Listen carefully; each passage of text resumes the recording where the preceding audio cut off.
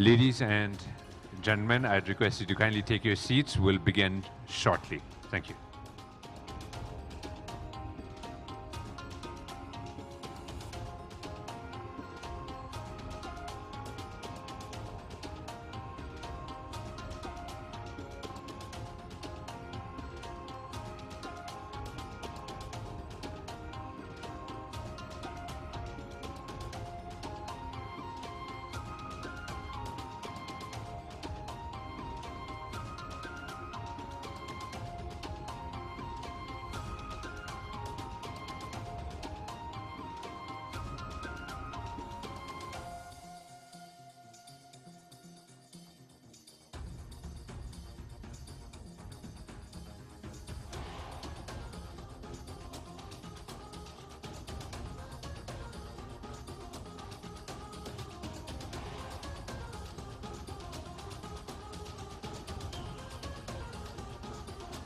I'd like to welcome back everybody post-lunch.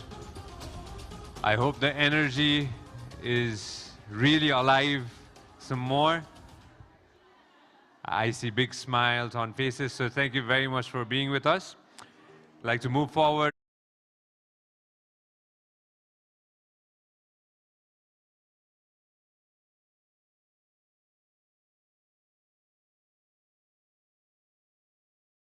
Longer. We are already short of time, so let's begin. I'd like to begin by inviting our speakers, and I'd like your support on this. If you could put your hands together when I take their names. I'd like to begin by inviting Rekha Thapa. She needs very less introduction. She's a household name in the country and celebrated as a versatile actor, filmmaker, and now also a politician. Various avatars. It's a pleasure to have her with us. It's a pleasure to have her with us. Ma'am, feel free. Wherever you...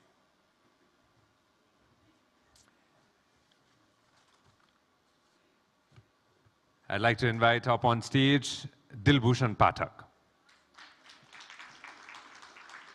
He's the editor-in-chief of Kantipur Television Network. He's also the host of a very, very popular show, Tough Talk with Dilbhushan Pathak. It's a pleasure to have him with us. We'd like to invite Priya Sigdale. She's the co-founder and president of Hati Hati Nepal, a non-profit organization that works to empower women from marginalized communities in Nepal. I'd like to invite Anushka Shrestha. She's the title holder of Miss World Nepal 2019, as well as the co-founder and CEO of Makuse, a Nepali luxury dessert brand aiming to put the unique taste of Nepali desserts in the global map. And I'd like to go ahead and invite the moderator for this panel discussion, Akriti Khimire. Akriti is a writer and a storyteller, from working as a journalist covering gender and climate issues at Kathmandu Post to making a documentary on women's representation in politics.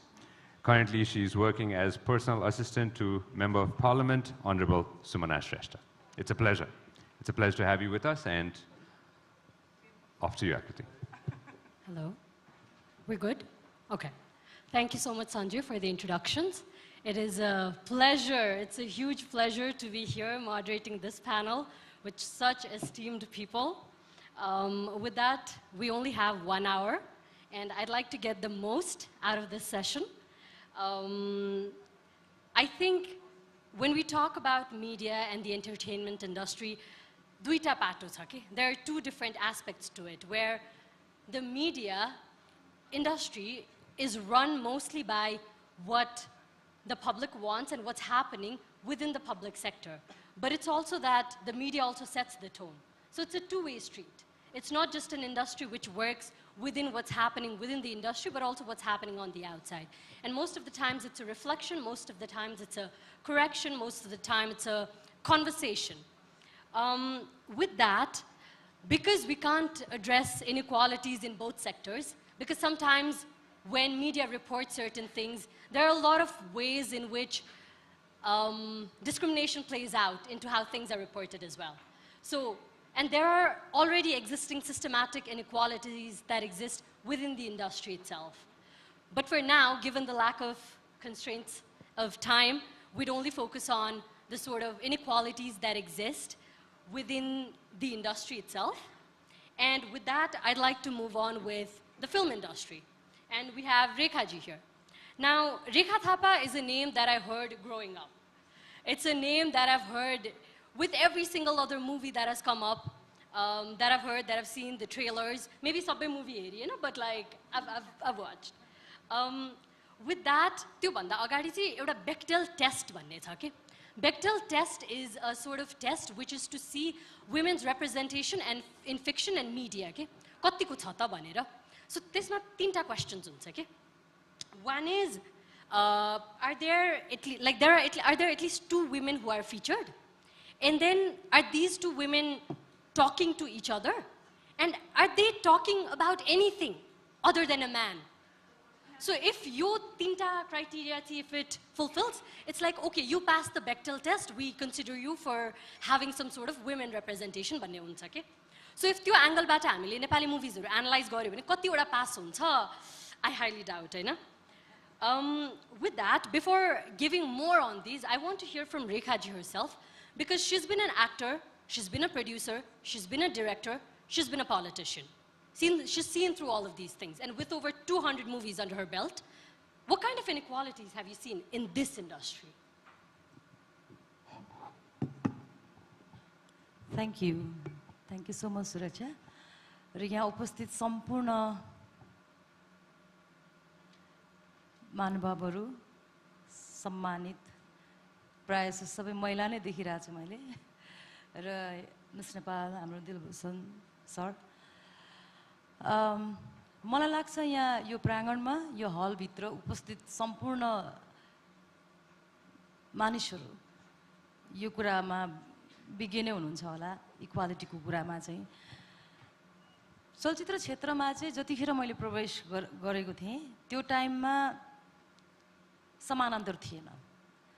पुरुष हाबी हुन्थ्यो, पुरुषको दृष्टिकोणबाट कथा लेखिन्थ्यो र महिलालाई श्रृङ्गारिक वस्तुको रूपमा उभ्याइन्थ्यो।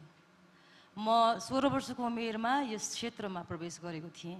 त्यो बेला मैले एउटा क्रान्ति गर्नु पर्यो, एउटा विद्रोह गर्नु पर्यो कि म पनि यो इन्डस्ट्रीको हिस्सेदार र मैले केही रूपान्तरण गर्न सक्छु समाजलाई या इन्डस्ट्रीलाई भने म पुरुषको वरिपरि नाच्दिनँ भने रहँदा मैले कैन प्रकारका आलोचना र विभेद सहनु परेको थियो। रेखा थापा छुच्ची, रेखा थापा अलिक ओभर र्याक्ट गर्ने केटी, यो ठिक छैन, यसलाई बाइकट, म अलमोस्ट एक्लो भएको थिएँ त्यो बेला। यो खालि पुरुषहरूसँग झगडा गर्छु, यसले आफूले भयङ्कर हिरो ठान्छ भन्ने प्रकारको एउटा विभेद चाहिँ मैले सहेको थिएँ हैन। त्यही क्रममा मैले त्यो विद्रोह र त्यो क्रान्ति छाडिनँ र मलाई त्यो इक्वालिटी हुनुपर्छ भन्दा पनि म यो धरतीको, यो समाजको बराबर हिस्सेदार हुँ। म पुरुष र महिला भनेर छुट्याउँदिनँ। मेरो योगदानले कुनै दिन यो समाजले मतलब खुला हृदयले प्रशंसा गर्ने खालको एउटा कार्य गर्न सक्छु ताकि यस क्षेत्रमा भएको विभेदलाई चाहिँ म मिटाउन सकौँ। मैले पुरुषसँग प्रतिस्पर्धा चाहिँ पक्कै पनि गरे होइन त्यो टाइममा, म आफूलाई प्रमाणित गर्न चाहन्थेँ हैन।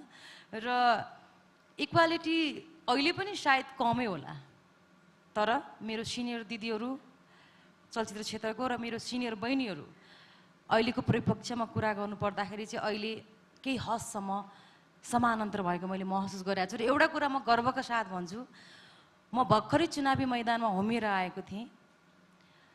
चाहे त्यो राजनीति होस्, चाहे मिडिया सेक्टर होस्, चाहे त्यो कुनै पनि क्षेत्र होस्, सबैभन्दा सशक्त क्षेत्र मेरो क्षेत्र रहेछ फिल्म क्षेत्र, जसले महिलाको कथालाई र महिलाहरूलाई सशक्त रूपमा उभ्याउने कोसिस गर्छ। कल्पना नै सही, तर राजनीतिमा मैले देखिनँ। राजनीति पुरुषको आँखाबाट र पुरुषको कोटाबाट चलिने क्षेत्र लाग्यो। त्यसकारण पनि मैले समानुपातिमा नबसेर प्रत्यक्ष निर्वाचनमा होमिन्छु भनेर म गएको थिएँ हैन। म गर्वका साथ फेरि भन्छु, मेरो क्षेत्रमा चाहिँ इक्वालिटीलाई तोड्ने एउटा यन्त्र होला, तर यो समाजका महिलाहरूलाई सशक्त रूपमा देखाउने एउटा सशक्त माध्यम चाहिँ मेरो क्षेत्र हो जहाँ चाहिँ विभेद छैन राजनीतिमा जस्तो समाजको दृष्टिकोणमा जस्तो भन्ने कुराको चाहिँ महसुस यसपटक मैले गरेँ। हेर्नु न मैले हरेक मेरा चलचित्रहरूमा महिलाहरूलाई नायक बनाउँछु तर पुरुषले लेखिएको आँखामा महिला नायक हुन्न। म डाइरेक्टर भएको हिसाबले किनकि मेरो कथा मैले लेख्न सक्ने भएँ मेरो कथा मैले भन्न सक्ने भएँ किनकि म मेरो आँखाबाट मैले कथा लेख्दाखेरि मेरो आँखाले त एउटा मान्छेलाई हिरो देख्छ न कि महिला या पुरुष। त्यसकारण मैले यो इक्वालिटीको कुरामा चाहिँ अझै पनि एउटा कुरा मलाई भन्न मन छ। आज हामी पुरुषलाई मात्रै एकदम धेरै दोष पनि दिएको देख्छु क्या पुरुषको ब्राइटर साइड पनि देख्छु म। यो रोड कसले बनायो कन्स्ट्रक्सन कसले बनायो सोल्टी होटलको कन्स्ट्रक्सन कसले बनायो बिजुली मेसिन आदि इत्यादि जति पनि कुराहरू छन् एकदम गम्भीर एकदम सशक्त कुराहरू भनौँ न एकदम गाह्रो कुराहरू त पुरुषले पनि त बनाएको हो तर पुरुषको प्रशंसा भन्दा बढी आलोचना हुन्छ यहाँ। र यो देशलाई योगदान दिने वीरङ्गनाहरू पनि छन् नि हाम्रो देशमा चाहे योगमाया होस् चाहे राजेन्द्र लक्ष्मी होस् तर पृथ्वीनारायण शाहको मात्रै कुरा आउँछ। यहाँ पनि विभेद छ महिलाहरूको वीरङ्गनाको कथा पनि भनिँदैन पुरुषहरूले दिएको योगदानको कुराको प्रशंसा गर्दा पनि कन्जुसाई गरिन्छ र पुरुषलाई पनि गलत देखाइन्छ भने महिला पुरुष नै वास्तवमा भन्यो भने भिक्टिम छन् जस्तो मलाई लाग्छ।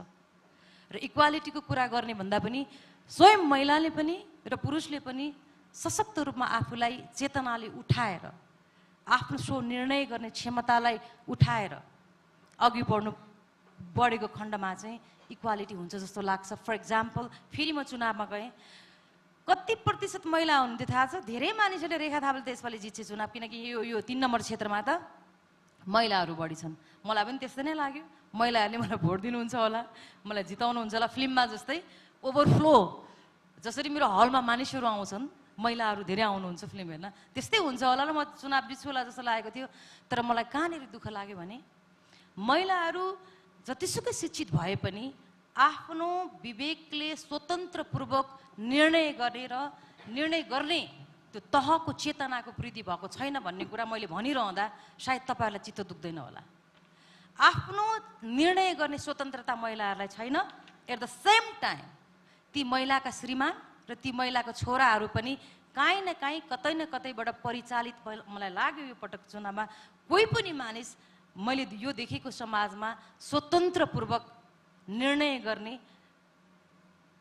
त्यो चेतनामा मैले देखिनँ। अलिकति चेतनाको स्तर बढाउनु पर्छ जस्तो लाग्यो र यो बढेको खण्डमा इक्वालिटी भन्ने चिजको हामीले शब्दै निकाल्नु पर्दैन होला जस्तो लाग्छ। यही हो मैले मेरो अनुभवमा चाहिँ। धन्यवाद। हजुर धेरै धेरै धन्यवाद रेखाजी। हजुरले जुन भन्नुभएको कुरालाई म अलिकति जोडेर म दिलभूषणजीसँग जान चाहन्छु। महिलाको कथा र योगदानको कुराहरू चाहिँ समेटिँदैन भन्ने कुरा जुन गर्नुभयो नि हामीले स्कुलकै सामाजिक शिक्षामा पढ्दाखेरि पनि सोसल स्टडिजमा पढ्दाखेरि पनि there was very little women about whom we read कि अर लाइक मिडियाले नै कभर गर्दाखेरि स्टोरिजहरू कभर गर्दाखेरि पनि very little every time national इस्युको कुरा आउँछ something serious it's always a man but like whenever it's about women's issues which is like women's issues ma it's always women only which is fine because like we understand but like that's only the space where women get mostly women don't get spaces when they need to talk about national issues or bigger issues economic issues and I'm saying this because working in media house when I went and asked ल मलाई female experts को चाहिँ नाम दिनु न त भनेर अरु senior journalists हरूलाई they didn't have those and I'm like you've been working in this sector for such a long time and you don't have a female expert ko number how is that done so that's something that I've faced as well within the media industry now त्यो कुरालाई हेर्दाखेरि अब अहिले you were even in the founding member of Kantipur television को उसमा पनि त्यसपछि अहिले यत्रो years आइसक्दाखेरि पनि एडिटर्सहरु भनेको only around 3 पेपर्सहरुको एडिटर्स चाहिँ फिमेल हुनुहुन्छ हैन भने चाहिँ यत्रो years सम्म पनि why are we still so behind why do we not have women up in the decision making tables be it print media ma be it television ma or in many of these settings धन्यवाद यो अवसरका लागि मलाई यो रङका हिसाबले पनि आगोमा बसे जस्तो लागिरहेछ सदियौंदेखि म जस्तो पुरुष, लैङ्गिक हिसाबले म जस्तो पुरुषले डोमिनेट गरेको, महिलाहरूमाथि डोमिनेट गरेको समाजको एउटा अङ्ग सदियौँदेखिको भार छ चुकाउनु पर्ने। मेरो छोरासम्मले, नातिसम्मले यसको मूल्य चुकाउनु पर्छ। संरचनागत हिसाबमा, संस्कारका हिसाबमा पनि म त्यसरी हुर्किएको छु। घरभित्र, बाहिर, छिमेकमा, समाजमा सबैतिर देखेको छु। त्यसकारण तर फेरि यो मेरा लागि अवसर पनि हो। तपाईँले कमसेकम सम्झिदिनु भयो। तर सहभागिताका हिसाबले अल्पसङ्ख्यक हुँदाखेरि, यो हलमा 2-4 जना मात्रै पुरुष देखिरहँदाखेरि त्यो कति असुरक्षित भइन्दो रहेछ मनोवैज्ञानिक रूपमा, र अभिव्यक्ति दिँदाखेरि पनि कति तौलेर बोल्नुपर्ने हो भन्ने भयमा बस्दाखेरि तपाईँहरूप्रति सम्मान जाएको छ। सदियौँसम्म तपाईँहरूले यो भोगेर आउनु भएको।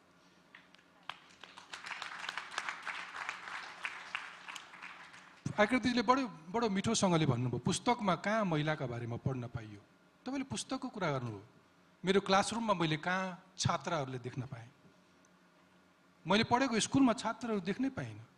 म जुन पत्रकारिता पढ्न भनेर गएको स्कुलमा महिला साथीहरू नि थिएनन्। 60 जनामा जम्मा 2 जना मात्र पनि थिएनन्। न्युज रुममा ती साथीहरूलाई देख्नै पाइएन। अहिले त फेरि यो ट्रेडिसनल मिडियाबाट न्यू मिडियामा जुन प्याराडाइम सिफ्ट भयो, यसले त सबै संसारभरिका न्युज रुमहरू भताभुङ्ग भएको स्थिति छ। एकदमै डगमगाएको स्थिति छ हैन। तपाईँलाई म उदाहरण दिन्छु। 7 वर्ष भयो हामीले नयाँ संविधानको अभ्यास गरेको। योपालि राजनीतिज्ञहरूले बदमासी गरेनन्। राष्ट्रपति र उपराष्ट्रपति मध्ये एकजना महिला हुनुपर्ने कानुनी व्यवस्था थियो नि संविधानमा। यसरी व्याख्या गरे कि हामीले त्यहाँनिर मिस गरिसक्यौँ। सभामुखमा काहीँ राजनीतिक समीकरणका सिलसिलामा हामीले गुमाउनु परेन। तपाईँलाई चुनावको पिक्चर थाहा छ? स्थानीय तहको चुनावमा म तथ्य लिएर आएको छु। पत्रकार भएपछि त फेरि तथ्य बिना बोल्नु पनि भएन। स्थानीय तहको चुनावमा 293 मध्ये अध्यक्ष, स्थानीय तहको प्रमुखहरू, पालिकाहरूको प्रमुखमा 293 मध्ये 13 जना मात्रै महिला।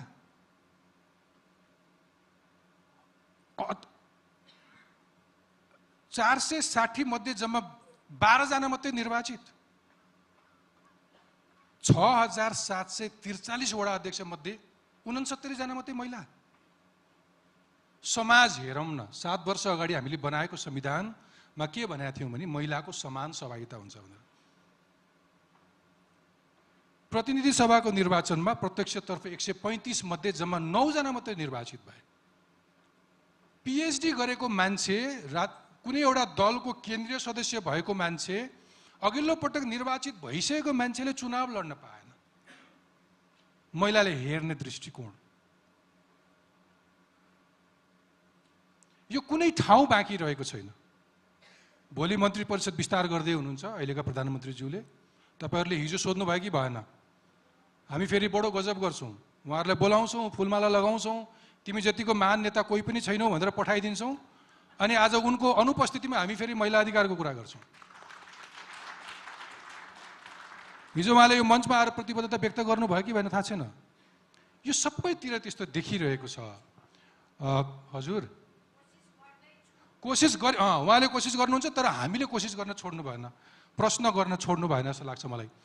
सो यो सबै कुराको प्रतिबिम्बित हाम्रो न्युज रुममा पनि छ। र न्युज रुममा फेरि केही अभ्यास, म भित्रैकै, मसँगै काम गर्ने साथीहरूको व्यवहार कस्तो छ पनि रिफ्लेक्ट गर्नुपर्छ। मलाई सम्झना छ, म त्यही मान्छे हुँ जसले कान्तिपुर टेलिभिजनको पहिलो न्युज पढेको हप्ता जस्तो लाग्छ मलाई। मैले कुनै एकजना बर्दियाको चौधरीलाई माघीको बेलामा कमैया मजदुरहरूको अधिकारको बारेमा सिसाको टेबलमा राखेर इन्टरभ्यू गर्दाखेरि यसले न्युज रुमको अपमान गर्यो। कहाँ यो चौधरी थारूलाई ल्यायो। टिभी भनेको, अझ सहर मिडिया भनेको एलिटहरूको जस्तो हो। मिडियाको हिस्ट्री हेर्नु हो भने शक्तिशाली मान्छेहरूले, अति धेरै सम्भ्रान्त मान्छेहरूले कन्ट्रोलमा लिएर आफ्ना लागि प्रयोग गर्ने मिडिया हो। आज पनि मिडिया सहरभन्दा बाहिर जानै पाएको छैन, जतिसुकै भने पनि। एकदमै कसैले मिटर ब्याजीहरू हिँडेर आइरहेछन् होइन, कहीँ कहीँ कुनै कुनै राष्ट्रिय तहमा आँखा अगाडि इग्नोर गर्न नमिल्ने मुद्दाहरूमा अलिकति ध्यान दिए जस्तो लाग्छ। इमान्दारसँग भयो, साह्रै इमान्दारिताका साथ भन्नुपर्ने हो भने अझै पनि हामीले महिला, सीमान्तकृत, अल्पसङ्ख्यक कसैलाई पनि न्याय गर्न सकेका छैनौँ। जहाँसम्म सम्पादकको कुरा छ, मैले अघि भने नि, म गएको स्कुलमा मसँग पढ्ने महिला साथीहरू कतिजना हुनुहुन्थ्यो, अनि न्युज रुममा आएर त्यो दुःख कष्ट गर्नलाई कति समयसम्म बिचारा तिनले धान्ने वातावरण हामीले न्युज रुममा दिएको छौँ। रिपोर्टर हुँदाखेरि उसलाई काम गर्ने वातावरण हामीले कति कति कति सजिलो दिएको छौँ, उसले कति धेरै प्रयोग गर्न पाएको छ अधिकार। यो मलाई लाग्छ यो एउटा न्युज रुमको कथा होइन, यो समाजको बिम्ब हो। अझ अब लिडरसिपको हिसाबले, अलिकति अधिकारको कुरा गर्ने हिसाबले, समाजका चेन्ज एजेन्टहरू भएको हिसाबले होइन, महान ठुल्ठुला आदर्शको गफ गर्ने भएको हिसाबले हामीले त्यसको नैतिक जिम्मेवारी त लिनुपर्छ। तर तपाईँले भने जस्तै महिलाहरूको नेतृत्व विकास गर्नुको लागि चाहिँ त्यो मानवीय संसाधनको विकासका दृष्टिकोणले महिलाहरूलाई कति राम्रो वातावरण दिएको छौँ। युनिभर्सिटीको क्लासको कुरा गर्दैछु, क्लासरुमदेखि न्युज रुमसम्म आउनको लागि अप्ठ्यारो वातावरण छ जस्तो लाग्छ मलाई होइन। एकजना मैले मेरो न्युज रुममा के प्रयास गरेको छु अर्को कुरा होला, म अहिले काम गर्ने मेरो न्युज रुममा 30% भन्दा बढी महिलाहरू हुनुहुन्छ। महिला भने महिला, आदिवासी, जनजातिहरूको कुरा हो। तर सबै न्युज रुममा त्यो देख्न पाइँदैन। तपाईँले भनेको म स्वीकार्छु, हामीले त्यति धेरै महिलाको नेतृत्व विकासका लागि योगदान पुर्याउन सकेका छैनौँ। फेरि अर्को मिडिया चाहिँ अलिकति कष्टकर क्षेत्र पनि हो, यसको अलिकति बेठेगानी, बिहान खानापिनाको बेठेगान भएको ठाउँ जस्तो पनि हो, राति कतिखेर घर पुग्ने भन्ने ठेगान नभएको ठाउँ पनि हो। तर त्यसको अर्थ के नेपाल प्रहरीमा महिला छैनन् र, सेनामा महिला छैनन् र, युद्ध क्षेत्रमा महिला छैनन् र, आकाशमा जहाज उडाउने महिला छैनन् र, त्यसकारण मिडिया चलाउन नसक्ने भन्ने त स्वीकार्दिनँ। मेरो छेउमा हुनुहुन्छ, कान्तिपुर टेलिभिजनको पहिलो प्रसारण बिहानको प्रारम्भ हुने बित्तिकै सबभन्दा पहिले आउने उहाँ हो। मेरो रातिको लास्ट मिडनाइटको बुलेटिन क्लोज गर्ने महिला एङ्कर हुनुहुन्छ। मेरो न्युज रुमबाट अहिले सञ्चालनमा आएको फायर साइटको प्रोड्युसर रजनी तामाङ भन्ने लेडी हुनुहुन्छ होइन। तर त्यो समग्रतामा हेऱ्यो भने चाहिँ म स्वीकार्छु, यो पापको भागीदार म हुन्छु, यो असमानतामा मैले पनि कहीँ कुनै रूपमा भूमिका खेलेको छु, त्यसको जिम्मेवारी लिन्छु। तर नेपाली सञ्चार माध्यममा, नेपाली समाचार कक्षहरूमा महिलाहरूको उपस्थिति खड्किन्छ, हामी खड्केको महसुस गर्छौँ। त्योभन्दा तलको तहका कति जिम्मेवारीहरू कुनै ब्युरो हेडमा, कुनै कपी एडिटर्सहरूमा पनि हामी एकदमै धेरै मिस गर्छौँ। अहिले त फेरि देशभरि नै ह्युमन रिसोर्स नेपालमा नबस्ने विदेशी नै चलन चलिरहेकोले कुनै एक्सपर्ट्सहरू नपाइरहेको अवस्थामा झन् धेरै महिला, पुरुष, अल्पसङ्ख्यक होइन। तर म काम गरेको न्युज रुममा मैले के दाबी गर्छु भने त्यहाँ विश्वकर्मा पनि छन्, त्यहाँ झा पनि छन्, त्यहाँ मिश्र पनि छन्, त्यहाँ अब्दुल्ला मियाँ भन्ने मान्छे पनि छन्। सबै थरीको समावेशिताको प्रयास चाहिँ छ, तर पर्याप्त छैन। Thank you for this question Akritiji. Thank you so much Dilbhushanji. यो सबै स्ट्याट्सहरू सुनेर चाहिँ एकदम खुसी लाग्यो। यही कुरालाई अझै हामीले इन्स्टिट्युसनलाइज गरेर अझै लार्ज स्केलमा लानु पायो भने आई think would be really good for the news room and for the country and for every one, all of us here. With that, I'd like to move on to Priyadi. I'm sorry you said fourth Magara, but then I'm connecting early. Because you also run a TV show every day morning, right? Kantipur Television mein garnu huncha. But then also, there's your pageantry that comes alongside with it. Okay? You were also Miss Nepal Earth 2018, right? Ani tyo bhayepachi somehow अहिले if we look at a lot of people who are out there, a lot of women who are TV presenters, a lot of women who are hosting a lot of different events and big names, right? Amazing women. But it's as though everyone has somehow gone through the passage of being a Miss Nepal, or at least contesting for it. So, has it become some sort of a rite of passage? You have to go through that, and then you have access to all of these things, which perhaps it is. Probably not wrong with it, but like, think about it. We don't have any of such barriers for men, Nita. Is it that we're creating more barriers for women, saying that they're exceptionally talented, they've done multiple amazing things. I know both of them have, right? So, is it that there is systematic inequality we create? Priyadi, on to you.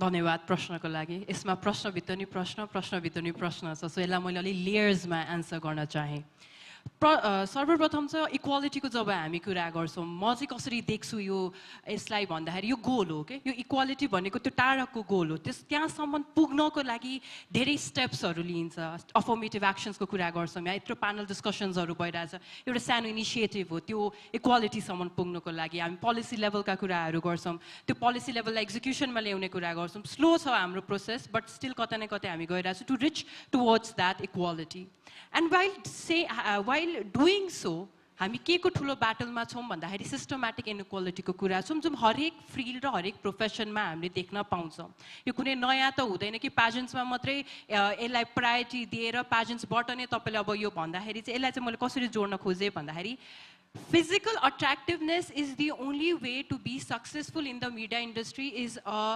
something that I don't support because तपाईँको physical attractiveness ले तपाईँलाई कसरी long term तपाईँलाई एउटा मिडियामा presence दिन्छ it's really a lot of talent hard work ability skills को कुरा हुन्छ but यो भन्दा पनि कहाँनिर आएर प्रब्लम भइदिन्छ भन्दाखेरि चाहिँ यही मिडिया हाउसेस यही इन्टरटेनमेन्ट सेक्टरले जब चाहिँ तपाईँ कस्तो देखिनुहुन्छ नै तपाईँले कस्तो काम पाउनुहुन्छलाई जब प्राथमिकता दिइदिन्छ त्यसले ठुलो गडबड गर्छ अनि त्यसलाई हामीले कसरी ब्रेक गर्छौं भन्ने कुरा हो अनि यो ब्रेक गर्नको लागि अघि न यो भन्दा अगाडिको एउटा प्यानल डिस्कसनमा नि जब कुरा भयो इन्क्लुसिभनेसको कुरा भयो डाइभर्सिटीको कुरा आएको छ यो खाली भन्नलाई त भनिन्छ तर प्र्याक्टिसमा हामी कति अर्गनाइजेसनले यसलाई गरिरहेछौँ कतिजनाले चाहिँ हामी भन्छौँ कि why we are prioritising someone's physical attractiveness or how they look to get a certain job. It is creating pressure for both for people who fall under those beauty standards and also for those people who don't fall under those beauty standards. त्यसले सबैको लागि नै गाह्रो गर्दियो हाम्रो मेनहरुलाई कति आनन्द छ आहा केही गर्नै पर्दैन all they have to focus is what we say. They don't even have to care about how they say it. They can be rude. They can be very judgmental. They can be really disrespect towards their guest पनि होला रे तर हाम्रो देशमा अझै पनि टप 10 celebrity या टप 10 पत्रकार भन्यो भने हामीले त्यो सबै क्वालिटी भएको मेनलाई स्टिल सेलिब्रेट गरिरहेका हुन्छौँ तर त्यहाँ कतिजना त्यस्तो महिला छ जो चाहिँ आफ्नै पर्सनालिटी उहाँको छ उहाँ लाउड हुन सक्नुहुन्छ उहाँले सिधै क्वेशन गर्न सक्नुहुन्छ उहाँ एकदमै निडर हुनुहुन्छ भने त्यहाँ सबैजनाको उहाँले के प्रश्न गर्नुभयो उहाँको कन्टेन्ट के छ भन्ने कुरा आउँदैन त्यहाँ केटी मान्छे भएर यस्तो लुगा पनि लगाउने यस्तो प्रश्न पनि सोच्ने यस्तो पनि गर्ने तपाईहरु जस्तो महिलाले बनिदैन देश तपाईहरु जस्तो महिला चाहिएन मिडियामा भनेर हामीले यस्तो प्रसंग पनि जोडिरहेका हुन्छौं so when we talk about physical attractiveness there is a very very big pressure के यो एकदमै ठुलो एउटा प्रेसर छ जसलाई चाहिँ प्याजेन्टमा हुने अब अनुष्काले पनि जोड्छ उहाँलाई नि प्रेसर छ प्याजेन्टबाट आएको पक्कै पनि डमै होला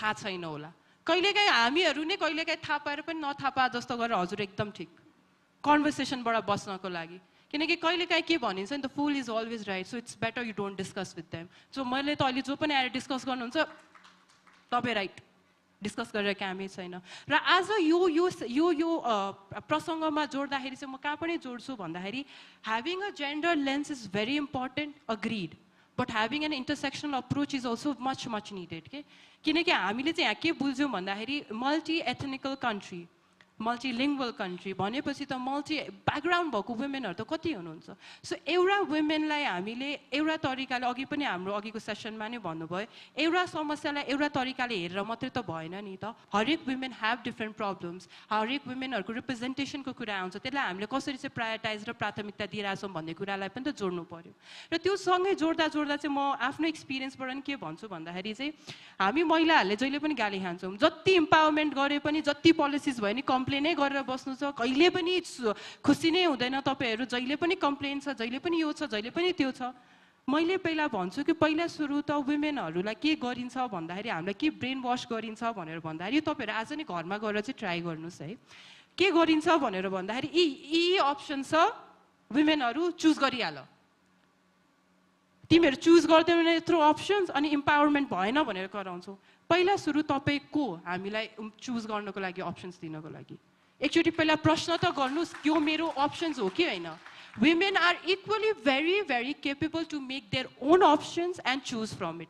Don't give them options. They can make their own options and they can make their path. So, गडबड यही भयो भन्छु के कुनै समय थियो कि मेनहरु स्ट्रङ थिएन किनभने स्टोन एजको टाइम थियो पावर चाहियो मसल्स चाहियो पकाउनु पर्यो हन्टिङ गर्नु पर्यो अहिले पनि त हन्टिङ त गर्नु पर्दैन नि त देश चलाउनलाई अहिले त हन्टिङ गर्नु पर्दैन नि त अर्गनाइजेसन चलाउनलाई it's all about the mind it's all about the leadership quality so how we are embracing this things भन्ने कुराहरू आउँछ कि सो यो फिजिकल अट्र्याक्टिभनेसको जुन कुरा आएर मैले जोडेर यो सबै प्रसङ्गको जोड्नुको कारण यसमा म अझै अलिअलि इन डेप्थमा पनि जाउँला टाइम पनि हेर्दैछु किन भनेर भन्दाखेरि प्रश्न गर्ने हाम्रो सेम अर्गनाइजेसनबाटै स्टार्ट हुन्छ जस्तो लाग्छ कि यहाँ मैले चेन्ज गर्न सकिनँ भने देश बदलिने कुरा त छँदैछ कि म भोट पनि गर्न जान्छु हाम्रो धेरै उहाँले पनि भर्खरै जोड्नु भयो कस्तो डिसहार्टनिङ छ फ्याक्ट्स र स्ट्याटिस्टिक्सहरू तर आफ्नै सिस्टममा भएर अर्गनाइजेसनमा भएर कोही अरू मान्छेले चाहिँ तपाईँ महिलाहरूको प्रश्न तपाईँहरूको महिलाहरूको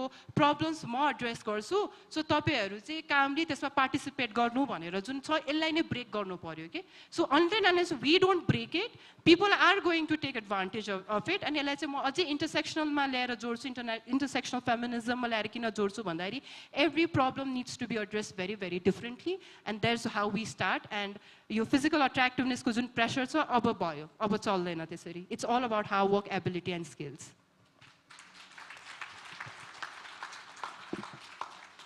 Thank you so much, Priyadi.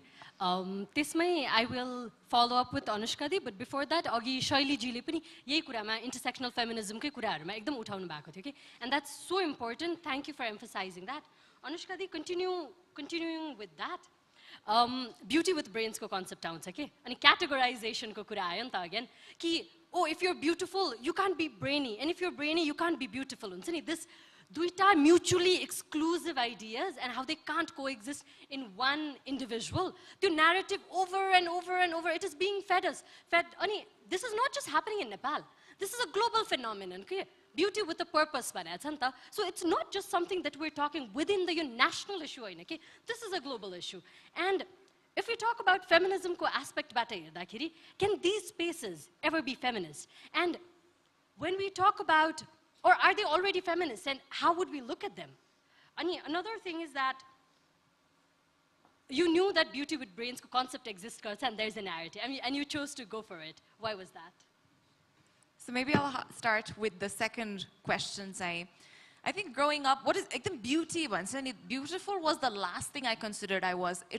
I'm grateful कि मलाई कहिले पनि आफू ला म नराम्री भन्ने जस्तो लाग्दैन थियो हाम्रो family gathering मा मेरो मामु पनि हुनुहुन्छ है यता हाम्रो family gathering मा I remember we were going to a wedding once सानै थिए म class 3-4 मा हुँदाखेरि होला अनि मेरो cousins हरु एकदम मैले सोच्ने बेलामा राम्री के again what was the concept of राम्री भनेर कहिले question थिएन तर त्यसबाट चाहिँ clear भयो होला अनि एकजना हाम्रो मामा relative I think he meant well तर चढ्नु भयो हामी एउटै गाडीमा थियौ अनि उहाँले के भन्नु ओ तिमी त कट्रिना कैफ त हिँडिरहेछौ भन्नुभयो के मेरो एकजना कजनलाई तिमी त शिल्पा शेट्टी भन्नुभयो के अनि मलाई तिमी त काजोल रे के यसरी with that tone because I was dark skinned until that time I don't think I realized that I looked a little different so beauty and brain what is beautiful भन्ने बेलामा I think the commercial idea of beautiful सँग चाहिँ हामीले अलिकति गोरो चिटिक्क परेको जुन चाहिँ ग्लोबली नै छ हैन more so in Asian countries not just South Asian but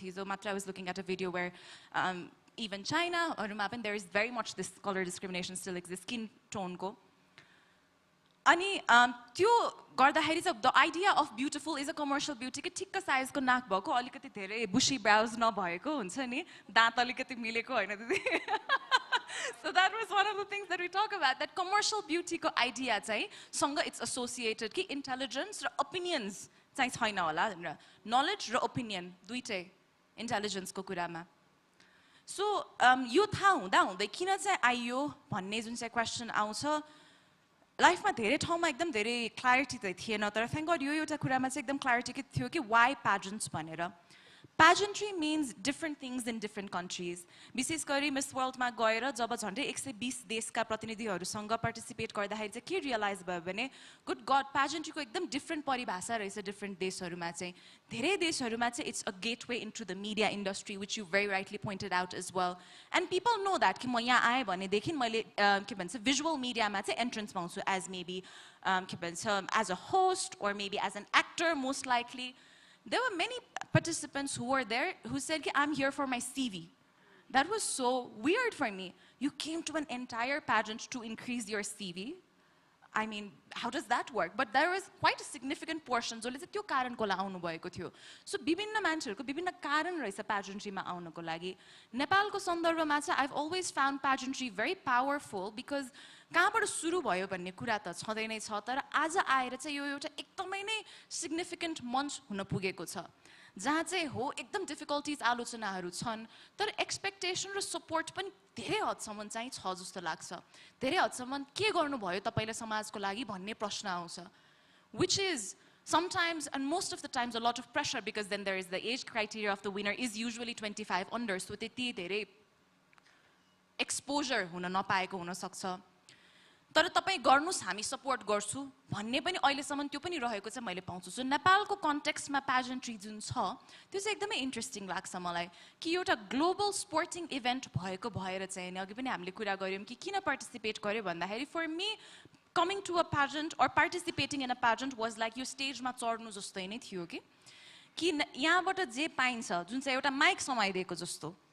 यसलाई एउटा एकदम अल्टिमेट आइडियल नेपाली नारी हो भन्ने रूपमा न मैले प्रमोट गरेको चाहिँ पाएँ र न मैले त्यो देखेँ यो के देखेँ भने अवेलेबल धेरै मञ्चहरू मध्येबाट चाहिँ नेपालमा भाव दिइन्छ रिस्पेक्ट कतिको दिइन्छ there is like two sides of the coin तर अटेन्सन चाहिँ दिइदो रहेछ सो जुन काम गर्ने सोच थियो म बाहिर पढेँ नेपालमा आएर केही गर्छु भन्ने थियो तर नेपालमा आइसकेपछि त्यो मञ्चमा चढेर यो माइकले बोल्दाखेरि चाहिँ अलिकति आवाज ठुलो हुँदो रहेछ भनेर that was the reasoning behind me joining pageantry while I knew what came along with it so pageantry चाहिँ मैले हेर्दाखेरि नेपालको कन्टेक्स्टमा चाहिँ त्यस्तो रूपमा देख्छु र ग्लोबल कन्टेक्स्टमा पनि यसलाई हामीले स्पोर्टको रूपमा हेऱ्यो भने चाहिँ मलाई एकदमै रमाइलो लाग्छ यो कुरा चाहिँ कि there is different kinds of sports that exist basketball छ 3 पोइन्टर म स्पोर्ट्समा एकदमै नराम्रो छु सो एक्सक्युज अल माई इनएक्युरेट इन्फर्मेसन तर 3 पोइन्टर हाल्यो भने यति पोइन्ट दिन्छ यो सिस्टम हो नि त you know what you're getting into when you play the sport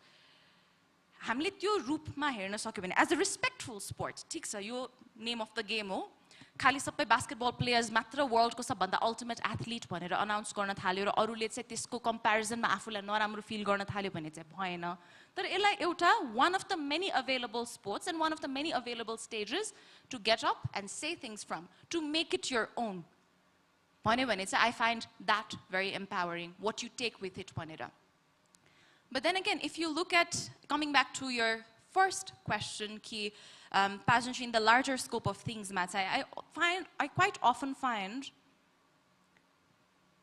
not just the organizers भनौँ कि चाहे त्यो commercial ads मा होला जुन चाहिँ गर्ने मौका पनि पाइयो गर्नुपर्ने reason हामीले गर्नुपर्ने नै हुन्छ as pageant winners the whole year we've got to work for the sponsors Hahn in many occasions that were led by men एकदम objectification पनि देखियो अनि यो चाहिँ फेरि sexual objectification पनि थिएन कि but you literally are treated as like a box you're like box number 26 that came in this year next year another one will come there is just that idea of you being just a box अनि that I found very very interesting so त्यो दुवै पाटोमा craft हो पनि भन्छन् हैन फेरि चाहे pageantry होस् चाहे एक्टिङ होस् it's a craft तर त्यो दुवै साइड्समा क्राफ्टमा हामीले अलमोस्ट त्यो कठपुतली यसरी चलाएको जस्तो भनेर हैन अब त्यसरी नै हेर्ने हो भनेदेखि दुवैको आफ्नो आफ्नो रोल छ नि त चलाउनेको पनि आफ्नो रोल छ चाहे त्यो डाइरेक्टरको रूपमा होला हैन अर्गनाइजरको रूपमा होला र चल्नेको पनि आफ्नै रोल छ तर दुवैपट्टिमा चाहिँ इन्क्लुजन भएन भने जुन चाहिँ एक्ज्याक्टली फर्स्टमा रेखा दिदीले भन्नुभयो त्यो एस्पेक्ट नै आउँदैन रहेछ कि हामीले इक्वालिटीको कुरा गर्दाखेरि मलाई सबभन्दा स्टार्किङ कुरा के लाग्छ भनेदेखि जुन कुराको लागि हामी फाइट गरिरहेको छौँ त्यो गलतै लाग्दैन कि the first step to solving a problem is that acknowledging there is the problem जुन चाहिँ it is so glad to hear from you दाइ कि तपाईँले जुन चाहिँ एउटा सहजताका साथ अपनाउनु भयो नि त होइन हो यो छ मैले गरे भन्दिनँ because most main would say मैले चाहिँ के गरेको छ त मैले त गरे होइन मेरो पुर्खाले कसले मैले चिन्दै नचिने मान्छेले गरे भने मेरो के गल्ती मैले आफ्नो पार्ट त गरेको छु सो मलाई नकराउ that's usually the response that we get the defence that we get But acknowledging that there is a problem in every aspect could be the first step towards solving that problem. I'd like to hand the mic back over to you with just one small incident that we spoke about earlier as well. There was this certain advertisement that I was shooting, अनि त्यसपछि shoot time 4 घण्टाको थियो तर यति बेलासम्म चाहिँ थाहा भइसकेको थियो कि 4 घण्टा भनेको 6 घण्टा त लाग्छ सो म 8 घण्टा छुट्याएर गएको थिएँ 8 बजे भनेर 8 बजे पुगेको थिएँ अनि सुरुमा अब सुटको चौचौ अन्डा खाइयो होइन ब्रेकफास्ट सुट ब्रेकफास्ट अनि त्यसपछि मैले घडी हेरिरहेको छु कि म 8 घण्टा पछि चाहिँ जान्छु 4 घण्टाको कमिटमेन्ट गरेर आएकोमा 8 घण्टा भयो अबाउट हामी एन्टर गरेको स्टार्टिङ सुट टाइमको 5 घण्टा लगभग पछि सुट सुरु भयो सो सुट सुरु भएको 3 घण्टा पछि मैले त भनेको थिएँ हजुर 4 घण्टालाई तपाईँले मलाई भन्नुभएको थियो 8 घण्टा भयो I really do need to go भन्दाखेरि I hear that ita side ma there is a conversation happening between the producer director whoever they were she's being very difficult and this particular director in question said यस्तो miss नेपालहरुको attitude हामीले पहिला फेरि पानी पनि छर्किनु हुँदैन भन्छ पहिला त बाल्टिनमा नुहाउन लाउँथ्यो हामीले just the way that was being spoken to अनि मेरो immediate intuition was I just walked in I said what are you talking about हुन्छ नि सिधै गएर तपाईले कसरी मलाई डिफिकल्ट भन्नुभयो हजुरले 8 बजे बोलाउनु म 8 बजे आएँ 4 बजे जाँदै छु अनि म चाहिँ डिफिकल्ट कसरी भयो भन्दा कस्तो अकमक्क पर्नु भयो क्या I don't think they really anticipated the person to actually come up and confront because मेरो लागि चाहिँ एकदम ठुलो कन्फ्रन्टेसन नै थिएन it is like right is right it is so basic it is so trivial so त्यस्तो हेर्दाखेरि चाहिँ my god so to have that thought कि त्यतिसम्म भन्न सक्ने बोल्न सक्ने कहाँबाट आयो त अचानक आएको त होइन नि त so those things definitely do exist the stereotypes that exist in media and while the stage can be utilise to do so many wonderful things a little respect from both sides wouldn't hurt.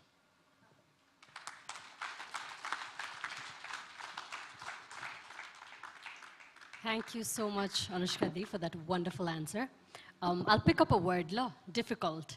Agi Rekha jile pani use garnu bhako थियो कि क्रान्तिकारी म त क्रान्ति गर्छु भनेर जुन किसिमले bold हिसाबले जानु पर्ने भएको थियो नि उहाँले फिल्म इन्डस्ट्रीमा आफूलाई एस्टाब्लिश गर्नको लागि त्यही प्रसङ्गमा चाहिँ मैले अलिकति रिसर्च गरिरहेको थिएँ रेखाजीको अरू मुभिजहरूको अनि मैले 3टा मुभिज है लङ्का काली र दमदार के देयर आर सर्टन ठ्याक्क त्यो स्निपेट्सहरू होइन मैले मिल्ने भए चाहिँ यहाँ प्ले गर्न भन्थ्यो होला तर मेरै आफ्नै टाइम कमिटमेन्ट्सले अलि मिलेन सो कालीमा चाहिँ सिन छ where she is on a motor bike अनि लेपर्ड प्रिन्टवाला सर्ट लाउनु भएको छ सुरुमा खुल्ला छ and then she is riding a bike the bike it's going अनि मजाले सुर्ती मार्दै हुनुहुन्छ क्या हातमा इट्स जस्ट फ्यासिनेटिङ हुन्छ नि अनि सी इज डुइङ द्याट होइन and that's heavily symbolic of what main do है एउटा अर्को इज दमदार भन्ने मुभी छ कि त्यसमा चाहिँ आई थिङ्क युर पुलिस अफिसरको रोल छ अनि कालीमा युवर लेडी डन होइन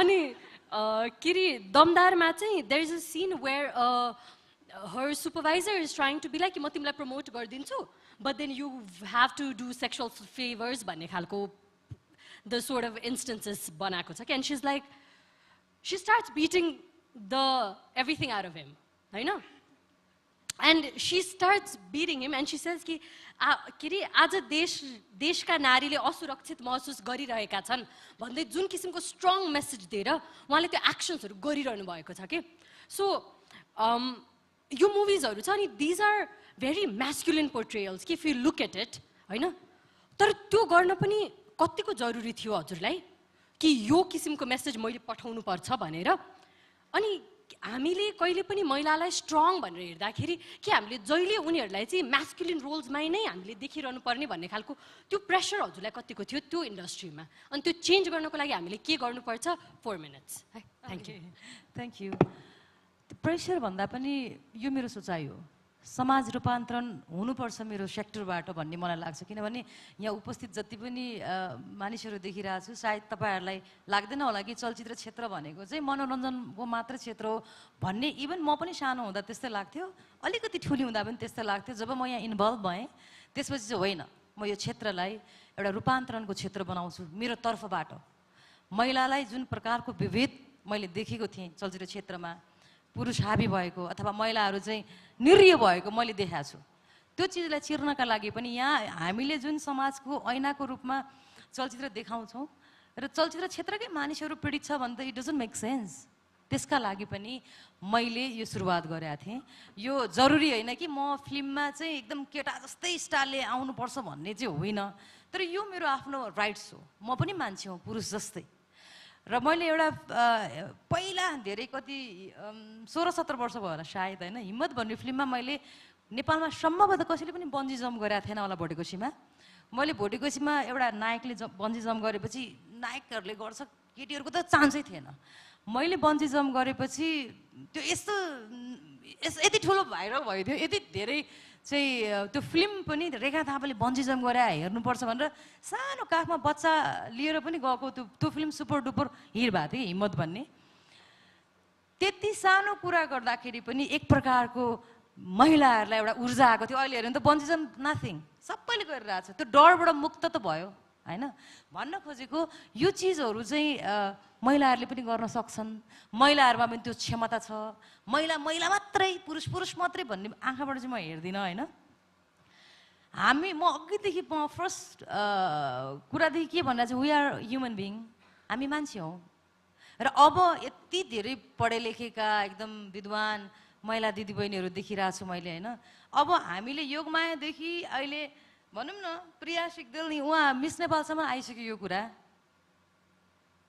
अब वाट इज नेक्स्ट के हामी आलोचना मात्रै गरेर बस्ने इक्वालिटीको कुरा सधैँभरि मन्थन गरेर बस्ने पक्षमा रेखा थापा चाहिँ छैन अब हामी ग्लोबलाइज अलिक उचाइबाट हेर्ने बेला आएको छ फर इक्जाम्पल अफगानिस्तानमा कोही महिलालाई हामीले उसले अशिक्षाको बारेमा अथवा उसको राइट्सको बारेमा बोल्नका लागि हामी कतिको सक्षम छौँ त हाम्रो देशका महिलाहरू यहाँ उपस्थित जति पनि हुनुहुन्छ नेपालीहरू र हामी जुन यो प्राङ्गणमा उपस्थित छौँ इक्वालिटीको कुरा हामी बुझ्छौँ एकछिन कर्णालीको महिलाको बारेमा सोचौँ त एकछिन मध्य प्रदेशको महिलाहरूको बारेमा सोचौँ त हाम्रो ध्यान हामी अगाडि अलरेडी छौँ पछाडिकालाई अगाडि ल्याएर एकपल्ट सोचौँ त भन्ने चाहिँ मेरो प्राथमिकता हो मेरो चलचित्रले पिछडिएका कर्णालीका कथा हुन् महिलाका चाहे मधेसका कथा हुन् चाहे हामीभन्दा पछाडि परेका महिलाहरूलाई अगाडि ल्याउने मेरो प्रयत्न हुन्छ म छँदैछु नि म त मेरो राइट्सको बारेमा म फाइट खेल्न पनि सक्छु 2-4 जना केटालाई ढाल्न पनि सक्छु किन म मार्सल आर्ट खेलाडी नै हो मेरो प्रोटेक्सनको लागि मैले सिकेको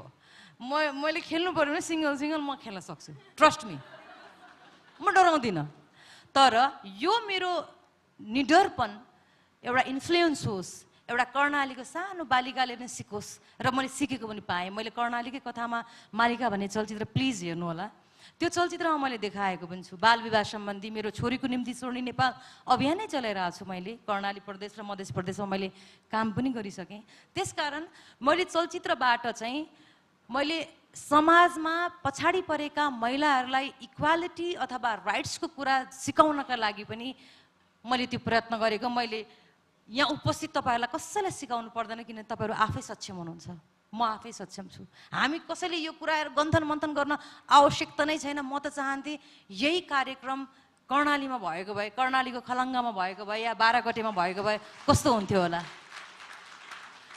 र यही कार्यक्रम मध्य प्रदेशमा भएको भए कस्तो हुन्थ्यो होला मैले त गरेको छु होइन म यो चेहराहरूलाई कुनै दिन कर्णालीमा देख्न चाहन्छु त्यहाँ गएर इन्फ्लुएन्स गरौँ न त्यहाँ गएर तपाईँहरू मिस नेपालहरूले अथवा हामीले त्यहाँ गएर इन्फ्लुएन्स गर्ने कोसिस गरौँ न मेरो सपना चाहिँ टु बी अनेस्ट म पोलिटिक्समा पनि छु म पोलिटिक्समा किन आएँ यो रेखा थापा यसै नाम छँदै थियो नाम चिनेकै थियो म त अलिअलि पैसा पनि फिल्म लाइनबाट आएकै थियो किन पोलिटिक्समा गएँ भन्दा मैले नीति नियम बनाउनका लागि जुन मेरो परिकल्पना छ छोरीहरूका लागि या मानिसका लागि या छोरा मान्छेका लागि या युवाका लागि त्यो चलचित्रले त कल्पनामा मात्रै सीमित भयो त्यो नीति नियम बनाउने ठाउँमा गएपछि म लडाइँ गर्न सक्थेँ होला म लड्न सक्थेँ होला फिल्ममा जस्तै म टेबल ठक्न सक्थेँ होला फिल्ममा जस्तै भनेर नै त्यो अवस्थालाई अलिकति रूपान्तरण गर्नुपर्छ भनेर म पोलिटिक्समा गएको हो र यो मेरो निरन्तर चलि नै रहन्छ। म मेरो देश छोरीको निम्ति सोनी नेपाल देश भएको हेर्न चाहन्छु। त्यसका लागि पनि मेरो चलचित्रबाट पनि निरन्तर रूपमा फेरि मेरो वैशाखमा सुटिङ छ। 3 जना महिलाहरूलाई हिरो बनाएको छु र मेरो चलचित्रमा पुरुष पनि हुन्छन् तर महिलालाई लिडको रूपमा मेरो मेरो मेरो राइट हो नि त। कतिपय पुरुषहरूले हामीलाई पछाडि राख्छन् भने मेरो राइट हो नि त। मैले कथा लेख्छु भने म महिलालाई अगाडि राख्छु र यो तपाईँहरूको लागि होइन, तपाईँहरू जतिको शिक्षित र चेतनशील महिलाहरूको लागि पक्कै होइन। म ती नारीहरूका लागि बनाउँछु जो नारी वास्तवमै पीडित छन्, वास्तवमै उनीहरूलाई मोटिभेसनको आवश्यकता छ, वास्तवमै उनीहरूलाई मिस नेपालहरू र रेखा थापाहरू र तपाईँहरू जस्तो विज्ञ मान्छेहरूको आवश्यकता छ। ती व्यक्तिहरूको लागि म फिल्म बनाउँछु, तिनलाई उठाउनका लागि फिल्म बनाउँछु, उनीहरूलाई चेतना र आफ्नो स्वतन्त्रताको अधिकार प्राप्त दिलाउनका लागि फिल्म बनाउँछु। धन्यवाद। I think one more round of applause. Rekha ji ko lagi, please. Thank you so much. Kina bhandakeri हामीले already platform paisake-pachi it's always about the platform, how do we pass it on? Who do we bring on those platforms and how do we take it forward bhanera. So with this, I'd like to move on to Priyadi because we were talking about intersectional feminism agi. I want to continue that conversation with you delving a little more deeper on that, but also talking about what are the existing challenges with regards to pay gap ko kuraharu dekhi liera, with regards to say many times queer community ko kuraharu ma there are a lot of cis het individuals haru pani who take up these spaces, haina, representation ke kuraharu ma. Ani with Hathi Hathi you've also been working with marginalized communities, so त्यो सबै कुराहरुलाई अलिकति समेटेर if you could give us a little. See, intersectionality is something that I have been giving a huge focus, especially in this 2 years span of my life. किन भन्दा जब पनि म project बनाउँथे या implementation गरेर आउँथे, I used to feel like what I'm doing is so great. Wow, like wow, this is empowerment. But when I sit down with the exactly targeted group, marginalized community, जुन हामी भन्छौँ जो म काम गर्छु marginalized group women सँग, I asked them, an interesting incident pani bata. I'll share with that incident, so I think it will be easier to explain what I want to share. Tailoring training program हामीले दिन्छौँ, non-formal education classes दिन्छौँ. We thought we were doing great, and that's how we feel in the gap. Economic enablement को कुरा आइ पनि रहेछ किनकि हामीले gap feel गरिरहेछौँ जस्तो पनि feel भयो. And then one of my tailor comes to me and we asks me कि सुन्नु न election हुँदैछ, मलाई छुट्टी चाहिँदैन, म काम गर्छु भनेर भन्नुभयो. अनि मैले किन, चुनाव त इम्पोर्टेन्ट हो, तिमीले गएर जानुपर्छ, घर जानुपर्छ, चुनावमा भोट हाल्नुपर्छ, एकदमै इम्पोर्टेन्ट छ यो भोट भनेर भन्दाखेरि चाहिँ हैन त्यस्तो कुराहरू त मेरो घरमा डिसाइड गरिसक्नुभयो, सो मेरो भोट यति इम्पोर्टेन्ट छैन रे, सो म जाँदिनँ, म बरु पैसै कमाउँछु, म किन एक दिएको पनि अफ लिनु भनेर भन्नुभयो. मलाई त अहिलेसम्म के लागिरहेको थियो भन्दा मैले त खतरा इम्पावरमेन्टको काम गरिरहेको छु, तर आज स्टिल उसको घरमा, उहाँको घरमा केही हुँदाखेरि still is the male person who is making decision for her. मतलब she is getting a salary, she knows that यो स्यालेरीले गर्दा मेरो घरमा कन्ट्रिब्युट भइरहेछ, but still she is asking the male person in the family कि मैले के गर्नुपर्छ यो स्यालेरीसँग, या मैले के गर्नुपर्छ जब डिसिजन मेकिङ, जब नेसन बिल्डिङको कुरा आउन सक्ला या कम्युनिटी बिल्डिङको कुरा आउन सक्ला या यो सबै चिजको कुरा आउँदाखेरि चाहिँ उहाँले कसैलाई सोधिरहनु भएको थियो. And that is the male person in the house. And then I realise empowerment भन्ने कन्सेप्ट या यो जुन कन्सेप्ट मैले इन्टरसेक्सनल भन्ने कन्सेप्ट त्यहाँनिर मैले आफूलाई कसरी इन्ट्रोड्युस गराएँ भनेर भन्दाखेरि चाहिँ मैले चाहिँ मेरो लाइफमा भएको ग्यापमा चाहिँ जसरी इम्पावरमेन्ट बुझेँ, सबै महिलाको लागि पनि त्यही नै इम्पावरमेन्ट वर्क गर्छ भनेर आफूले चाहिँ एउटा स्ट्यान्डर्ड बनाएँ कि. तर त्यसरी त जब म एउटा लिडरसिप पोजिसन र एउटा प्लेटफर्म जब मसँग हुन्छ त्यहाँ त मैले इम्पावरमेन्टलाई नै कतै न कतै एक तरिकाले बाइन्ड गरेँ नि त. सो त्यसरी चाहिँ चल्दैन रहेछ है भन्नेपछि रियलाइज गरेपछि then we started introducing financial literacy, we started introducing digital literacy, we started then introducing political लिटरेसीदेखि ल्याएर लिडरसिपहरूको माध्यमहरू हामीले इन्ट्रोड्युस गर्न थाल्यौँ. अनि यो इन्ट्रोड्युस गरेपछि जब प्र्याक्टिस गर्न थाल्यौँ, then we could see a very small difference about I can make a decision, not just because I don't have to even earn to make a decision at my house. You know, I can still make a decision and it makes me equally very important as the male person in my family भन्ने कुरालाई चाहिँ त्यो पुरा जुन process छ नि यो नै मैले बुझ्नको लागि मलाई 10 वर्ष लाग्यो कि कसरी चाहिँ हामीले चाहिँ आफ्नो एक्सपिरियन्सलाई चाहिँ जेनरलाइज गरेर चाहिँ यो इम्पावरमेन्ट भनेर भन्दो रहेछौँ भनेर अनि यही आउँछ पे ग्यापको कुरा सोसाइटीको जुन कुरा गर्छौँ सोसाइटी बिलिभ्स एन्ड एक्सपेक्टेसन्सको कुरा गर्छौँ त्यसले प्रेसर गर्छ जेन्डर इनइक्वालिटिजमा अनि जब यसले प्रेसर गर्छ पे ग्यापको जब कुरा आइरहन्छ यो कसरी आइरहेको हुन्छ भने हामीले घरमा जे देखिरहेको हुन्छौँ त्यही नै हामीले आफ्नो अफिसमा गएर प्र्याक्टिस गरिरहेको हुन्छौँ अनि पे ग्याप कहिले इस्यु नै हुँदैन it just becomes a women issue why pay gap is not just an issue in itself यहाँ त स्किल्सको पनि त कुरा आयो नि त तर still it's not even the prioritisation has not given to it यसलाई प्रायोरिटाइजेसनै दिएको छैन किनकि यो वुमेन प्रब्लम्सहरू हो अनि यो जब चाहिँ छलफल मिटिङ गर्न बसिन्छ तब मात्रै आउने एजेन्डाजहरू हो सो यो एजेन्डाजमा बसेर जब डिस्कस गरिन्छ तब सल्युसनतिर वर्क गरौँला भन्ने एउटा फिलोसफी पनि छ कि अनि यो यसले गर्दाखेरि चाहिँ I have seen how women still feel like उहाँहरूको भोइस यो पे ग्यापको इस्युज चाहिँ रिजल्भ भइसकेका छैन कि सो एकदम अर्गनाइजेसन जसले चाहिँ सस्टेनेबल डेभलपमेन्ट गोल्सहरूमा बिलिभ गर्नुहुन्छ जेन्डर इक्वालिटीमा प्र्याक्टिस गरिरहनु भएको छ एसडिजिजमा फोकस गर्नुभएको छ सस्टेनेबिलिटीलाई प्रायोरिटाइजेसन दिनुभएको छ त्यहाँ हामीले यो प्र्याक्टिसेसहरू देख्न पाउँछौँ तर still we have a very long way to go and that's why म फेरि भन्छु कि अर्गनाइजेसन्सहरूलाई media specially media and industry houses and any organisation whether you take inclusion and diversity seriously, practice it or don't do it at all. We don't want the dramas. That's it. Thank you. Thank you so much, Priyadi. With that, अघि दिलभूषणजीले भन्नुभएको थियो कि अब के गर्ने भन्ने जिम्मेवारी चाहिँ अब लिनुपर्छ हजुरले लिन्छु भनेर जुन प्रतिबद्धता देखाउनु भयो नि त्यो चाहिँ अब हामीले कस्तो खालको चेन्जेस ल्याउनुपर्छ त हाम्रो मिडिया इन्डस्ट्री भित्रै to make sure कि it's very inclusive. It's not just inclusive for हाम्रो काठमाडौँवासीको महिलाहरू मात्र नभइकन कि हाम्रो न्युजरुममा यदि पोखरा चितवन अथवा जुम्लाबाट कोही आएर बस्नुहुन्छ भने हामीले उहाँलाई त्यहाँ काम गर्नको लागि कस्तो किसिमको सहज वातावरण बनाउने धन्यवाद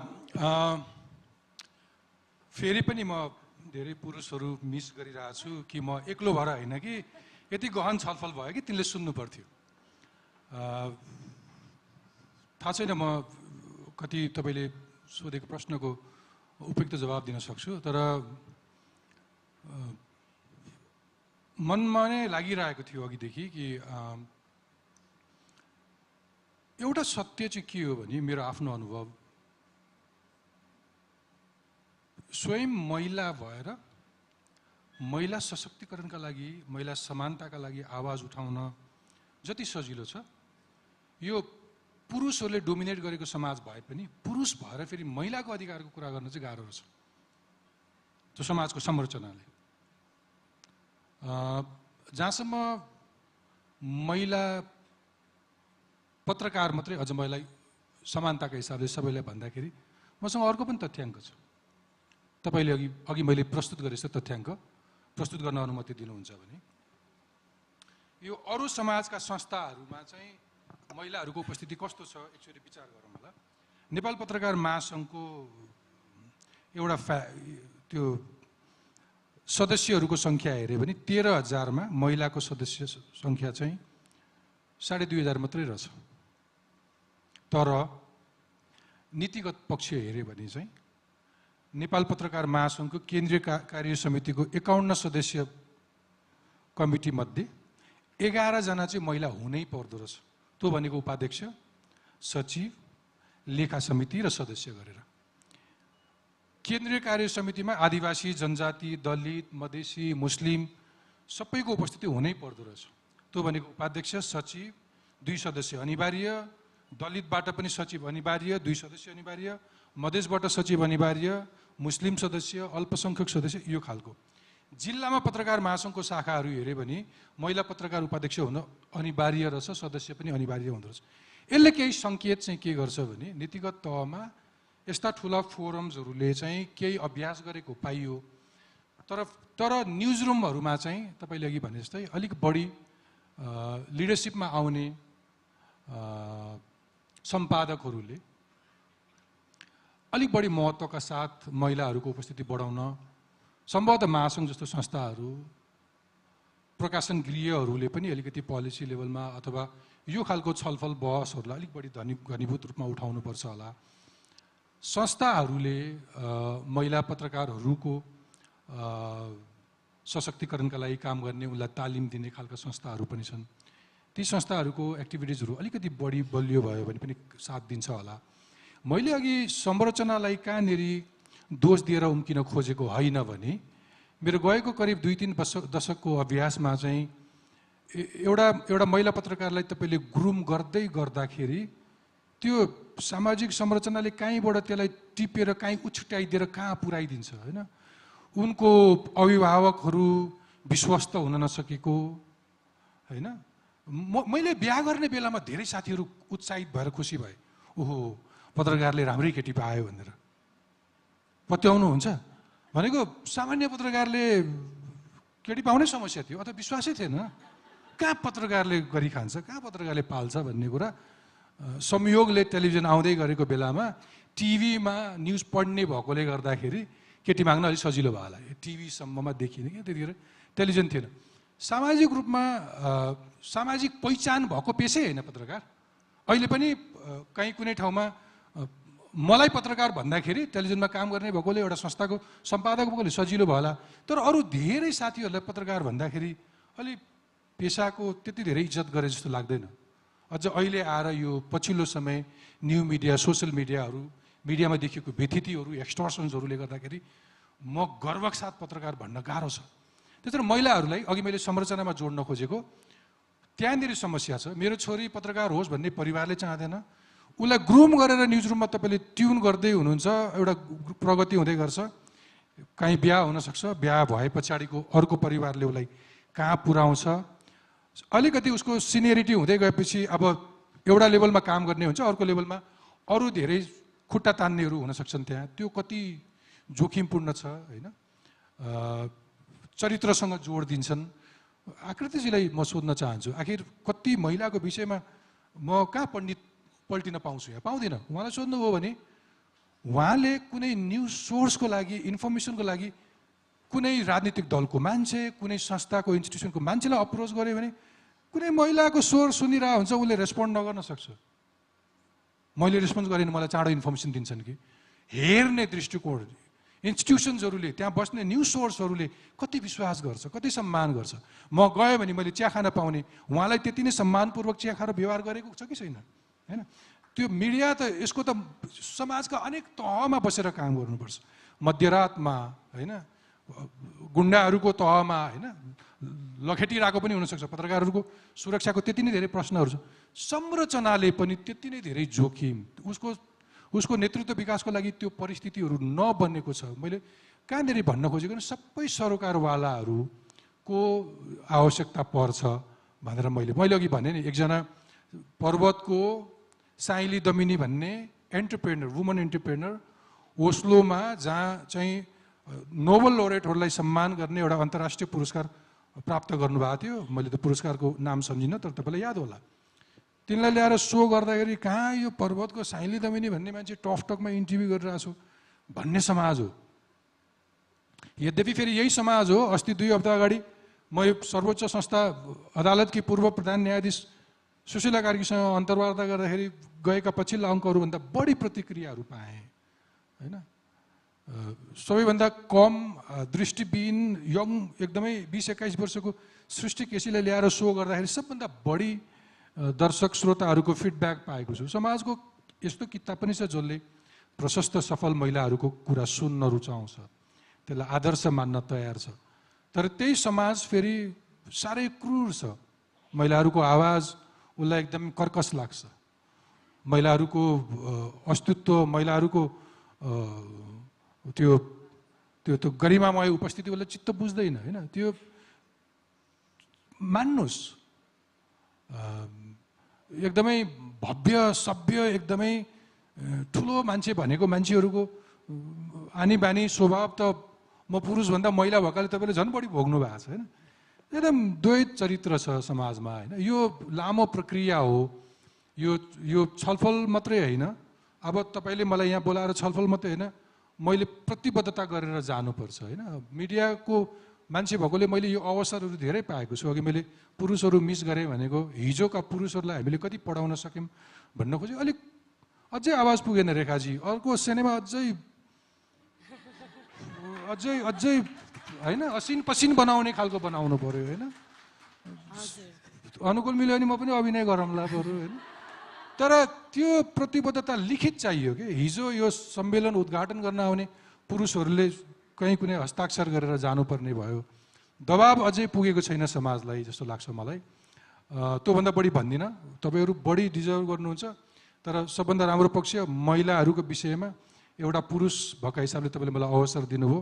म लैङ्गिक समानता, अल्पसङ्ख्यक, सीमान्तकृत समूहहरूका लागि जहिले पनि उच्च स्वरले बोल्न सकौँ, बोल्न पाऊँ भन्ने चाहना राख्छु। तपाईँलाई म अर्को प्रतिबद्धता चाहिँ के जनाउन चाहन्छु भने फेरि पनि यस्ता छलफल संवादमा श्रोताका रूपमा कुनै होस्टे हैँसे गर्ने सिलसिलामा कुनै पनि बेला यो अवसर दिनुभयो भने म मन मस्तिष्कबाट आत्मसात गरेर आउँछु। तपाईँहरू सबैप्रति म अति धेरै आदर, उच्च सम्मान व्यक्त गर्न चाहन्छु। यस्ता हस्तीहरूका बिचमा बसेर बोल्ने अवसर दिनुभयो, मेरो लागि योभन्दा ठुलो गर्व के हुन्छ। धन्यवाद। Thank you so much, Dilbhushan ji. मैले organizersलाई 5 minutes request गरेँ, please. We're almost over time. So, with that quickly, Anushka Di. So, we've talked about a lot of problems. Tara, what would the most ideal environment and scenario look like? I'm sorry, I'm over-speaking the buzzer. What would Sorry, the most... sorry. I was more focused on do we need to evacuate? Honest, please. what would the most ideal... What would a better world look like for us? Having already laid down such grave scenarios in front of us. I think ideal world त कतै न कतै हामीले कल्पना गर्न नै सक्छौं। के गर्ने भन्नेमा चाहिँ यो वर्षको वुमेन्स डे को थीम पनि एम्ब्रेस इक्विटी भनेर रहेको छ। इक्विटी भन्ने एकदमै नै जरुरी छ र एउटा एकदम ट्रिभियल एक्जाम्पल जुन चाहिँ हामी सबैले पक्कै फेसबुकमा देखेकै होला, मलाई चाहिँ त्यो बेस्ट तरिका लाग्छ कि इक्विटी भनेर एक्सप्लेन गर्नको लागि एउटा पर्खाल हुन्छ, 3 जना व्यक्ति हुन्छन्, एकजना अग्लो हुन्छ, एकजना त्यति अग्लो हुनुहुन्न र एकजनाको एउटा खुट्टा हुँदैन र सबैलाई एउटा एउटा पिड्का दियो भने त्यो इक्वालिटी दिए त सबैलाई एउटै पिड्का।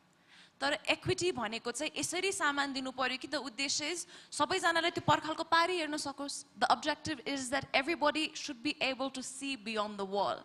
सो just that trivial concept of equity चाहिँ हामीले एकदमै बुझ्नु पर्यो, अपनाउनु पर्यो जस्तो लाग्छ र त्यसको लागि 2 words that I think would be very important is conscious intervention.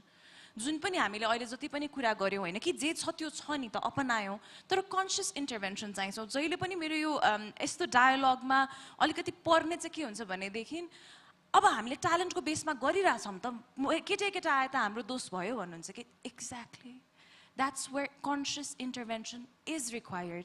किन छ त यो रिजर्भेसनहरू?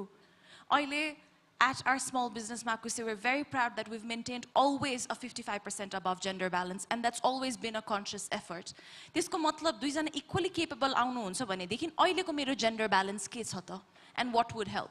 Decision making power मा हुँदाखेरि त्यो conscious intervention चाहिँदो नै रहेछ। एकचोटि एउटा कलेजको इभेन्टमा जाँदाखेरि 11 people panelमा I was the only woman and 60% of the audience were women. So that was essentially a manel. But what was shocking was the organizers didn't even recognize this as a problem. When I said on the podium, oh, I'm glad to be breaking the manel, so conscious intervention, to skills equal someone. So a better world definitely looks like where each person is celebrated, awarded, reprimanded for what they bring to the table as a human being. And until that happens, it is equal access to, for the longer picture, for the bigger picture, it is conscious intervention. Rasano kura ground bata kate bhane, ground bata schooling bata confidence. Ekdam trivial kura dhere thulo dhere mathi janai pardena jasto लाग्छ मलाई हामीले सुरुमै confidence को bata, because women यहाँले एकदमै ठीक कुरा गर्नुभयो, rural or urban problems definitely different छ, intersectionality को lens हाल्न एकदमै जरुरी छ, but one thing that remains common across the spectrum is the feeling of guilt. It's that universal feeling of guilt.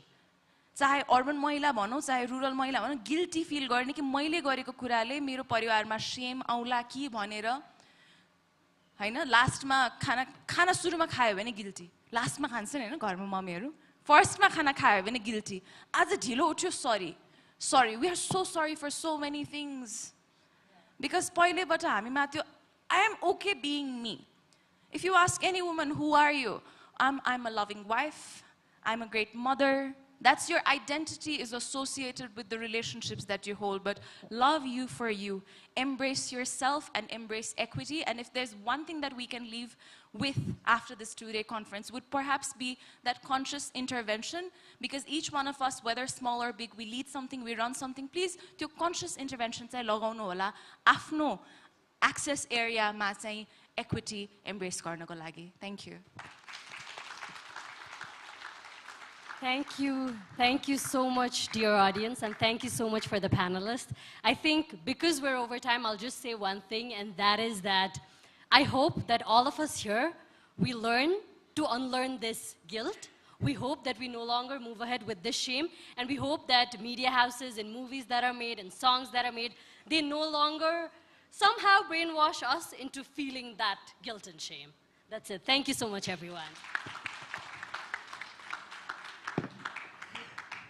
Thank you so much. And I'd like to invite Sarita Lama, ma'am, to present a memento to our fantastic panel and our moderator. Thank you.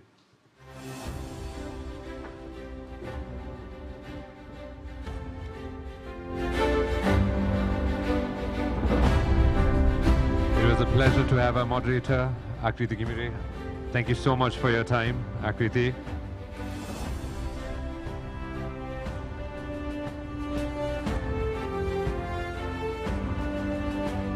We'd like to thank Rekha Thapa ma'am for her time as well. Thank you so much. I'd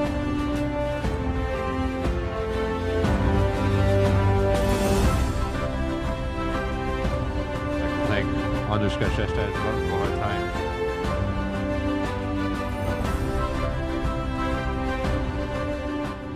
And always, thank you very much, Dilbhushan sir.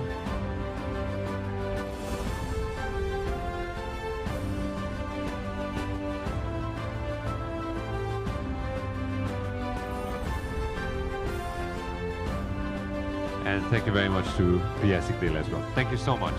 Such a fantastic panel. We can all come together for a good photo. Thank you.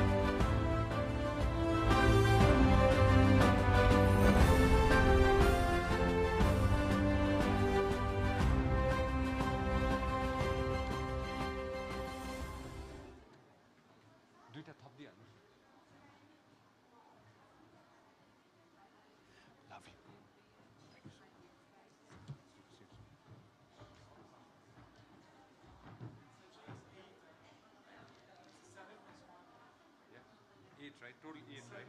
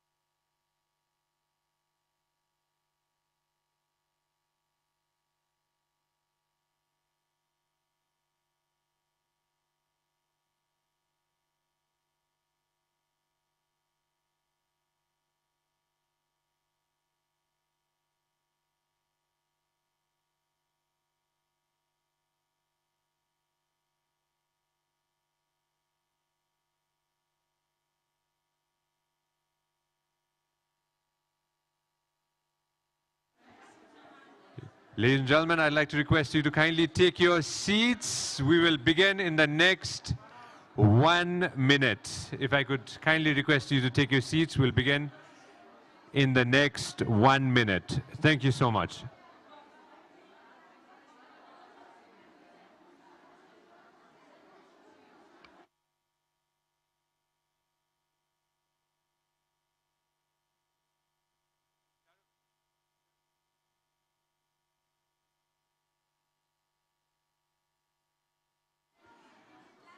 We'll begin in the next 30 seconds. If I could kindly request you to take your seats. Thank you so much.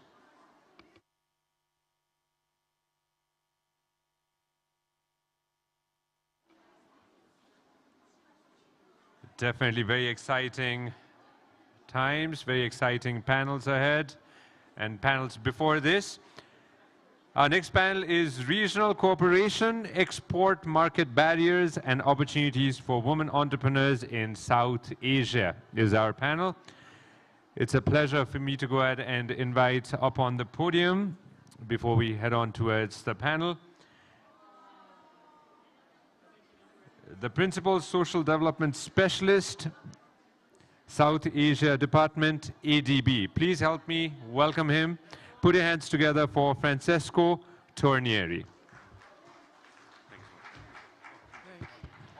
Thank you very much. In the interest of time, excuse me, ladies, do you mind if I keep going? Thanks. Great. So in the interest of time, simply to reiterate the fact that the Asian Development Bank is here for a couple of reasons. The first being our utmost commitment to gender equality, women's empowerment, as has been discussed throughout the morning, the element of the intersectionality between gender equality and social inclusion in coming in a big time.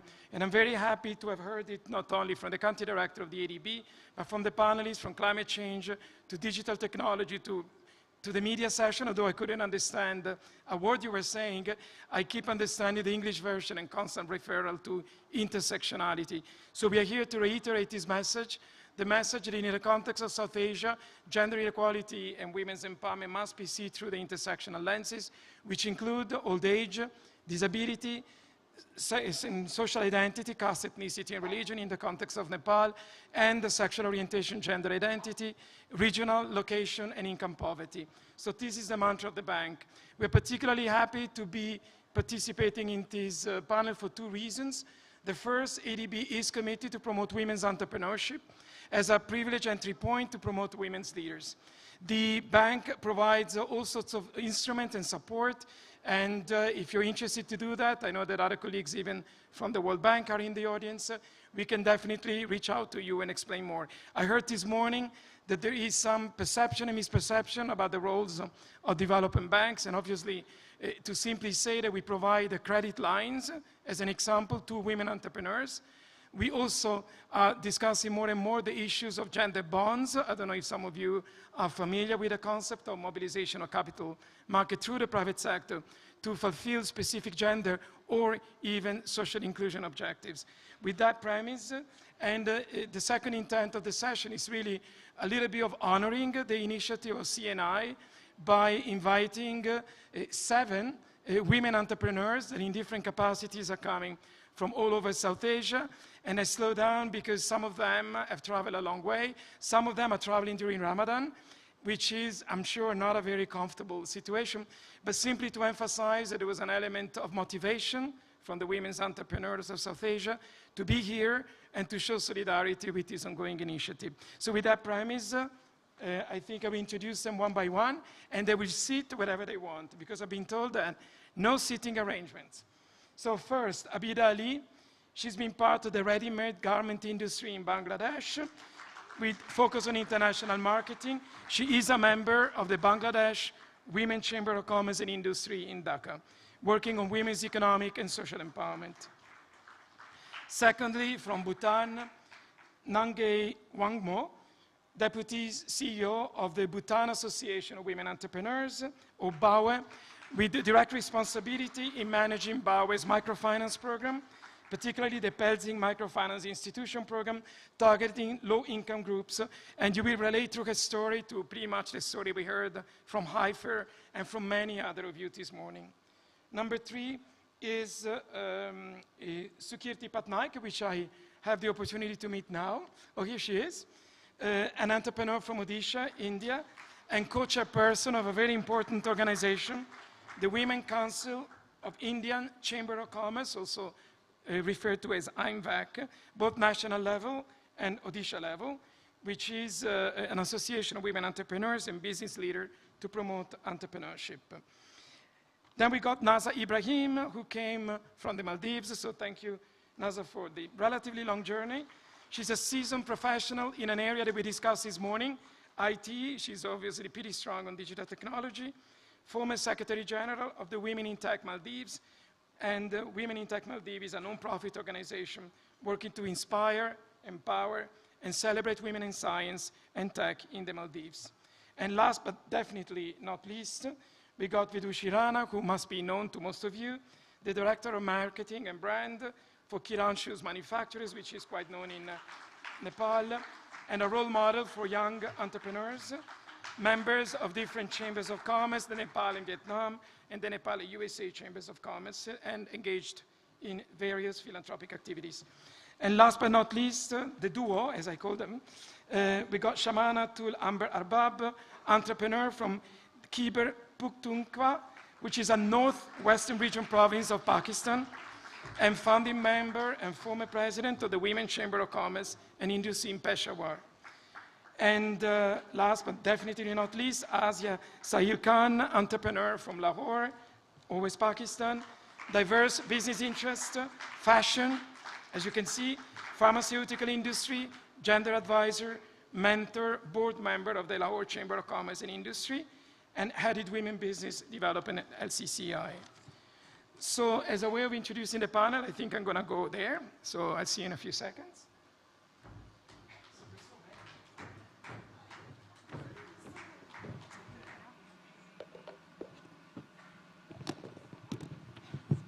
I think the interest is to show to you once again the representation from the sub-region. So we will keep the questions super light because we must deliver in 1 hour as we committed to the team. So as you know, in recent years, women have become more and more interested and involved in entrepreneurship. In the context of South Asia, as you will hear, women leaders have the potential to defeat workplace barriers caused by gender and social stereotypes and biases, and be transformational role models. The challenging journey, as you will hear, to the top, has enabled them, though, to develop themselves remarkably. While they have proven themselves to be successful entrepreneurs and proprietors, there is still so much more progress to be made and so many opportunities to be sought. Today, panelists will bring, in their own way and in their own words, through their successful journey in fostering entrepreneurship and innovation against all odds, with the ambition, though, to establish themselves nationally and internationally. In fact, as you will know, the topic will be try to be a little bit toward listening their experiencing in becoming green, perhaps, but surely enough expert-led entrepreneurs. So with that, my first question will be, I think we go by numbers because I don't know how to handle you all. So we go alphabetically, the same way you were introduced. So we start with Abid Ali. And to simply ask you, if you can tell us a little bit about your journey in terms of affiliation to the industry, to the chambers of commerce, where did you come from, and just give us 3 to 4 minutes of your story. Good afternoon. I'm privileged to be here with this excellent conference. It was beyond my expectation, the participation and everything. I am Abida Ali. I'm from Bangladesh. I'm personally associated with business and an entrepreneur, but here I'm representing is Bangladesh Women Chamber and Commerce Industries. I will talk, due to short of time, I will talk about the platform that we are using for Bangladeshi women to advance and development their entrepreneurship and to enhance women leadership as a whole. In Bangladesh, as from Women Chamber, what we do is we do negotiate with we do participate with the public bodies like government, central bank, and other public bodies, Bangladesh Investment Corporation and others, to promote and to also make it easy for the women, the policies. And I can give you one example to start with, that the access in finance is very important, as we all discussed in last 2 days. And Bangladesh also, the women, the access for the women in finance is also very, very important. And there is definitely not adequate opportunities are there. So what we have done is we negotiate with Central Bank, and Bangladesh Central Bank has come up with a loan which is only for women entrepreneurs in a interest rate of only 10%. And there is $1 billion sanction which all the commercial banks need to give it to women entrepreneurs only. And to help with them, what we have done is also, because women are not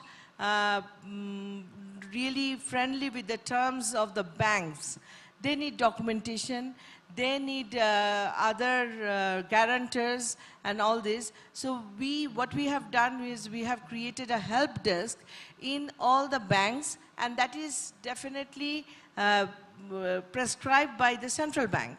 That's why it was easy for us to have this platform. But even after all this, it's difficult. It is difficult, because what are the women? Women are basically, they are at home. They are at comfort. I'm not talking about only 1% or 2% privileged women like us who can fight, and we are privileged to give the access to education as well. So I'm talking about mass here. So take my words that what we are doing for all the women who needs it in Bangladesh. So what we do is we do roundtable discussion, workshops, to make them educated about the banking loans. We are creating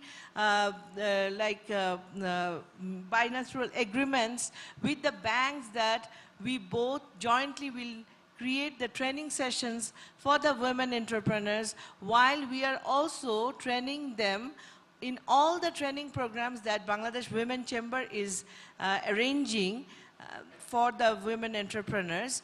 We include finance and accounting system incorporated with the training systems. Though if it is a boutique training program, even it is a beauty salon training program, if it is even food and beverage training program, we include the documentation, finance and accounting system, because that is the basic that they have to know if they want to get more financial access. And also we are in the negotiation with the central bank and other bodies, even with the bureaucrats, to give some benefits, tax benefits and other things to the women entrepreneurs so that they can easily go through. And also as a result, now the women entrepreneurs, if they are a small entrepreneur, they don't have to give taxes on their house rents or shop rents on the VAT. That was excused. So similar things we are doing, and also we are doing training programs to enhance the capacity building. That is another area where we are working. We are working for the regular thing as well as the digital marketing, IT section, data screening, and also data science programs, which women can easily adapt even from at home. So, because not all the women are privileged, they can go out of the home. Because another important thing, if I may allow the time or no, okay. So I will come back to this again if I have time. But this is the platform that we are helping the other women, underprivileged women, to enhance their capacity. Thank you so much. Thank you very much. So, and thank you for clarifying basically what it is, a situation of women's attempt to access credit finance, meaning at the bank level, which is a sort of graduation for the microfinance model that we have discussed this morning in so much details. And picking up on the microfinance, I mean, I hand it over to to Ms. Namgay Wangmo from the Bawe, who brings us back a little bit into the context of Bhutan, where she's been working on microfinance. So bring us back to the hills, actually to the mountains of Bhutan, with a reality check on where you stand and where you came from. Good evening to everyone. I'm honored to be here with the distinguished panelists, and for me, it's an opportunity to learn from here. And I'll be talking more about the Bhutan Association of Women Entrepreneurs, my organization, what have been doing for the women entrepreneurs to help. Bhutan is a landlocked country with a population less than 700,000 people. About 60% of Bhutanese populations are engaged in farming, with 80% are women. And Bawe has been working towards the upliftment mainly for the society, mainly single mothers, youth, and women and girls, by creating lively opportunity for them. And we have been working with 7,000 members across the country in the form of self-help groups and cooperatives. The members of these groups are mainly engaged in agribusinesses in the form of rural entrepreneurs. And 90% of our members are women only. And we are working as a not-for-profit aggregator, but we're trying to create a private business relationship network between farmers and entrepreneurs. And Bhutan being a mountainous country and area we are working is scattered and transportation cost is very high, and we identify the volumes for the produce are very low.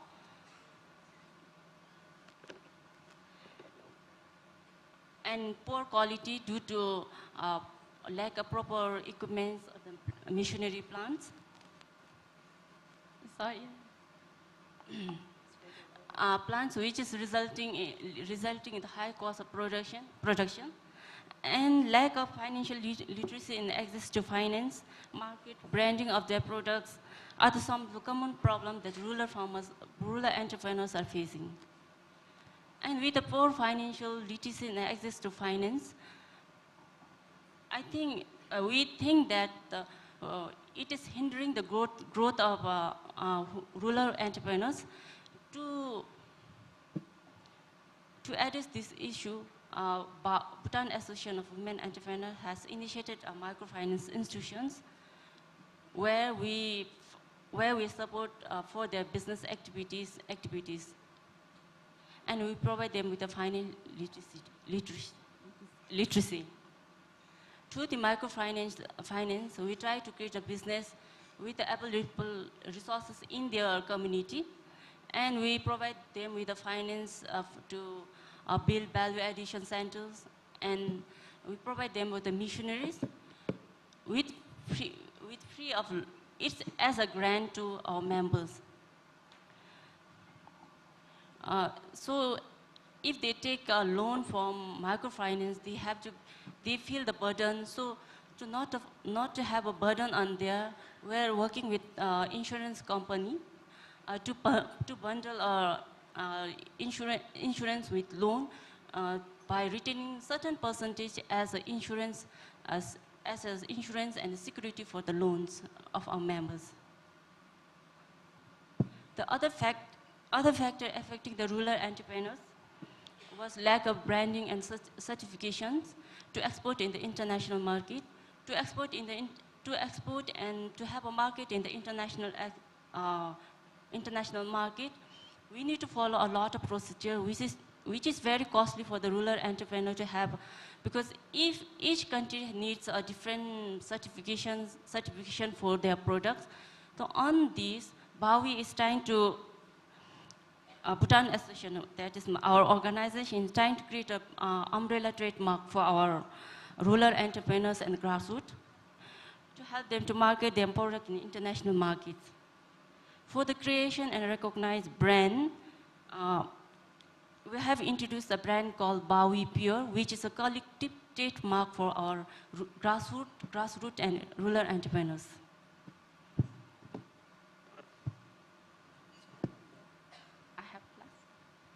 And to promote and recognize this name in the international platforms, World International Lecture Property Organization is helping it, and this will help in bringing all the protocol of entrepreneurs together and for increasing the volume for, for sustainable supply chain, sale within the country and beyond our countries. Thank you. So, thank you very much. It's a painful journey, I know, because we've been supporting the Bhutan Association of Women Entrepreneurs in its journey, not only to the marketization of the product within the kingdom, but now ambitiously so outside. And I have to say that some of your products are really amazing. But anyway, that's for your next trip to Bhutan. Let's go to Mother India, and maybe Sukirti, tell us a little bit more about this initiative, IMVAC, the Women's Council of Indian Chamber of Commerce, and a little bit your story, how you got where you are. Thank you. 4 to 5. Hi everyone, a very, very good evening to all of you. And I must say, I'm totally blown away by the level of, details that has gone into making this summit and the panel of speakers. So thank you for having me here. Thank you, Nirvana. Thank you, Ashrita, for inviting me. And yes, my name is Sukirti Patnaik, and I belong to a state called Odisha from India, the land of Puri Jagannath, you must all know. And also Odisha is the best kept secret of India in terms of tourism. It's a beautiful place. I invite you all to do visit. Coming to the organization I come from, I represent, I'm the chairperson for the ICC, Indian Chamber of Commerce, which is a 125 years, more than 125 years old organization in India with all the businessmen together in it. But we, INVEC, the ICC, National Women's Entrepreneurship Council, we are just 3 years old. So the entire idea of creating a Women Entrepreneurship Council was, for the last 100 years, women were involved in the organization, but they were involved as the wives of the businessmen. They were not the decision makers of the company. They were mostly, engaged with social activities, charitable activities, reading clubs, very noble initiatives, of course, but none of them were actually, the decision makers and the leaders. So it was a brainchild of our chairperson, Shri J.B. Pani, and he decided that, in Odisha we should open a chapter which is completely dedicated only for women entrepreneurs. And all we do is entrepreneurship, entrepreneurship, entrepreneurship. So anybody who wants to get into the membership, you have to be the decision maker of your company. You need to know your balance sheets, you need to know your financials, you need to know your market, you need to be entrepreneurs, you need to have the grit, you need to have the market linkage, you need to have it with you and the burning fire to grow. That is what entrepreneurship is all about. So 3 years back, we started with these 4 members in a room thinking, how do we get more people? Because, Odisha is just a growing state now, but we are growing very, very fast thanks to the leadership of our state. And today, 3 years hence, we have created history with India's first business mela, where we had 150 women entrepreneurs from the state, together under one platform. And we, like you have the stalls here, we had these stalls for 5 days. We had big celebrities coming in, we had a lot of political leaders coming in, and we did a great 5 days of business mela. And unthinkable, in just 5 days, we made a business of 4.5 crores, just the women entrepreneurs in a state like Odisha. We are a tier 2 city. So that is the journey of INVEC. And right now we are more than almost 200 members and still counting. And I feel very proud that we didn't start from a metro city like Delhi, Mumbai, Calcutta or Chennai. We started from Bhubaneswar, and looking at this model, ICC has now decided to create a national chapter, right? So that is where we have come from. The women, we created this, and now we are pan-India, and I have been recently appointed as the chairperson for the entire country. And Thank you. And yes, we are very focused and a lot of more stories. So if I have time, I'll definitely. I have? Okay. Yes. So the example is 3 years back when the women used to meet. They used to talk about, the first thing is, oh, you have lost weight, you have put on weight. What oil do you use in your hair? Okay, I love your lipstick color, right? And recently, 3 years hence, we called for a meeting. And you know, the statements that flew in the room was, can you help me connect to this person? Can you help me, prepare myself better with the market linkage? Do you know any good trainer who can train my employees? So, the small things go aside when you look at the bigger picture. And that's what it's all about. And I'm a hardcore entrepreneur. My father was an IS officer. He still believes I should take care of my kids. Even though I'm an electronics engineer, I worked with Infosys in London for a long time. I quit my job in London. I came back home and I started my first salon. I am into the beauty and wellness industry. And right now, I own 20 salons. I own a bridal mall. I own training centers. And I am the sole decision maker of the company. And my husband quit his job to help me, because we've become so big now with more than almost 15, 20 crores of revenue. So he is now helping me with everything. But trust me, I'm still the decision maker of the company. So yes, a lot more stories. Please carry on. I don't want to take much time, but yes, And we trust you. Thank you. Naza Ibrahim from the Maldives. She comes from a very interesting entrepreneurial background in the IT industry. I think we discussed a lot about the digital technology in the previous session. If it doesn't work, you can use mine, but I think it does. I think it works. It works well. Hello everyone, my name is Nahza and I'm from Maldives. Just if I'm allowed, I just want to ask one question. How many of you know about Maldives? Wow, this is really surprising. They all have been there. Oh yeah, that's so. I just traveled 2 days back and I haven't met one person from my country, so I was just wondering whether people here know about Maldives. Might know, but to what extent we could explore, right?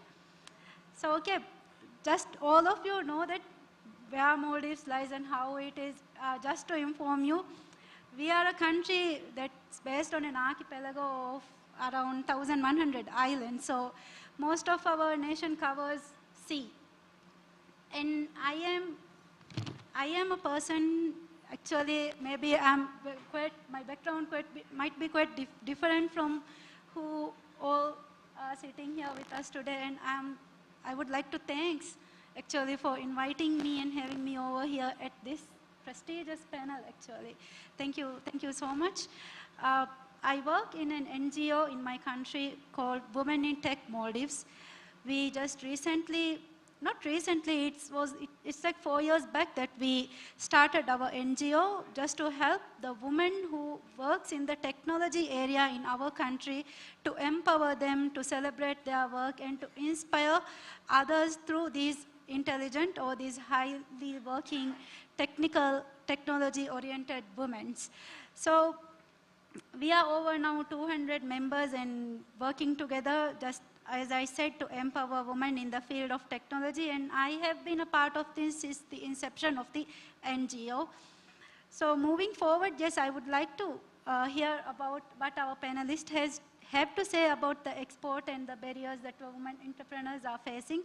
Because in our country, not many, but there are women entrepreneurs who are working or like literally starting up their businesses and like to explore more what opportunities they have in our country to move forward with their products to be exported, or how to showcase whatever they are doing in international platforms and all. So moving forward, I hope I can also input some ideas on how our country handle these barriers and what we can do to overcome these kind of situations. Thank you. Thank you very much. Now we hand it over to Nepal, Vidushi. I mean, you're super known in the room, so you have a big challenge. Tell us more about how you started and where you have come. Okay. Good afternoon, everybody, and I'd like to thank ADB for inviting me as one of the panelists with such distinguished SARC women from across. And I am a member of CNI WLF. We just started in 2021, so it's a fairly new organization under CNI. And what we do is basically, we listen to the voices of entrepreneurs, of women, and we lobby and take it to the policymakers and make sure that changes are made. It could be anything like, it could be gender, it could be access to finance, it could be, but of course it's a fairly new organization, and the whole fact that we've organized this is a mega event in 2 years, I think is a big achievement for WLF to bring all women under one roof today. And I think your next question was how I got into it and the challenges that I face. So basically, I have an industry. It's a 45-year-old brand. It's a footwear brand, and most of the people here know about the brand. It's called Gold Star brand. We make shoes, and we have, even today, like on this date, we have 3,000 women workers working for us. And these women come from marginalized backgrounds. At CNI, and I personally believe that unless and until women are financially empowered, nothing can be done. Of course, we talk about education, we talk about a lot of kind of empowerment, but Nepal always had a problem. Girls never went to school. So we have a lot of women who are underprivileged, women who don't have any education, women who come from marginalized backgrounds, women whose husbands are out working in the Middle East, women who lost their husbands in the insurgency, women who are not treated well by their in-laws. So we take these women and we train them, and we give training for 3 to 6 months.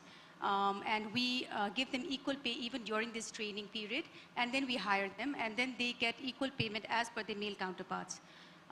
It's really heartening when I go to the factory floor and when I listen to stories of these women, when they talk about how economic empowerment and financially being empowered has, gained them so much respect in their family itself.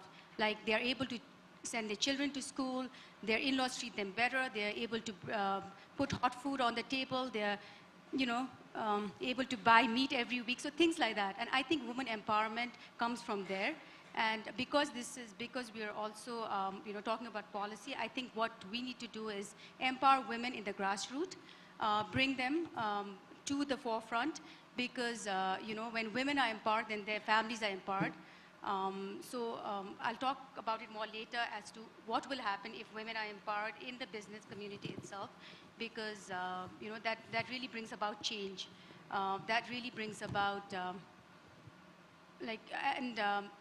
the policymakers. Basically, I think I have more time, so I just want to say that if you can recognize these companies which are giving employment to women and women from marginalized backgrounds, then things are just going to change. Like simple things, like you can say that, okay, a company or industry which is hiring 500 women will get subsidy on electricity, or some rebate, or some cash incentive, or some incentive. If you're hiring 1,000 women, then you get this. If you hire 2,000 or 5,000 women from underprivileged backgrounds, then the country is going to give you all these benefits. If that happens, then more and more people are going to employ women, and when that happens, then I think everybody's going to get encouraged, and these women who are just staying home are going to be more empowered. So I'm all about economic empowerment and financial empowerment before anything else. Thank you. And thank you. I think, Vidushi, you iterated this concept of intersectionality that I think is the word of the day. Very important, but also you make us reflect on the fact that a woman leader has, even in the private sector, the power to even leapfrog the changes of the regulatory system and the law that you have discussed in the past 2 days. I stand quite neutral in terms of assessing government's ability or inability to develop the playing field as was discussed this morning. But I think all of you have had in your own capacities the ability to really impart the change and leapfrog toward a sort of better future. So thank you very much for that. And now we go to a beautiful country called Pakistan. I don't know, I feel like the two of you are associated in a certain way. You're last but not least. It'd be great if you can bring us to Pakistan, also to describe a little bit your story and the beautiful part of the country where you come from, by the way. Thank you. Thank you very much, Chaya, CNI, ADB, for having us here. I mean, we are honored to be part of this, and the way this has been put together in such a foolproof manner, such, you know, there was a lot of, there was no problem that we faced, and we learned so much sitting here. So my name is Shamama Arbab, and I'm from the northwest of Pakistan, which is 4 or 5 miles away from Afghanistan. There's a city of flowers, Peshawar. I don't know if, I really would want to know if you've heard the name Peshawar before like she did. 2, 3, 4. Okay, great. So I hope not about the bomb blasts and all the sadnesses there now. Anyway, so it's still a city of flowers. But I would like to, before going into my story, I would like to share my story because I want you to know where I started from and where I am today, and where the women of Peshawar were and where they stand today. By connecting and by developing a chamber for themselves. So around 25 years back, I started a meat processing unit in Peshawar, industrial state. That was the time when women stepping out of women was totally not acceptable in that area. And it was culturally totally no-go area. The families would not allow it, and they were looked down upon. Women who had to step out to earn their living were looked down upon, and so was their families also. And it was so that I could not go to my, to see the labor and to my factories, production halls during the weekdays when the labor was there. I could only go on Sundays, that too fully chadar clad in a chadar. And so slowly and gradually, things changed, and we earned the respect of our counterparts, our partners in life, our fathers, our brothers, our husbands, and our colleagues.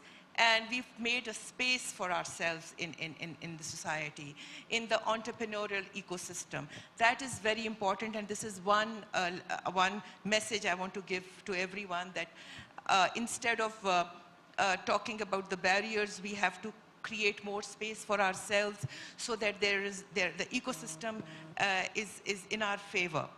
When I was coming here, I called up my daughter, who lives in London, and I said, and I was very proud and said, I'm going to this conference in Nepal, and she said, what for? I said, we are going to talk about the barriers and opportunities. She goes, Mama, I was 8 years old when you used to talk about barriers, and I'm 28, and you're still talking about barriers. And that was the moment of truth. I said, okay, you're right. Let's talk about the opportunities that there are. And I have been doing that. My daughter said that because we have already taught them to look at the solutions. There are always solutions. The barriers all of us know about. I mean, we can write books on the barriers that there are, but the solutions we focused on. So women of KP, Peshawar, few women got together and they realized that whatever hardships we've gone through, we don't want our new generation to go through. We had daughters also and younger sisters, and we said, we don't want them to go through the hit and trial method. So let's guide them. That was the point where we started mentorship. That's where we introduced hand-holding. When we were young, we had no idea of hand-holding, not even mentoring, not even entrepreneurship. And then another thing that we learned was that we got those women together and we got a chamber registered in 2010. And that is, and from there, we never looked back. We had two ideas. We did not want to work on different fronts. We said we will only focus on low-hanging fruits, things that are doable. They will make us happy, give us more energy, and we will go further. So more ticks in your list, you feel good. So we started working on advocacy. Whatever changes we wanted, we started talking about it at different levels. Wherever we could go, we put our women on the boards. The chamber would send, I was just asking a lady here that how many women from the chambers are part of the government boards or of the company's boards as private members. I think this is also part of the chamber to push this agenda also, that they should be sitting on the decision-making positions where they make decisions. And we have made decisions. We have made big decisions. We have added 2 to 3 lines in the policies, just 2 to 3 lines, and they have impacted millions of women. So that's how our chamber is working, and that's how we are teaching other entrepreneurs to work in. So as part of that, in one of those conferences like this, we found out that there's a concept of women, a separate women industrial park. In Peshawar, we had no idea of having industrial park, separate industrial park for women. When one of us sat on one of the policy-making positions, and luckily that was myself, I just had to convince the few board members who were sitting there and making the policies. So after that, the 18 new industrial states that are going to come up in Khyber Pakhtunkhwa province, all of them are going to have separate portion dedicated for women entrepreneurs, 1 canal plot each of 20 different plots, so that these women can step out of their houses and their shops and upgrade themselves and enter and start a factory of their own. I think I'll stop here and then we'll come back. Thank you. Thank you. I think I not need to summarize. It is so fascinating just to hear the struggle, but also the achievements. I mean, internship, also apprenticeship. I mean, the power that women leaders like you, once you have created a space, have. So it's good to see that you are going quite far.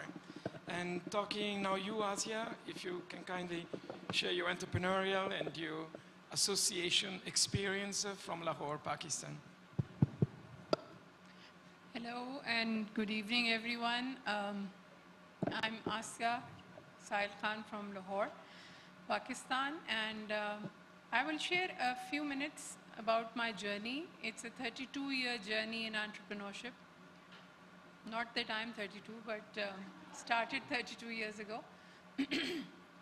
I was born into an industrial family. My father was one of the founders of the pharmaceutical industry in Pakistan, established in 1951. And he always wanted me to be a pharmacist and follow his footsteps. We are 7 siblings, and he wanted 4 daughters, 3 sons. But the visionary man wanted all of us in professional lines. So into my second year of pharmacy, I decided to give up the university and get married. And I did. And 8 years into my marriage, I lost my husband in an accident. So that's when my 32-year-old journey started. And I had to become the sole supporter for my 2 kids. One was 3, the other was 7. And I chose for my brothers and my mother not to support me, and I wanted to be the strong parent who brings up her own children. And that's the way my father brought me up. So that's when the journey started. I went back to the university, completed my degree of pharmacy. Simultaneously, it was another 3 years to go before I got my degree, and I could join the pharmaceutical company which my father made. My father had passed away 2 years before that. So I had to start a business where I could earn money. I didn't want to ask anyone. Both the kids were off to school. I needed money for their fee. I needed petrol for my car. I needed for all the requirements that I had. And I could have asked my father-in-law or my mother to give me that money, but I chose not to. I chose the difficult path, and I have no regrets. Today, both my children are very confident, and I brought them up on my own, educated them. They started their own businesses. So I started with 25,000 rupees each from my mother and my father-in-law. And I launched my own brand of clothes. And in Pakistan at that point, there were not many Western designers. I wasn't qualified to be a designer. I just got hold of 2-3 tailors, some Vogue magazines, GQ, and I started off. My first exhibition was October 1992. And out of the 50,000 I invested, I sold 55 pieces, which were over 80,000 rupees. So I was already in profit. And I had left over another 50 pieces. And as I did not have a shop, the Intercontinental was there in Lahore, and I did my exhibition there. And I thought, now what will I do with the rest of the clothes? And I went to Marriott Islamabad, and I had my exhibition there. And then there's no looking back. So I made men's suits for the last 32 years of my life. But I realized very soon, once I completed my pharmacy, I followed 2 careers all my life. As a pharmacist, I had the supply chain of my father's company. And as a designer, I have my own brand, have had my own brand for 32 years. So I realized that I need to understand what an Oxford collar is and what a French collar is and what a cutaway collar is, because the tailor is uneducated, he doesn't know it. So 3 summers I spent in London, and I learned pattern making and garment manufacturing in London. And that is how you build in the quality into the garment. So it has been a 32-year journey for me as a pharmacist, as a fashion designer, and as a single mother of 2. And I'm proud to say that today both my children are running their own successful businesses. I have 3 grandchildren. And along the way, I faced multiple difficulties, because the time that I started as an entrepreneur, there were not many women entrepreneurs. And I was into menswear. So there was no woman who was doing menswear in Pakistan. So it was really odd. I don't know how many of you understand Urdu or Hindi. Young boys would call me and would come and order a suit, and they said, we heard कि एक बंदी है लाहौर में जो suit बनाती है, तो हमने आपसे सूट बनवाना है. And it would turn out he was either my brother's classmate or my nephew's classmate, and so I was known as the bandi who makes suits.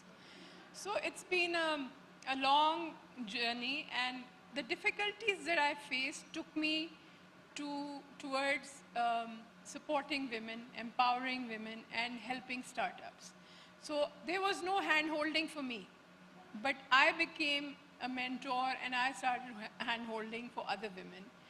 I joined the mainstream chamber, the Lahore Chamber of Commerce, one of the oldest chambers of Lahore, of Pakistan. It was made in 1938, before Pakistan was made. When I joined in 1995, I became a taxpayer, registered my company, and I became part of the chamber. I became a part of the chamber, but I was never allowed to come into the board. It was a male-dominated board till a new law came in 2008, where they had to have 2 women on the board. And that's when I finally came onto the board. Even now, I face a lot of glass ceiling. All the former presidents who make the decision who's going to be the next president, who's going to run for president, they say, sorry, Asya, but you're a woman, so we can't give you the position of president or vice president or senior vice president. I mean, they're very open about it. And I have had 3 terms on the board, and when they asked me to join last year, I said, I'm sorry, I'm not going to come on the reserved seat. You give me an open election seat, and I'm going to run for president. And they said, oh, okay. Can you give us a year to think about it? And I said, okay, take a year. But that's what I want, because the ones who have come after me don't have the same level of education, nor the experience, nor have they done that much. So I've been in women development and women empowerment. I've headed that at the Lahore Chamber of Commerce since 1995, so over 25 years. And once my children completed their degrees and they were working already, I applied for, at the age 55, I applied for Chevening Scholarship, and I got it. And at 55, I went and did my master's in gender and development from SOAS University, London. because being a pharmacist and a designer, I could teach them a few tricks. But as far as gender were concerned, I did not have the academic background. I was a pure science student. So it was a totally different ballgame for me that 1 year in London, 2014-15. 90% of the class was as old as my children, but it was very, very interesting. And when I got a distinction in my degree, and when I was leaving, the dean of SOAS Gender Studies said, Asya, I don't know if you learned anything from us, but we definitely learned a lot from you. I would argue with them for the development courses especially that, no, this is not how it happens. On the ground, it's not like this. You have to change it. You know, things have gone.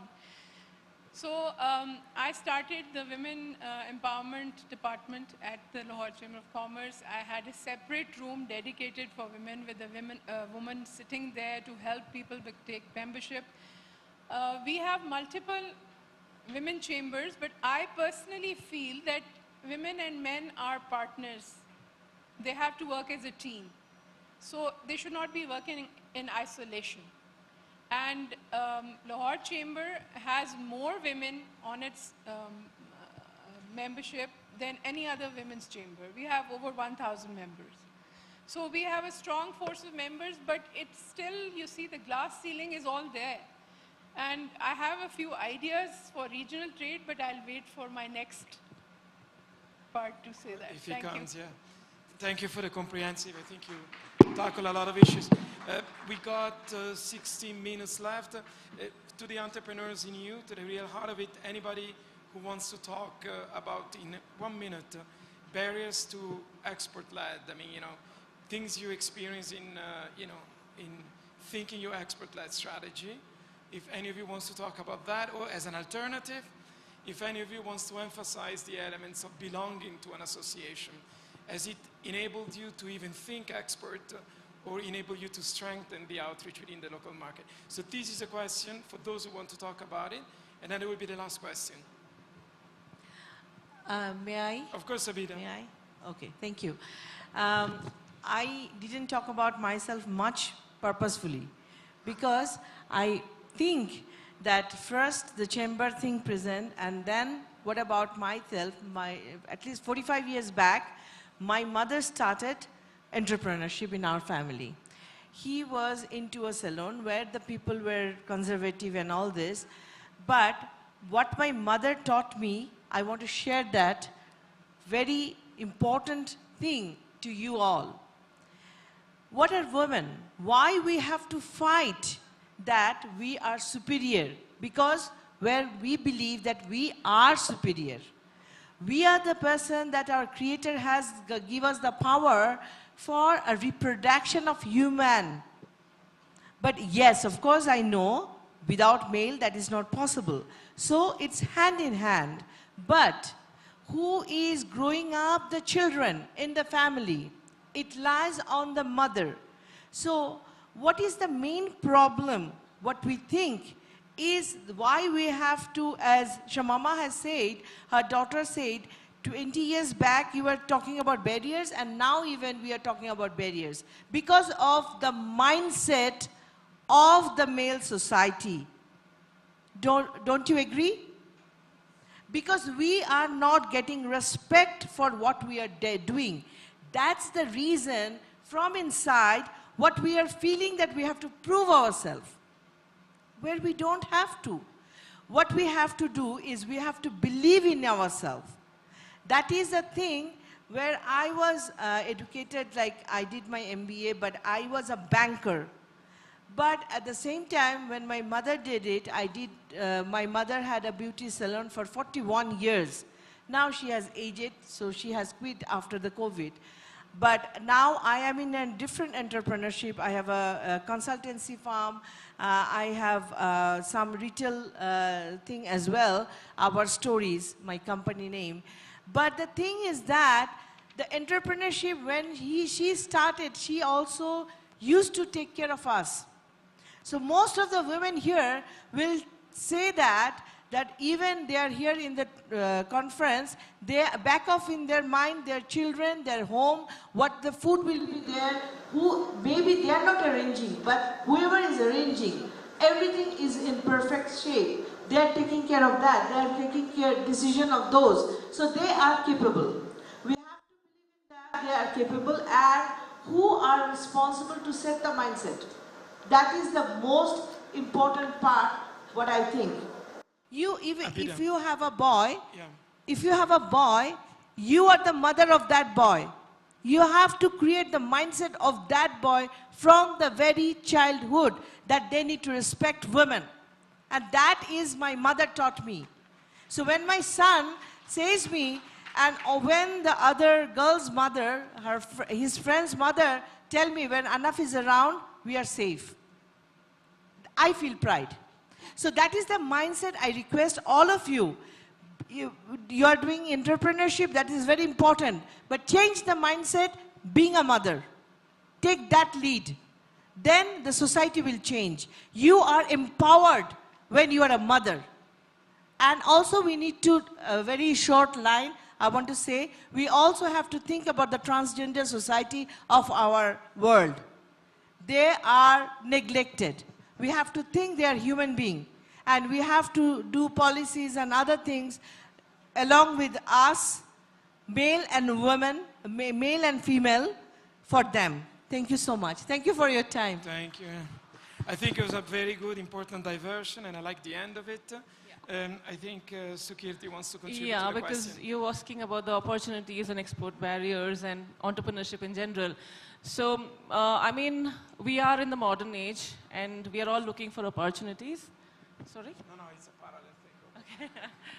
So, I'll just take a few minutes to let you know that the opportunities that we have as women entrepreneurs across borders, you know, it's immense. When I put in my group that I'm going to Nepal to give a talk, you know, we have more than 150, 200 members, and, you know, everybody started posting that, you know, I make pickles, I make handicrafts, I make saris, handloom. Can you find opportunities for us? And to know about it, according to World Bank, $4.09 trillion is the GDP of entire South Asia, out of which 78% is from India. So, you know, the opportunity is huge. It's up to you to collaborate with each other to make sure that we have opportunities. So, just 2-3 examples. I'll start with a person from Nepal. Her name is Proshish Golian. She's settled in Odisha. And you know what? She imports pickles from Nepal. You know, the homemakers in Nepal, they make pickles. She labels them under her own brand. And she's selling that in India and Odisha, and she's a huge success. So, you know, I mean, look at that. I mean, from Nepal, it's already coming to India, and people are loving it. So the opportunity is huge. We have a person called Bhavna. She's doing ready-mix tea. So now people don't even want to waste time putting sugar, milk, and tea together. So it's a ready mix. You just put hot water, and the tea is ready, right? So most of our 5-star hotels have started taking that instead of taking 3 different things. And she's making it really well. So she asked me, you know, ask the women entrepreneurs here. We can white label for them. And, you know, they can start it here. Why to reinvent the wheel? So, you know, we are modern age women, and technology is right at your palms. So use technology, use collaboration, use networking, and just keep growing. I mean, the world is full of opportunities, and there's no going back now. Thank you. Thank you. Vidushi, would you like to contribute to the export question? She's right when she talks about there are a lot of opportunities for export, but because of our country's situation, we're not able to export. You know, there are a lot of things that are preventing us from exporting. Like, of course, from Nepal, we've exported a lot of items like woolen carpets and pashminas and pickles and handicrafts and all of that. But I can talk for my industry, which makes shoes. We are the biggest exporter of footwear to India for the past 20 years now. And we also have stores in Australia, in Bahrain, in Qatar, in other many countries in Europe, we do export shoes. But then it's very, very difficult, you know, because of the country situation. Because when you talk about export, you are actually talking about competing with the world market. And when you are competing with the world market, you have to be competitive in every sense, like whether it's price, whether it's quality, and all of that. And even though we want to, but we cannot make it cost competitive because of the country situation, because of the financial situation of the country at the moment, because there's no money in the country, because bank loans are so high, because the land prices is so high, and because the labor cost is so high, our shoes is just more expensive than any other Chinese shoes or Vietnamese shoes. So there's no way we can compete. You know, last year I was in the US, and we launched our shoes over there. Thank you. We launched our shoes over there. People in the US, they loved the shoes. They were very happy about the fact that these shoes were made in Nepal, and they were very comfortable, durable, affordable, all of that. But when our actual consignment went to the US, the cost was so high, you know, because of the logistic cost and because of the custom duties of the US, which was like 37.5% on footwear. So there was no way we could export to the US. And it's been 2 years now, and I've been lobbying with the government. I've been trying to tell them that, you know, you should have a G2G talk with the government, because we are making shoes here. Not just us, there are like 300 other companies which are making shoes, and we can export. But the voices are not heard. So yes, there are opportunities, but there are a lot of challenges which needs to be addressed. Thank you. Thank you very much. Shamana. Thank you. I feel indebted that at this stage of my life and career, I must share the tricks of the trade that we've learned. So one thing that I've learned is exchange of best practices amongst the region. So our South Asian region, we have similar culture, we have similar problems. So the best thing is to learn from each other and exchange the best practices, take the model of one country and use it in the other country. We've been doing that. That's why I want to share it with you. We have this is informal group of few leaders from Sri Lanka, Bangladesh, Pakistan, India, Nepal, Bhutan, and we share our best practices, our successes with each other. And with the help of that, we have been able to be very successful in a very short time. We don't go through the hit and trial method.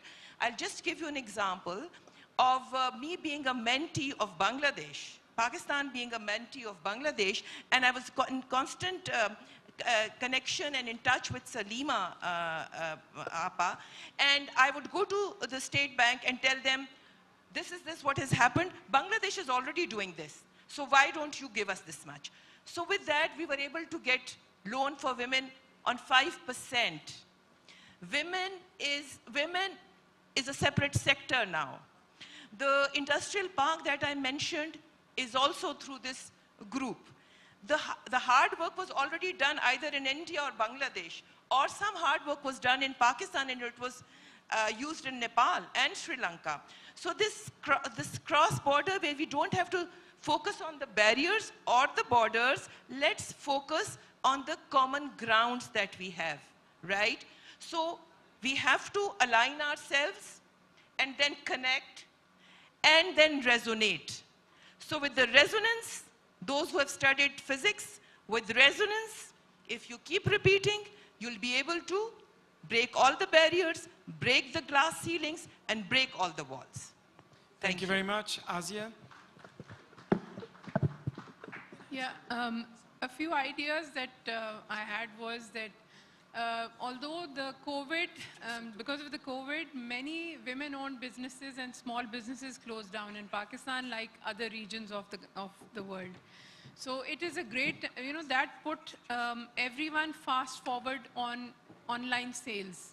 All big stores had to develop their websites, and this is a time of opportunity for women entrepreneurs who want to work from home, who make very amazing products. It's a good time to go digital. And it would be a great idea if World Bank or ADB would sponsor a safe website for the regional entrepreneurs, women entrepreneurs, to have small shops on that website where they can display their products and their prices and everything, and at least you get to know what the other women from other regional countries are making in their countries with their prices. And if this could be done, then it would be a great way forward. Secondly, I had this idea of why can't we have the South Asia Union, like the European Union, and facilitate trade for women to start with, to facilitate trade between the region and all the countries. Because what we face is custom duties, we face high courier prices, we face payment gateways. If these challenges could be dealt with, then we could do trade, at least the women could do trade within these countries. I would love to trade with all of you. Thank you, Azia. Naza and Nange, you heard so much about issues about men. Actually, Appa was almost lecturing us a few moments ago. Yes, exactly. Any views, any suggestions to men entrepreneurs? Exactly. Or? Maybe my suggestions would be quite undermined, but I have happened to learn a lot because in my country, in Maldives, we do have women entrepreneurs who are very well established, but we happen to be in a country where most of the materials happen to be imported. We don't have our own raw material access to the much there where we can actually produce something. But yeah, we happen to have a lot of women entrepreneurs working on different areas, be it in the beauty area or technology area or fishing or tourism industry. Wherever we look in our country, we'll see women leading actually. But yeah, then again, like Abida said, we do happen to have this mindset. But then again, if we happen to sit and work on we focus on eliminating the mindset, then we'll be wasting a lot of time actually. And talking about the barriers, I think we all know the barriers are there. But if we happen to again think about the barriers, then there won't be any time for us to move forward and work on what we want to achieve, right? So yeah, like Shamama said, I would really love to incorporate those best practices, yeah, among our culture, our corporation, or whatever association that we can move forward and help to establish their works with. Yes, I happen to learn a lot. Thank you very much. I think we wanted to take the challenge of the 45 seconds, but I think we've been excellent, not good in timing. So maybe you can give us 2 more minutes so that we can not gonna hear the little alarm. But anyway, go ahead, and then I have 1 minute to conclude. I think we are facing the same problems to export products in the international markets. When it comes to Bhutan, our volume is very small, and to export in the international market, we are not able to compete.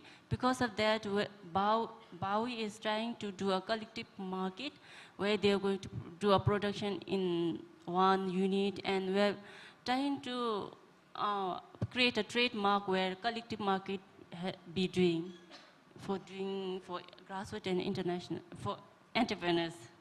Thank you very much. To conclude, because we've got 1 minute 39 of gift, and to simply remind the audience that if you look at the brochure that was done by very well done, by the way, by the organizers, you can see that you can just go through their bibliography, and you can see a huge amount of literature that identify all the barriers to exports. I mean, there's lots of things they've done, and by simply checking the web line, I was able to do a beautiful summary about the barriers. But perhaps, as I think some of you hinted, this is the beginning, and I'm looking at the organizer down there, this is the beginning of something else that can be developed, I think, as much as the Confederation on Nepali Industry deems wise. But I think what I can witness today is a desire and the ambition to keep sharing. And I think on behalf of the Asian Development Bank and some colleagues from other organizations that I see in the second row, I think we look forward to listening up and facilitate this amazing journey, which is your journey on your terms. So thank you very much, and thank you to CNI and to WLFP. And thank you.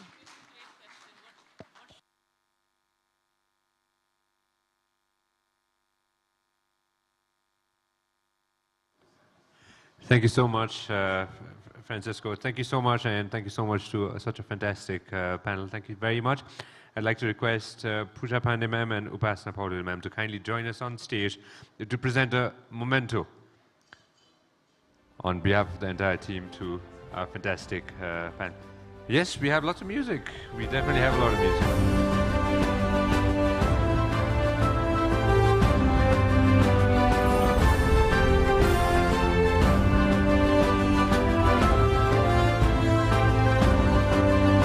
Our moderator, Francesco Tornieri from ADB, thank you so much for being a fantastic moderator.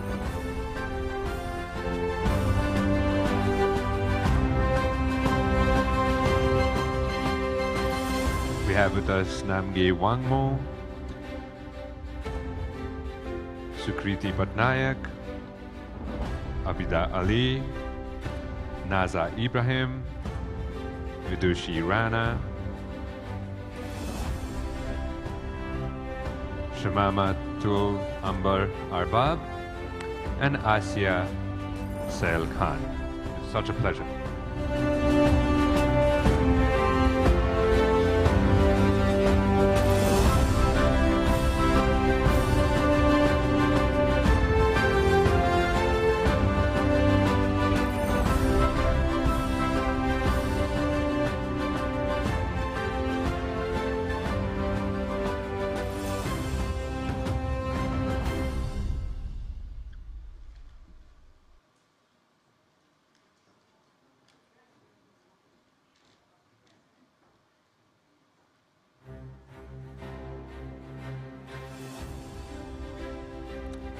Ladies and gentlemen, please put your hands together for our panel.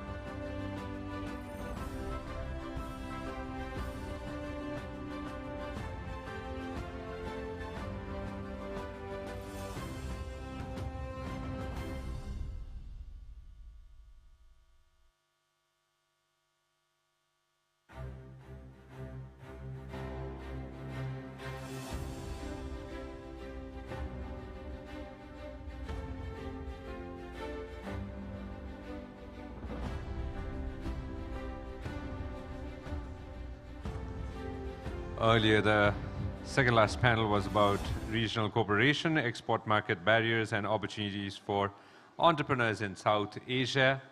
And I see our moderator for our next and our final panel for the evening, for the summit. The panel is Unlocking Possibilities, Ways to Influence Policy to Accelerate Women's Leadership. It is policy, and it's an immense pleasure to start off by inviting our moderator for the session. She's the first Nepali member of UN CEDAW, Convention of Elimination of Discrimination Against Women Committee, since 2017. She served as vice chair of the committee from 2018 to 2020. She's also a member of UNFPA High-Level Commission on ICPD 25 follow-up. Please put your hands together and help me welcome Vandana Rana. Yes, ma'am. Yes, ma'am. I'm good, ma'am. I'm good. Last time we met, it was on the podcast. Such a pleasure to see you, ma'am. I'd like to go ahead and invite our speakers. I'd like to start off by inviting Mamta Sivakoti.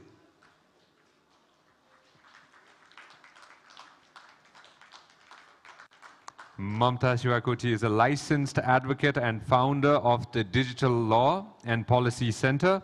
Apart from a professional practice of law, she runs a legal literacy campaign via social media in Nepal. And just this morning, I was having a look at one of your videos. So always amazing. Such a pleasure to have you here. I'd like to invite our next speaker, Rishu Aryal. Rishu Aryal Dhungana currently serves as the education advisor to the mayor of Kathmandu Metropolitan City. She is also an experienced educational leader who chaired the board of tech for Nepal for several years. We'd like to invite Sabnam Shivakoti.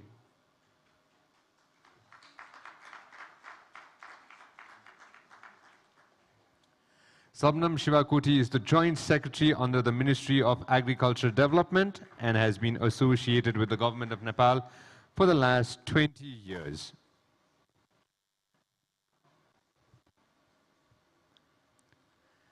And I'd like to go ahead and invite Nandini Lahe Thapa. Nandini ma'am is the Senior Director of Tourism Marketing and Promotion at the Nepal Tourism Board. With over 2.5 decades in tourism industry, she is a member of the founding team of Nepal Tourism Board. Thank you so much for being here, and Mother ma'am, off to you. How do I? Okay, it's okay. Thank you so much, Sanjay. It's a pleasure to see you. Good evening, everyone. I know it's the end of the day of a very, very interesting Women's Leadership Summit, particularly for me, who's really dedicated more than 3 decades on trying to promote women's leadership. So I'm very happy to see that you are still interested after all those heavy sessions that I'm sure you've been listening to. And I know this is the last session. We hope to make it as short and interesting and interactive as much as possible. This panel discussion is about policies. Policies to promote women's position in the leadership, in the decision making. Whether there are policies, are these policies really working?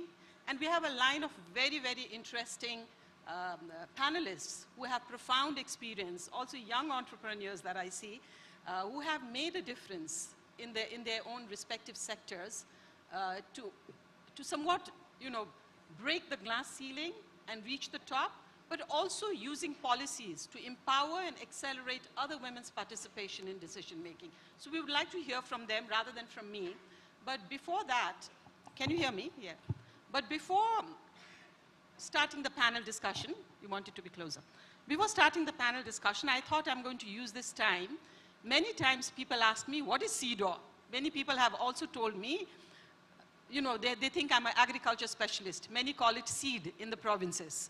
So I'm a seed expert at times. So I think this is a Women's Leadership Summit where every woman who are participating here, who are attending this session, should go back from this hall at least knowing briefly what CEDAW is, because it's all related to women's leadership, it's all related to women's participation, women's rights, everything. So unless and until you know CEDAW, you will not be able to understand women's leadership much. So it's not that I'm orienting you, but just telling you briefly that CEDAW stands for Convention on the Elimination of Discrimination Against Women.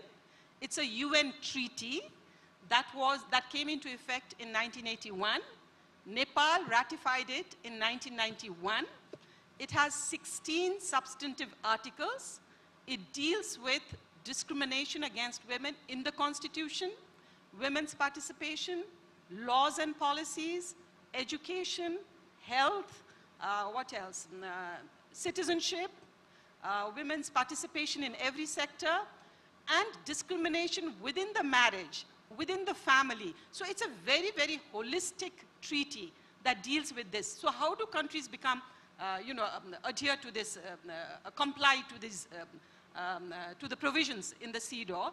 Is because if you have ratified CEDAW, you need to send a report to the CEDAW committee every 4 years on how the country has fared on those 16 articles. So the CEDAW committee examines that, calls the country for a face-to-face dialogue, asks them questions. It's a very vigorous constructive dialogue, it's called. It's called a constructive dialogue, and based on the constructive dialogue, a set of recommendations is sent to the government where the government needs to implement it for the next 4 years and report again. So it's a very accountable mechanism, you see. And now, in terms of this panel, we are talking about participation. So how does CEDAW relate to participation? CEDAW Article 4 is about temporary special measures. All that we hear about, Arachan, reservation, quota, that is what CEDAW propagates. Not only just to Nepal and least developed countries, also to the most developed countries, you need to adopt temporary special measures in terms of reservations, quota for a temporary period, unless and until we have equal participation of women in every sector, in every position.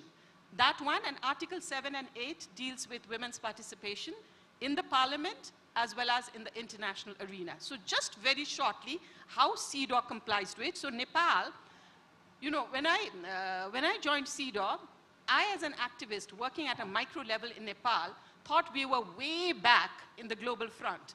But when I went to CEDAW, comparatively speaking, I'm very proud to say that Nepal has many policies, much, much more better than many countries in the world.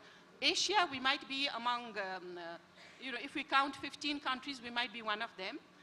Even sometimes when we talk about sexual minorities and rights, we are even more advanced than European countries in terms of giving recognition. But I'm not saying here that we are the best. Of course, implementation is a huge problem.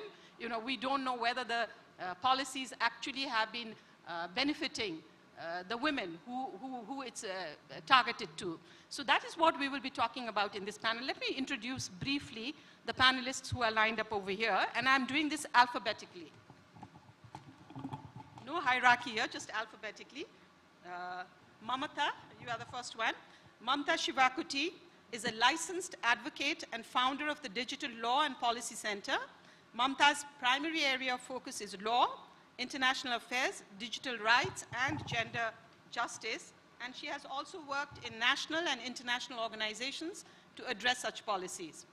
Very interestingly, she runs a legal literacy campaign via social media, and her digital campaign, The Digital Lawyer, since 2020, has been recognized in various national newspapers, podcasts, videos, and has 120K followers on TikTok, 10K followers on Instagram and YouTube. She posts videos to educate people on their rights and laws of Nepal, specifically on issues of gender-based violence, rights of child, and general civil and criminal provisions of Nepal. So if you don't know, if you are confused, you don't know about your legal rights, perhaps you could watch your video and follow her. I will do that. That's what I promised her. So she's one of our first panelists. And then we have Ms. Nandini Lahe Thapa, who many of you, I'm sure, know, is a senior director at the Nepal Tourism Board with over 3.5 decades in the tourism industry. She's one of the founder team members of the Nepal Tourism Board and has profound experience and knowledge in driving Nepal's tourism in the global market. She has been an integral part of all major tourism campaigns. Nandini is passionate about taking Nepal's tourism to the next level and wants to see more women at the decision-making level in the tourism industry. She is fluent in 6 languages. Now that's really a feat, I must say. And our next panelist is Reshu, who also happens to be my student. I discovered that while talking to her now. So Reshu Arial Dungana currently serves as the education advisor to the mayor of Kathmandu. She's an experienced educational leader who chaired the board of Teach for Nepal. She's also the founder of Habeli Outdoor Learning Center, a center dedicated to creating opportunities for children to learn in and from nature. She has a master's in leadership and educational change from the National Institute of Education, Singapore, and Teachers College, Columbia University. She received the Alumni Achievement Award 2017 from Nanyang Technological University in Singapore as a recognition for her contribution to educational leadership and change in Nepal. And last but not least, we have a very profound panelist here who comes from the government sector as a bureaucrat, I must say. She is Joint Secretary Shabnam Shivakoti. She's at the Ministry of Agriculture and Livestock Development. And prior to this, she was a Province Secretary in Ministry of Land Management, Agriculture and Cooperatives of Gandaki Province. She is actively involved in agriculture, land management, and cooperative-related policy development, program planning, and implementation support in the federal government, provincial government, and other non-governmental stakeholders. So you see, we have four very profound women panelists from diverse backgrounds. So we hope to, but then the focus is on policies related to women's participation in leadership, in decision making. So we would like to hear from them from their respective fields as to what are the policies that are there and what are the innovative changes they themselves have made in this area. So my first panelist is Mamata again. Just to explain the procedure, we will have 2 rounds of questions to you. I will pose 2 rounds of questions to you. And I hope that you will respond in 2 to 3 minutes. So be very specific so that we have enough time, for some question and answer as well. And the first round, I would like to focus on existing policies. So Mamata, as a law practitioner and digital educator, what in your opinion are the most significant legal policies in terms of promoting women's participation, and also whether they are really working, whether they are really effective? Yes, over to you. Thank you, ma'am, for such a lovely introduction. And hello, everyone. So just getting on with the question, as we don't have much time. So looking back at the history of Nepal, ours is a country that claims to worship women in their different forms. And we are very proud of it. But at the same time, if we look at our history of laws, the way policies have been formulated, the ways our scriptures talk about women's rights, ours also is the country where in the first codified law, it was mentioned that a woman should be married before her first menstruation. And that women are land, and her sole duty is to produce and give conducive environment to the seed. So that is how the norms have been reflected in our policy. So when we compare from the first codified law to where we are right now, we definitely see a lot of developments. And these developments came with a lot of influential figures and a lot of campaigns and a lot of struggle, including recommendations from CEDA, from strategic litigation, among others. So just looking at the current policies that contribute to women leadership, while the term leadership, women leadership is itself quite vague. Now, it consists of a lot of cross-cutting areas such as participation itself in politics, in entrepreneurship, in other areas of our society. Second, it comes to protection from any forms of violence. Third, it comes to us exercising our civil and political right, including right to property and other entrepreneurial rights that we have. And lastly, rights relating to our biology, like reproductive and maternity-related rights. And I'm very glad to say that all of these areas have been somewhat addressed by our policy itself. The Constitution of Nepal, 2072, in its Article 38, has actually provided these rights as some of our fundamental rights. For example, it says that women are equal to men in all aspects. And women participation is to be encouraged even through positive discrimination such as quotas and reservation. And another one is women have equal right to parental property, which was not a case before.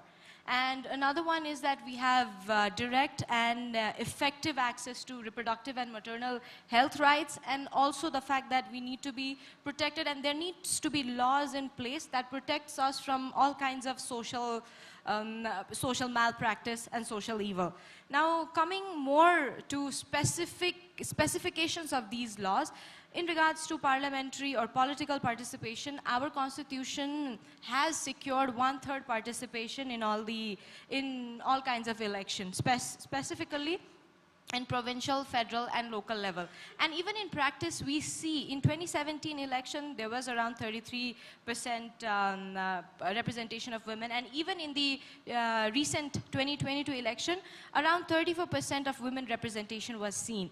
But the sad fact is that most of the representation come from proportional system, where we are taken as quota itself, just representation of quota, and there were very few women who actually got elected through direct election, where you actually put out a candidate from a party. So still, regardless of there being policies in place, still in practice we see women representation becoming, because it has to be under our constitution. Otherwise, the political parties cannot actually move forth with whatever their representation or nomination is. Now, in regards to violence against women as well, very recently we've seen quite a few changes in regards to laws on rape, in regards to laws on acid attack. Can you believe before 2015, acid attack was given similar gravity as simple hurt or battery, and the punishment could range from up to 2 months. It could be as low as 2 months imprisonment or $10 of fine. But now, after the 2015 campaign that we went through, and many of you influential people actually carried out this campaign, and now we have quite strict regulation when it comes to even selling of acid, and punishments have also increased as in part of it.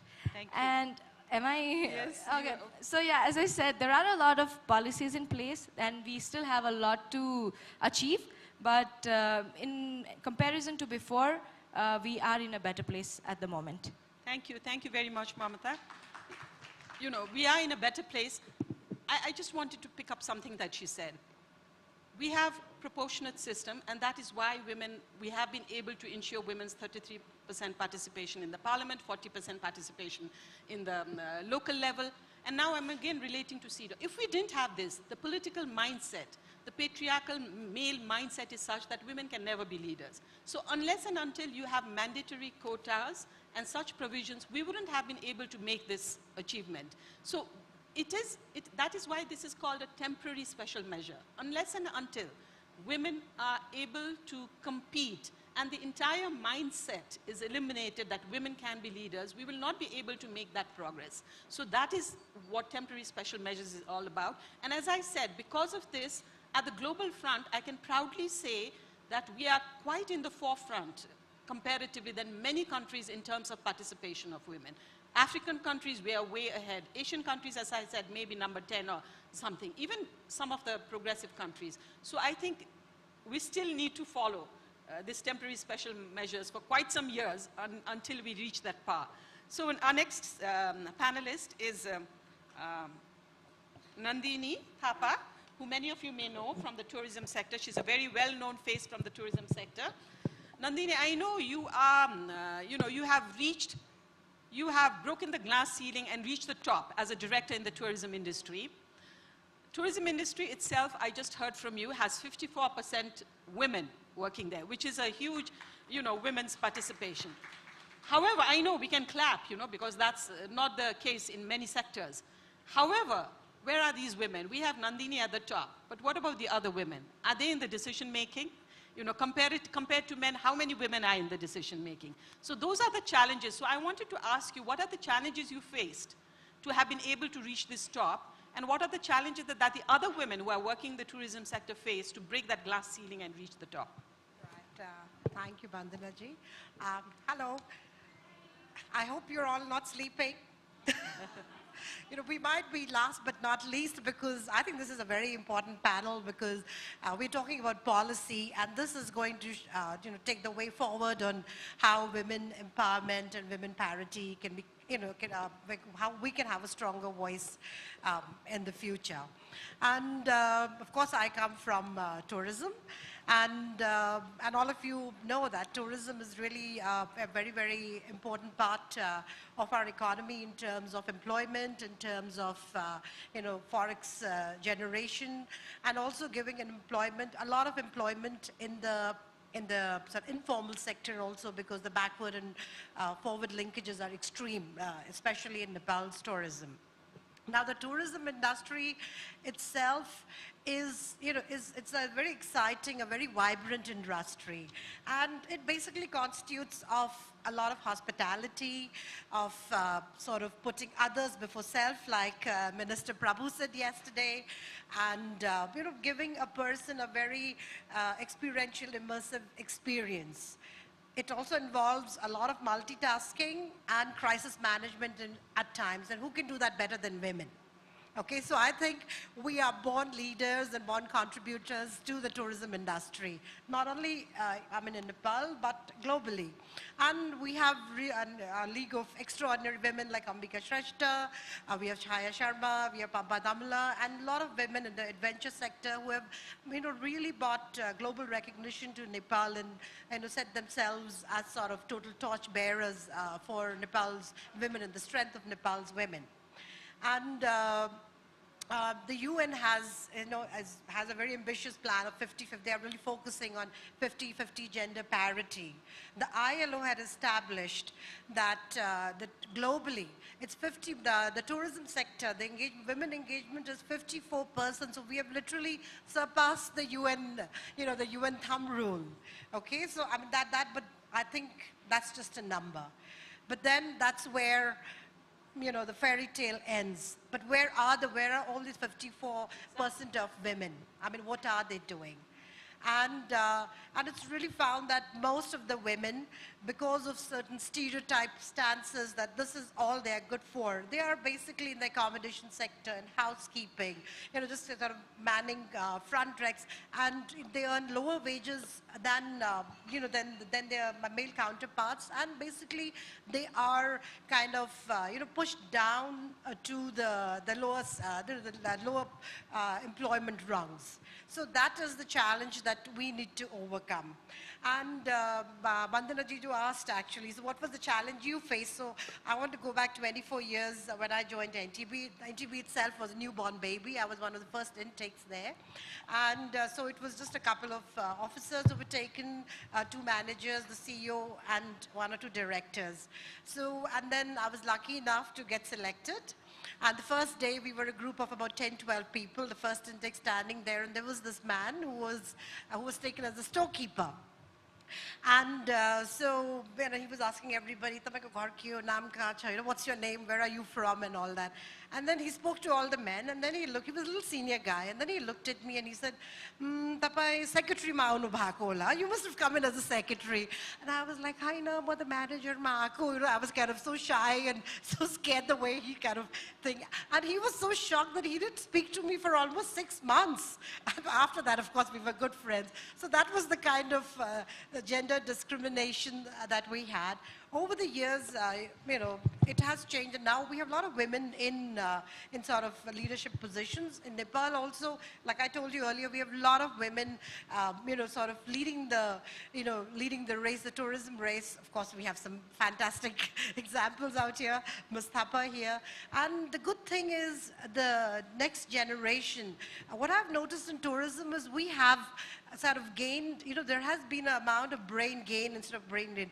The second generation generation of a lot of tourism entrepreneurs, you know, people are established, their kids and their daughters are coming back and taking up the reins. So, I mean, I see a great future for tourism. The last point I want to make is that COVID-19 has been a big eye-opener for, you know, for women parity and for women's cause. And probably in my next question, I'll elaborate a little more on that. Thank you. Thank you, Nandini. Kudos to you for your leadership and for your efforts to encourage others to follow your steps as well. But I would like to pick one word that you said: stereotyping, stereotypical. You know, stereotyping, harmful gender stereotyping is the worst form of stereotyping which we need to face, which needs to be tackled to promote women's leadership. No matter what field you are in, it's always like women can't be leaders.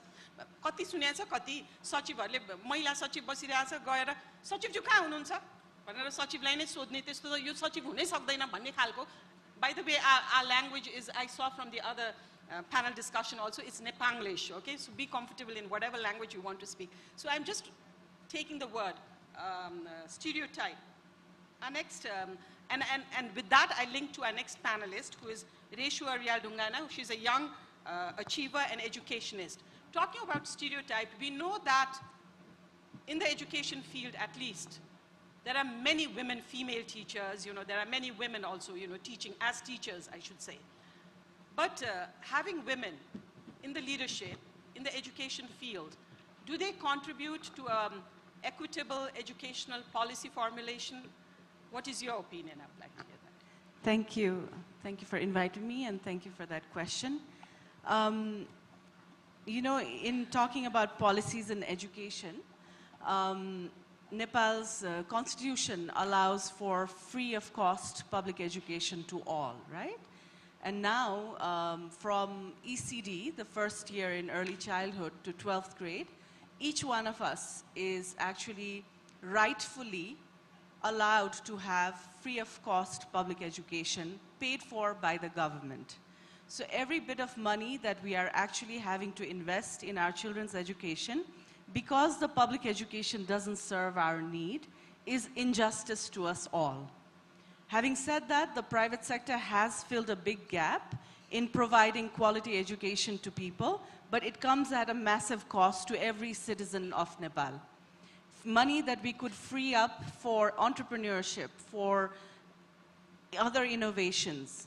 Hard-working women selling churpi in street side is paying for her child's education in some private school because the reputation as well as delivery of public schools has been so poor, right? So we are in fact not able to realize our fundamental rights that has been ensured to us by the Constitution, that is free of cost education to all Nepalis. So in that we are set behind.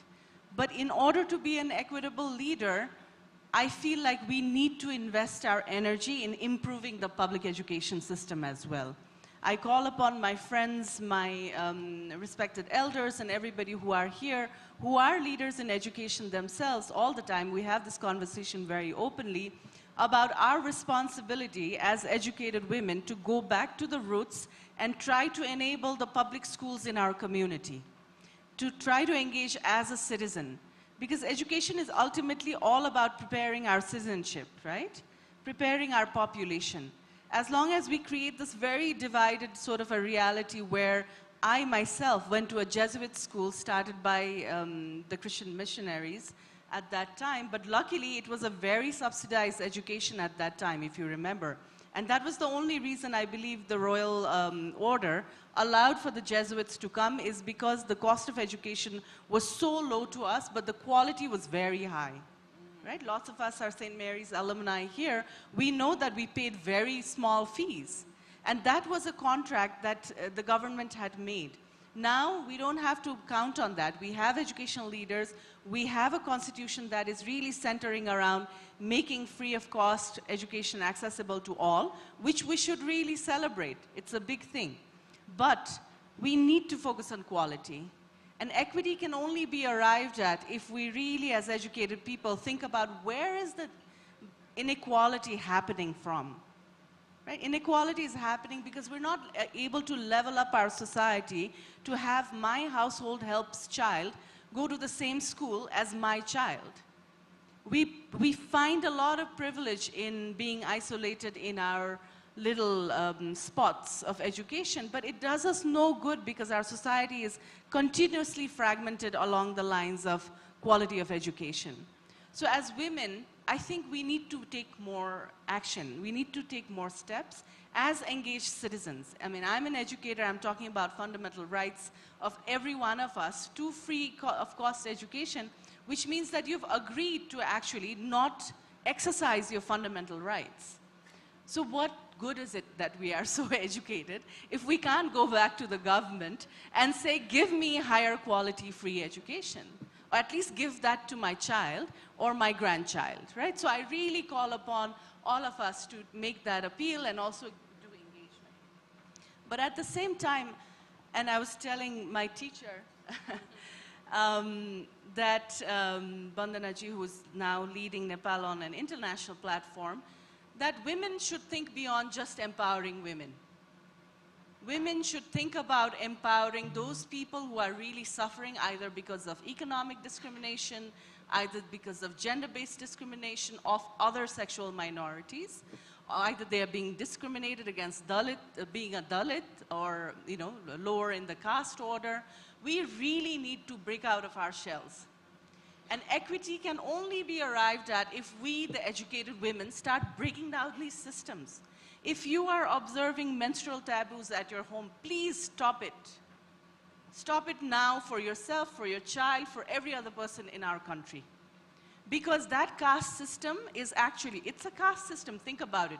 Untouchability is part of the caste system. And when menstruation renders a woman untouchable, and when all of us bright women over here endorse that untouchability in our households or in our ways of being in the world, we are actually supporting this whole caste order. So please, please, please, screw that. Kali doesn't care if you're bleeding. Okay, thank you, Rishu. Thank you very much for that strong message. Two very strong messages. In a society where everyone wants to send their children to private schools, what we need to do is also contribute to improving and strengthening public education. I think that's our responsibility. That was one of the messages that you were telling everyone. And then, of course, empowering women is there, but also empowering the underprivileged, the minority, the sexual minorities. That is also our responsibility, and addressing harmful practices as well. Okay. Thank you, Rishu. And last, but very profound personality. She's the Joint Secretary at the Ministry of Agriculture and has profound experience in this sector. Madam, from you, I want to know, what are the policies that are there within the agriculture sector to promote or accelerate women's participation in decision making? Because agriculture is a sector which is so close to women. They contribute so much. Thank you, ma'am, for the question. And also, I'd like to thank CNI for this opportunity. It's great to see many women leaders here, because when I started my career some 25 years back, it was very difficult to spot a woman in a hall, especially when in the government sector. But now, coming from this stage to now, I think it's not just in the overall sector, broader policies, but also in the agriculture sector, there has been a lot of positive changes that has happened, and through a lot of policy interventions.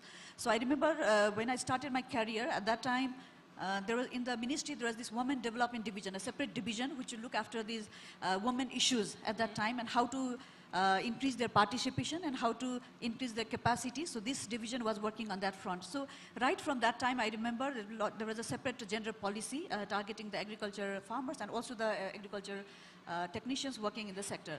But while coming now, I think in most of our cross policy, like there's different commodity policies and agriculture policies, agribusiness policies, so there are several policies under the agriculture ministry. And these has given a space for the women participation, especially in the participation. So initially it was increasing their participation in the training or some of the activities only. But now, while looking at the policy now and the very legal provisions, there has been a lot of space given to women at the decision-making front also. So in the federal level also, in many of the steering committees that are chaired by the minister or chaired by the secretaries, there is participation of the woman entrepreneur or woman expert or women farmers. So the mechanism is there so that they are informed about the policy decisions. So, and then also when we have this long-term 20 years agriculture development strategy in place, so that after that policy, we realize that because women are the main farmers here. Because when you talk about the farmers, larger percentage of these farmers are women. So how to address the concerns of these women and how to enhance their capacity. So for that, under this agriculture development strategy, a separate gender strategy for the agriculture sector for women has been in place. And we have been practicing this gender responsive budget also. But while coming, saying this all, but when we look at the implementation aspect, then I'm not very encouraged to see that we have achieved a lot. Although there have been a lot of changes, positive changes there, but if you look at the overall perspective from whether those programs how they have really empowered the women, agriculture farmers, or the women experts which are working in the agriculture technicians, which are working in the field, I think there has been a lot of achievements has been made, but still a lot to be done. Absolutely. So yeah, I'll just stop here. Thank you. Thank you. Thank you so much to all the 4 panelists. I think from them what we gather is we have made progress, definitely. From where we were, we have come quite ahead. Nationally, globally, we have made a stride. But we still have more to do and a long way to go. And we have to work collectively to do that from each of our sectors. That's extremely required. I will go on a second round, but this time I really want you to give 2 minutes and reflect on your own achievements. What is it specifically? You could share your personal experience that whether you have formulated a policy, or whether you have changed a policy, or whether you have used a policy to promote young entrepreneurs, to encourage young people to particularly women's participation. What is it that you have done from your own area? So, Mamta ji, starting from you, from your digital and your law experience, what is it that you see that we need to do, or what you have done as a personally on a personal? So the discussion here sounds quite daunting, right? Policy making, trying to influence policy, interacting with policymakers. So being a 27-year-old myself and engaging, like being a young professional myself, many a times I've wondered what my role would actually be, because I do not have the position, the prestige, the power as of now to actually influence such policies in a manner that is very substantive. That is what I used to think. And my experience that I'm sharing right now is more for young people out there like me who find themselves in a rather precarious position where they know that there needs to be a change, but they don't know how they can actually start to make a change. So a very easy answer to it, and I'm pretty sure all of you have seen this once or twice on your feed as well, is social media campaigning. Being a digital lawyer myself, I might be a little biased to it, but let me give a few examples on how social media campaigns have actually impacted the policies within Nepal as well, and outside Nepal. Very recently on TikTok or on Instagram, I'm pretty sure many of us have seen a hashtag trending called Dance for Iran. Yeah? So that is an example. What happened was Iranian government actually I would use the word persecuted actually, because they persecuted 5 young women because they were dancing on an English song saying that it was provocative, among other things. And the entire world came in solidarity. There was this hashtag used, Dance for Iran, where women, men, and people from various background came together and danced on that very song and used this hashtag. And similar kind of successful campaign in Nepal can be seen through Me Too, can be seen through Enough is Enough, and it can also be seen through the 2015 widespread campaign on why regulation on acid attack is not as prominent as it should be.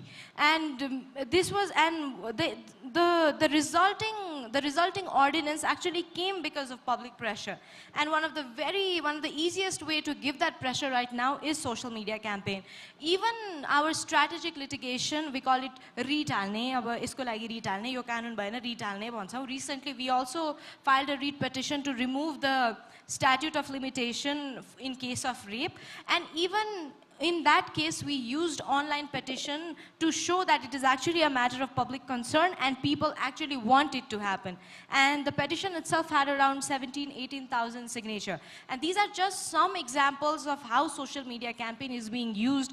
Alternatively, what you could also do is engage in, I'm pretty sure there are a lot of women who are engaged in coding right now, in technologies. So a way to empower them while also influencing policies would be to organize hackathons, where women coders, they actually come together and they develop softwares or they develop certain campaigns that would actually work in enhancing women leadership and women participation.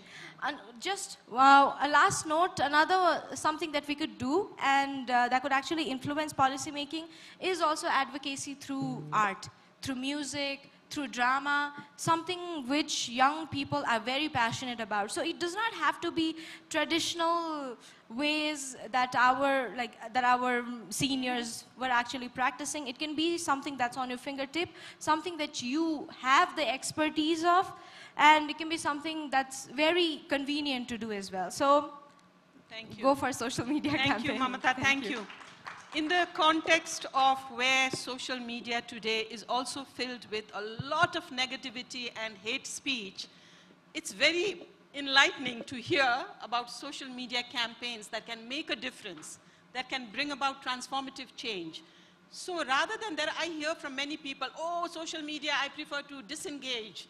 I prefer not to be engaged in it. But I think if more people, positive people say that, it will even be more filled with negativity. So I think people like us who are conscious, who are eager to bring about change, need to engage with social media campaigns to bring about that transformative change and to make a difference. So with that, I think I'll just go like this. So Rishu, you next, what is it, your personal innovation which you think works to bring about this change? Innovation? Yeah, what innovation, what in your thoughts or any experience that you have had? I think safeguarding women is one of the ways in which we can invite more women to be part of our workforce. And safeguarding in different ways, right? Like during COVID, there was the lockdown, all of us were isolated, but then there was informal opening of the lockdown where people started going back to work, right? But the schools were closed. And so I was a leader of an organization where I realized that it wasn't just the women, but mostly women who were really bearing the brunt of having to be present as a homemaker, as well as a mother, but also as a professional. The fathers, I'm sure, went through it as well, but because we have gender discrimination even inside most households, I think they weren't so burdened with childcare or cooking and those sort of responsibilities. So as a policy, we decided to allow young mothers to just stay at home because our staff needed that break. Like, even though technically it was a project that was expected to send back its staff on office site, we created an internal policy that safeguarded a woman in the sense of not creating extra stress for her to come back to work at that time. But other than that, on the safeguarding front, it's very easy to talk about like protection of women and sort of gender-based violence and how do we react. But when some cases come to you where major violations have happened within your organization, it's not an innovation, but it is a very hard project of running through an entire inquiry system, talking to our staff, finding out what were the contexts in which some of these abuses happened, and actually taking someone to the point of being jailed, right? Because there has been violation of a minor in this context. So I come from a point of view where I'm starting to realize as a middle-aged woman now, is that we don't always need innovations. I think we need a little bit of gumption and a little bit of courage to implement what's already there in the books, what's already there that's actually guiding our laws and our society, right? Our law, let's say, is our biggest protector in this modern state. So I just feel like us finding the courage and finding a community that backs us up on taking morally right actions, but also that put law in the front and exercise the law to the protection of people who've been violated, and such things is really important. So I'm not too innovative, but I'm very dedicated in delivering on promises that we think we need to make as And I think it's educators. women who actually care about delivering, you know, because you talked about COVID, the impact of COVID in terms of how the gender-based violence also increased during that time, and you talked about other issues where women lost their jobs, women needed to, they had double, triple burdens. But because there was a conscious woman at the workforce, those policies that you could adopt. So having a woman in the leadership, in decision making, can use those policies which are already there to be able to suit women, particularly in terms of disaster, you know, in terms of any other issues like the pandemic that we had. So thank you. I mean, when I said innovative, these are things people don't even use, but you were using policies to suit women to be able to better cater to their needs. So thank you so much. And now, Shabnam ji. Haju. I think since I've been working in the policy for a long time, so my role has been mostly influencing the policy itself, because every time we formulate a policy, I know that I've been there for quite some time. And there are many the government officials who are, when they're formulating a policy or a law, many of them claim to be very gender sensitive. But when it comes to the different provisions that is in the provision in the policy documents, then often they're silent. So that continuous, that nudge is what I keep doing, you know, in the ministry. And then also, I think I am able to kind of, many of the youngsters, you know, the young officers, they look up to me in a way that, because we can also reach to a certain position and can influence the policy. So that way, in a way, we're grooming those newcomers as well, new officials as well. So basically, my intervention would be on any policy that has direct impact on the women, be it farmers or women as a through the food and nutrition security approaches, how it impacts the women at large. So all this policy, what is the provision for the women, how women can get those capacity, how their participation ensured. So that is one aspect that I look into more cautiously. And second would be, of course, on enhancing their capacity or or bringing them in any kind of these policy discussions also, because I have seen that at many times the women are there in the hall or in the discussion forums, but they are silent. So when they see the women leaders also, you know, representing in those forums, then they speak up. So I think that is how I keep motivating them to put their ideas and to put their concerns. But having said all this, when we're talking about the policy influence, despite all those policy interventions, what we have not been able to achieve is that the major concern for the women farmers are still the access to the finance and access to the assets. So that is one area where we have been struggling, so that how these women can access those finance and other facilities. So this is where we keep nudging. So that is my role has been more of on the continuous nudging. I think I can say enhancing capacity, amplifying women's voice for their meaningful participation. Because we have women, as you said, they are silent sometimes. So we have to make sure that their participation is meaningful. And that can be done only by enhancing their participation and creating a sensitive environment, a conducive environment where they can talk. Okay, Nandini, you are the last one to share your personal experience. Okay. Thank you.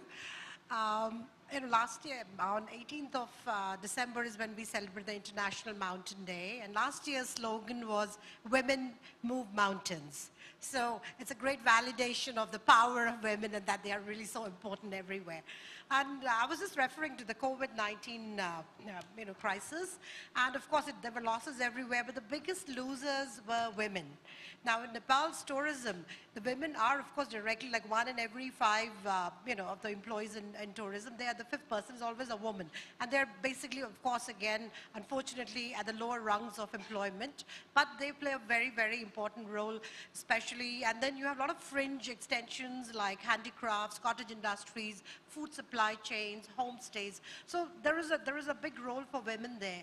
Now what happened with COVID-19 is, especially when we came up with the revival and recovery strategy, majorly taken over by the UN WTO, but then adopted by all of us, there was a very sharp focus on women empowerment and women parity, which I think is fantastic for us. And that has made us, I mean, like when I say us, the NTOs, the government, to really focus on women empowerment at all levels. And it had, like, at the tourism board, now I'm just sharing, what we did. Because I think this acceptance of women empowerment, leadership, it has to come from the top. The top echelons have to accept that yes, a woman can do so much and even more than them. And that sort of paradigm shift is already quite evident. And also the pressure has to come from the women below. Very recently, last week, we got a letter from the Nepal's Administrative Staff College, offering a 3-day workshop for women leadership, for the young girls. And coincidentally, I get all the documents that come to NTU on my table. So I put it to the SMT so to decide who's going to go. But before that, I have a women's group. So I just scan it and send it to the girls so that they also make a voice and they don't miss this opportunity. So it kind of works both ways. Now, this kind of women's empowerment and the gender parity has to be literally woven into the fabric of any organization's missions, values, vision. Only then it's going to work, because policies have been there forever. I have like 5 feet high tourism policies next to my table, but then policies are policies, and they will not work unless we have a proper implementation mechanism in place. And even more important, monitoring and evaluation of whether these policies have worked or not. I think that's where our focus should be. That should be our biggest takeaway, that, this monitoring and evaluation of, has it worked or has it been done or not. Now, quickly, if you just give me half a minute, I really want to share what we did. So now with COVID, the women in tourism in Nepal, they really suffered a lot. They had absolutely no income. And so the tourism board, we kind of, we partnered with the UNDP, and we ran this project called the STLRP, which was Sustainable Tourism Livelihood Project, where people were given jobs, in tourism, so that they don't go in for alternate, they don't leave the country and go and work in Dubai or wherever. And our focus was always women, and me being there, of course, I always ensure that women participation is there. And,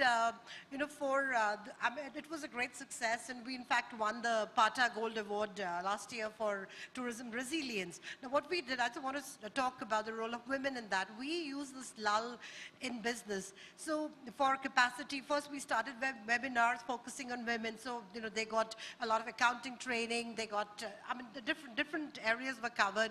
And then we did, in Karnali, we did all women rafting guides. That was for the first time. And then trekking guide training and homestay training. So we really empowered a lot of women. And it turned out so well that we are planning to continue this. And the most interesting one, the one we are going to do next, is we are training the assistant trekking guides to cater to the LGBTQI+ market, the pink dollar. That is one of the most valuable, the most high-end tourists, the most sensitive, environmentally and culturally conscious tourists you could have in the future. So that is what we've been doing, and it's been a great experience. Thank you, Nandini. We've heard from 4 exceptional leaders from their own grounds. But I wanted to add also, and this has been a very interesting interaction, but when we talk about women's leadership, bringing women to decision-making, tackling the stereotypes, the conversation cannot be limited to women only. We need to talk to men. We need to have men in these forums. And I see very sensitive men like Pukardji staying there, a few, but it's predominantly women here, and I acknowledge all the women leaders who are present here. Sachivji, I acknowledge your presence also. Thank you so much, and yours as well. But I think we need to have a very, open conversation where we ensure that we have men as well as women when we initiate these conversations. And I had actually initiated a campaign, Say No to All Male Panels, and I'm very sorry today that we have all female panels. I would have loved it if we had one speaker at least as a male, because when we say no to all male panel, it should be the other way around also, that say no to all female panel. Although this is a Women's Leaders Summit, it's very specific, perhaps I can take that excuse. But that is what it is. I don't know about the organizers, do we have time for a few questions? Can we take a few questions? There is Pukarji is raising his hand, so I'm going to take his question. All right. Is there a mic?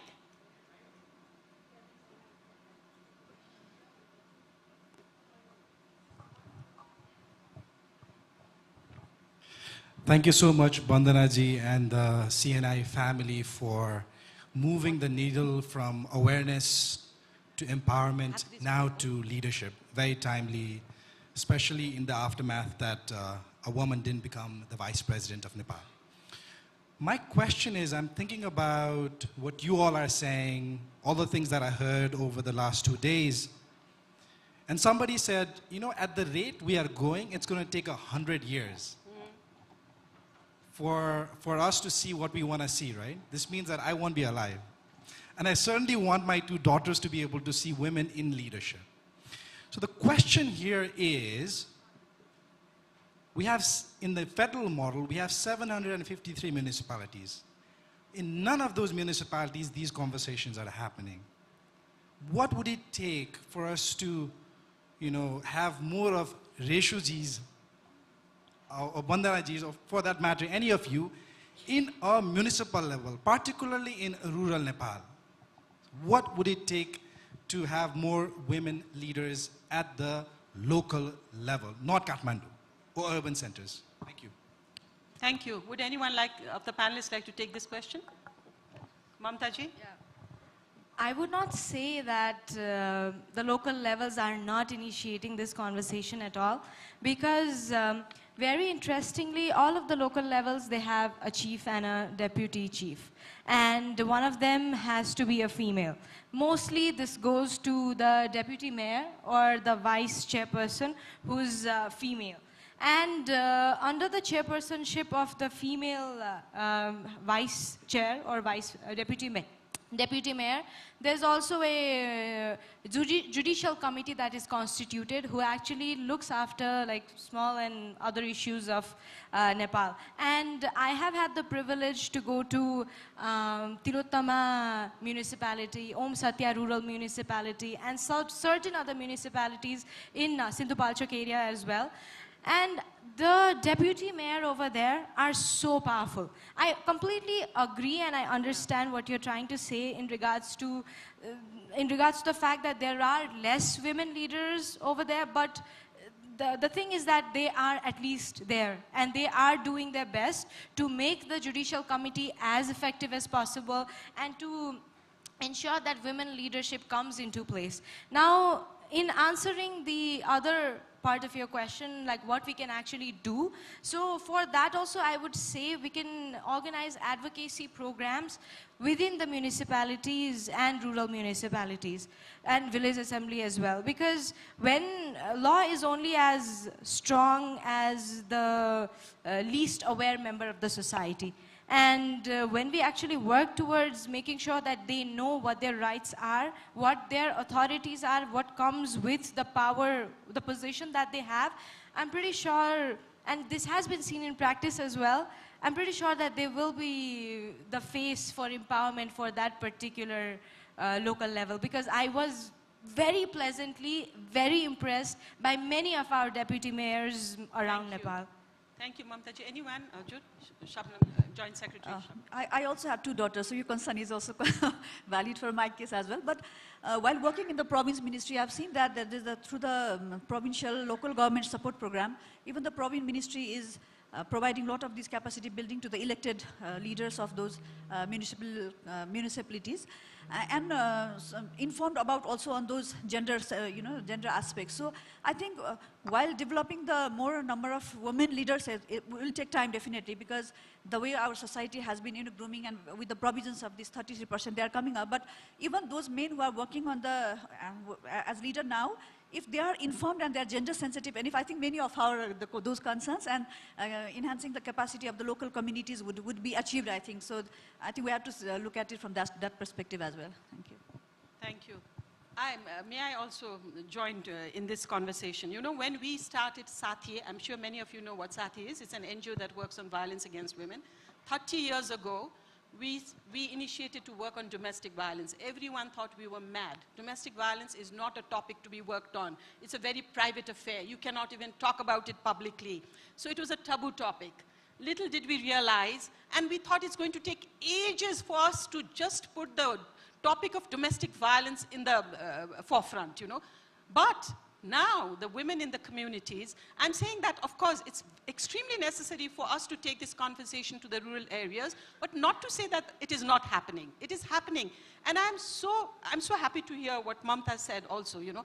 At the local level, I'm looking at it in a comparative way. 30 years ago, where women were behind their veils, did not come out of their four walls. Today they have thrown out their veils. They can negotiate. They can voice their rights. At the community level, they have a voice. And they know how to institutionalize themselves in many ways. And today, forget domestic, I mean, we have a law on domestic violence, but not only that, I still recall when we, yon hingsa bhannalai मुख काम नपर्थ्यो स्वर काम नपर्थ्यो यौन हिंसा त भन्नै सकिदैन थियो यस्तो पब्लिक स्पेसमा भने आज हामी सेक्सुअल भायोलेन्स सेक्सुअल माइनोरिटीको कुराहरू openly गर्छौं it's a national debate not only at this level but also at the local level and in many cases like Mamta said the deputy mayors have shown exemplary performances in terms of their capacity you know more than the mayors it was the deputy mayors. But again, it all boils down to leadership, decision making. Most of the decision making were mayors who were male. So when do women who have demonstrated their capacity already get the chance? When do we tackle that mindset that women can be leaders? We need to give them opportunities. And we need to amplify the voices that come from the rural areas.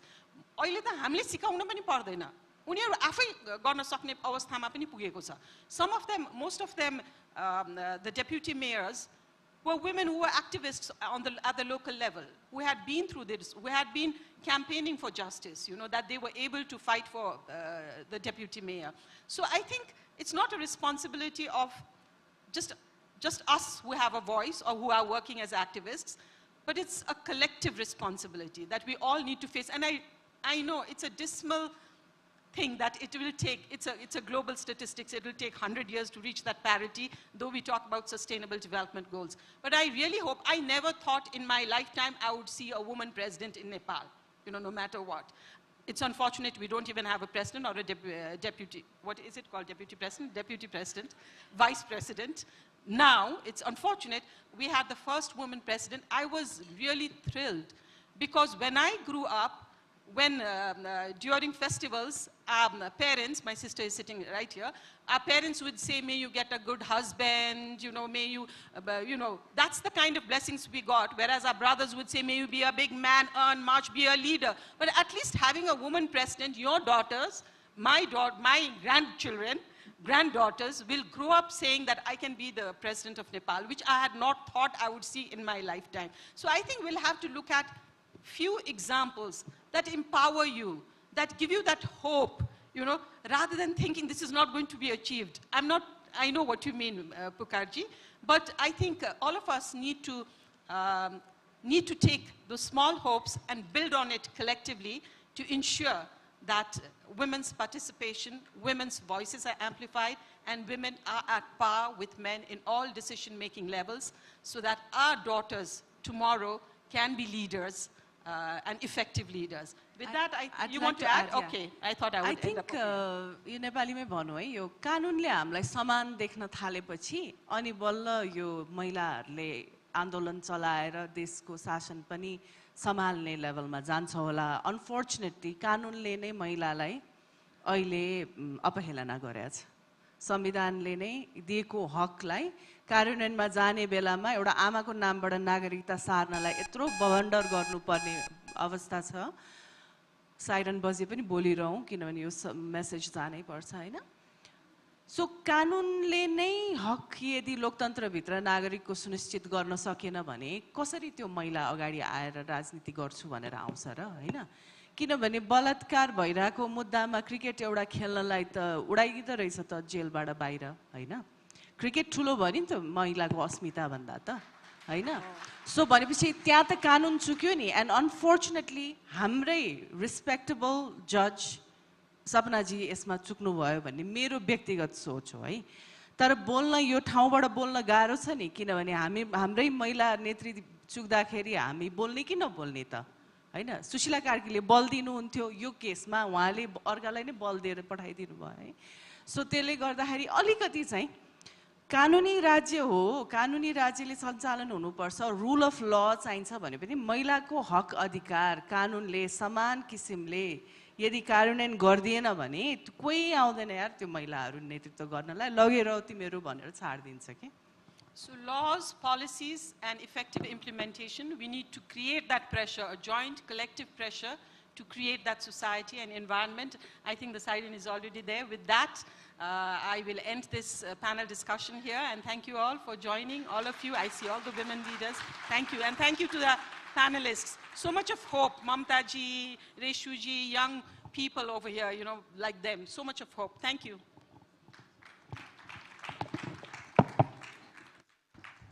Thank you so much, ma'am. And I'd like to invite Madhu Lohia as well as Kalpana Shrestha to kindly present a memento to our speakers as well as to our moderator, our members from WLF. Thank you so much.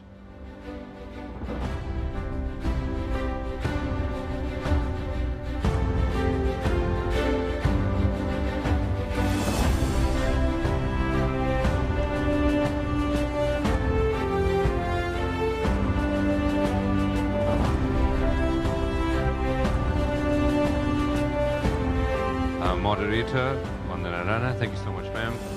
As well as Mamta Sivakoti. I'd like to thank Reshu Arial, ma'am. Earlier, I got it slightly incorrectly. Teach for Nepal. I had to mention that. Thank you so much. Samnam Shivakoti and Nandari, ma'am. Thank you so much.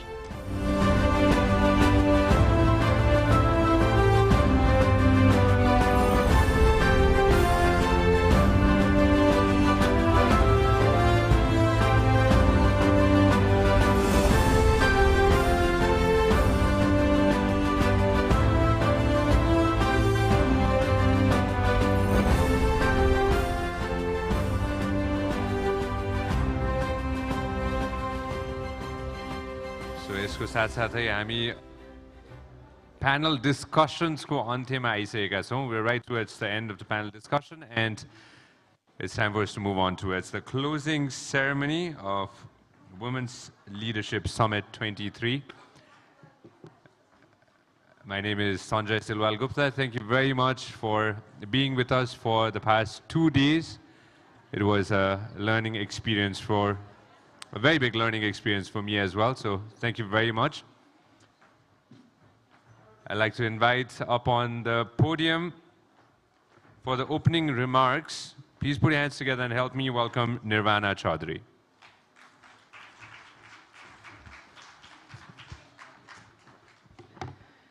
Very good evening to all the wonderful people here. Firstly, I would like to congratulate everyone here. Everyone who've taken out 2 days being part of the Women Leadership Summit that we at CNI are extremely proud of. We've been having engagements at various levels since many, many years, but we always wanted to sort of create a platform where the voice, the issues, and whatever has been deliberated in the last 2 days is heard. There's no doubt that women, leaders all around the world, whether it's politics, whether it's business, whether it's social work, the leaders around the world we talk about are women today. I mean, there's no doubt. Worldwide, we are seeing it. In our own country, we are seeing it, you know, political leaders emerging who are women. There is definitely a massive transition, a paradigm shift that has happened over the last 2 decades, I would say. You know, and that has happened through awareness. That has happened through dialogues happening in summits like this. That has happened through, you know, people and the journalists who are sort of creating that narrative and the right optics for people to be able to understand the entire value of gender equality. Women are already powered, according to me, you know. And I was sharing yesterday very briefly about the entire essence of a summit like this. You know, gone are the days where we need to be able to rely on, you know, certain medium of media for spreading what was discussed here. They are important, journalists, media is important, but I think what was spoken here in the last 2 days by phenomenal panelists, phenomenal speakers, the issues that we got about, I think individually, all of us sitting here collectively, if you're able to disseminate and spread that message, I think that's the first step of us achieving even a larger goal of what we are trying to do.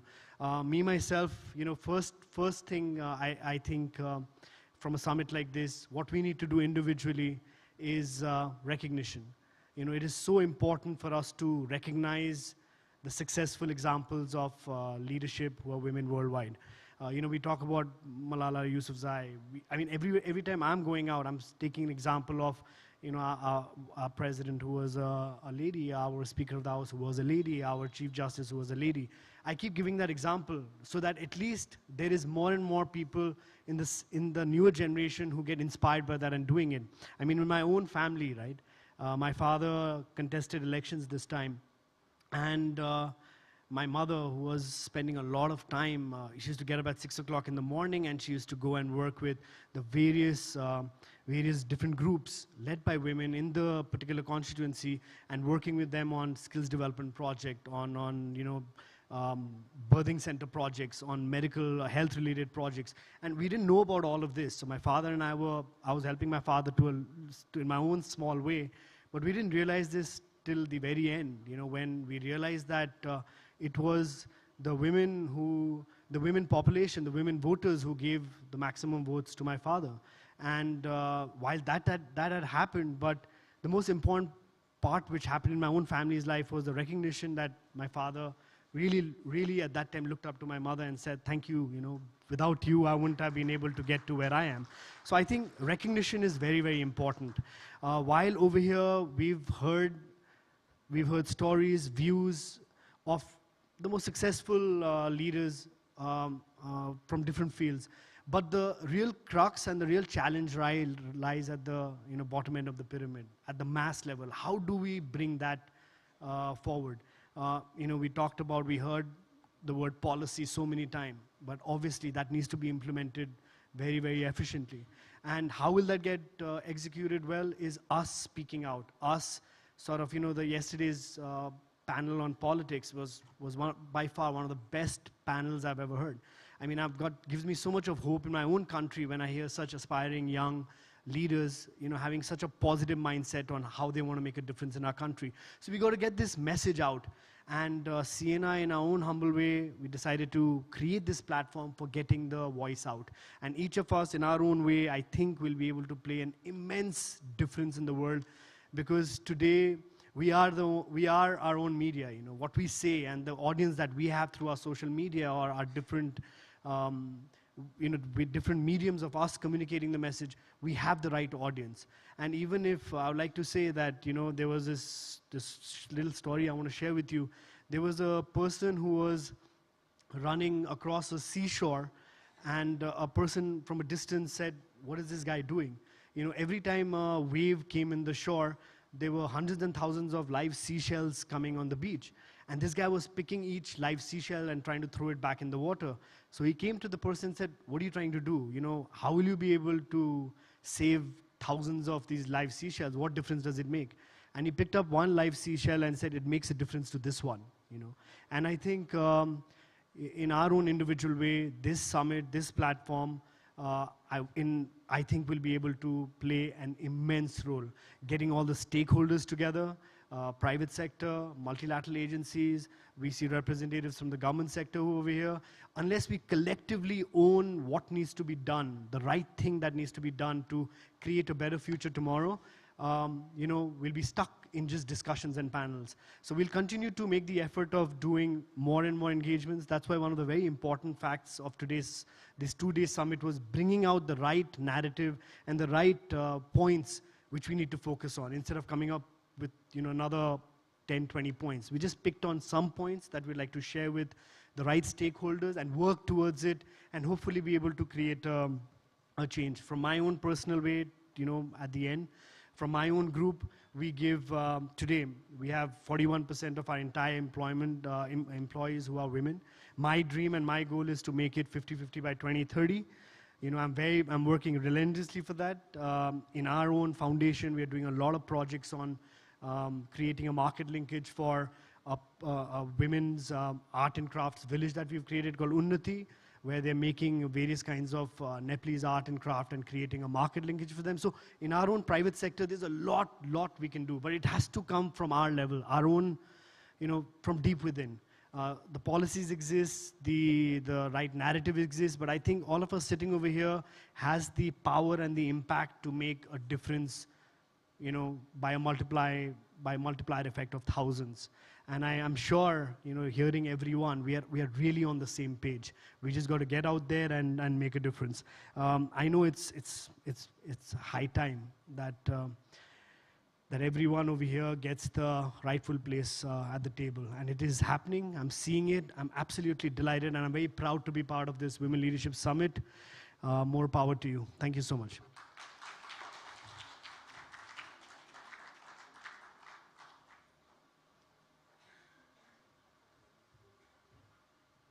Thank you so much, Nirvana, sir. And I'd like to move ahead and invite for our keynote speech. She's an entrepreneur, virologist, and a woman empowerment advocate. Since 10 years, she serves at the Women's Leadership Board of Harvard University's John F. Kennedy School of Government.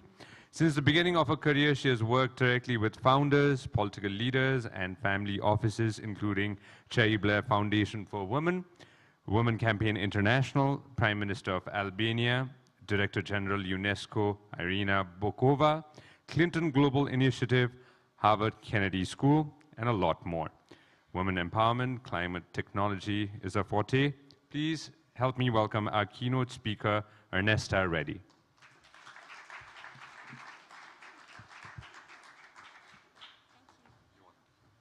Namaste. It is my first time in Nepal, and it is a huge honor attending the Women's Leadership Summit. I would like to congratulate the organizers for such an amazing event. It is an honor meeting so many inspirational female leaders from the region. Ladies, you are the epitome of soft power and diplomacy. I congratulate you all, one by one, for your great work and achievements. I would like to thank Nirvana and Ashrata for inviting me. Thank you. It was a plethora of subjects that all the female leaders touched during these two-day panels and summit. But I'm choosing to speak about women empowerment and climate change. These issues seem separate, but in fact, they are very much linked. And nowhere is this more apparent than in Nepal, where women are at the forefront of the fight against climate change.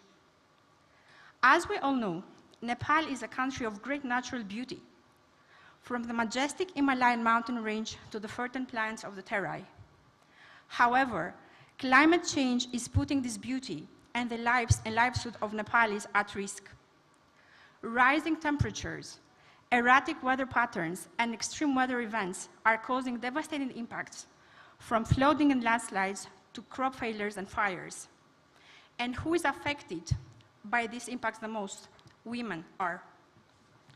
Women in Nepal are often responsible for collecting water, food, and firewood, and are therefore on the front lines of the climate change. Also, women are more vulnerable to the health impacts of climate change, such as malnutrition and waterborne disease. But women are not just victims of climate change. They are also the most powerful agents of change. When women are empowered, they can play a critical role in mitigating the effects of climate change and building resilient communities. As Secretary Hillary Clinton stated, women are the largest untapped reservoir of the world. It is time to tap that talent to protect our climate and the future of our children. Unlike other countries, Nepal is a country that has made significant progress in reforestation in recent years, and women have played a critical role in this success. In the 90s, Nepal was facing a severe deforestation crisis, with forests being cleared for agriculture and other uses. This led to soil erosion and the loss of biodiversity. To address this crisis, the government of Nepal implemented a community-based forest management program, which gave local communities the right to manage and use their local forests. This program, combined with other conservation efforts, has led to a significant increase forest cover in Nepal.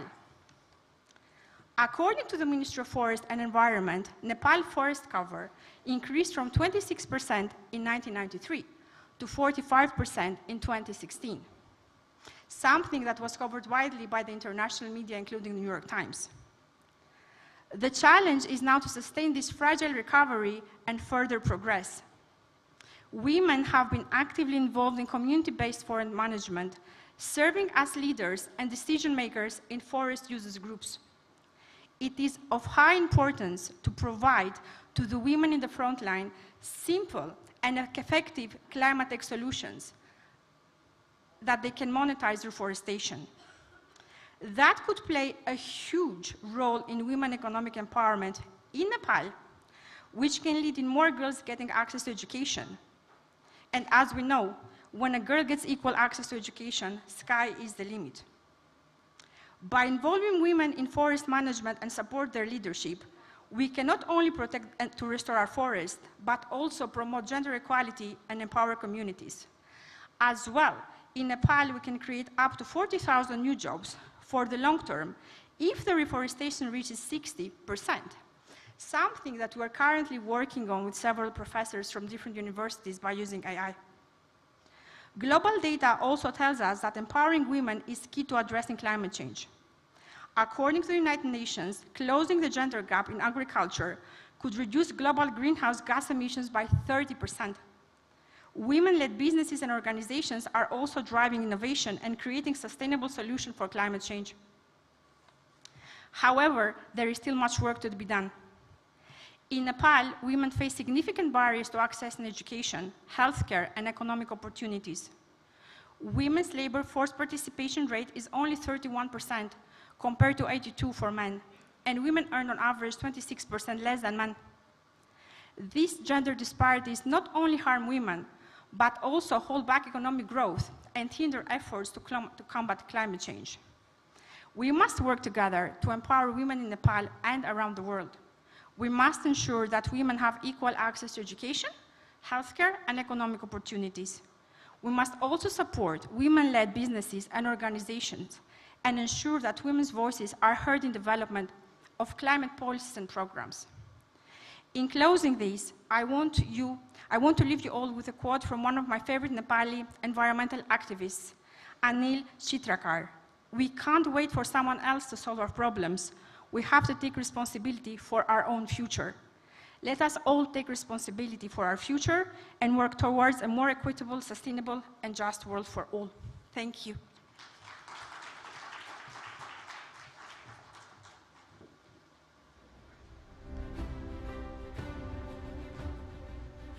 To present a memento to our keynote speaker, Nesta Reddy, I'd like to invite WLF Chair Chaya Sharma.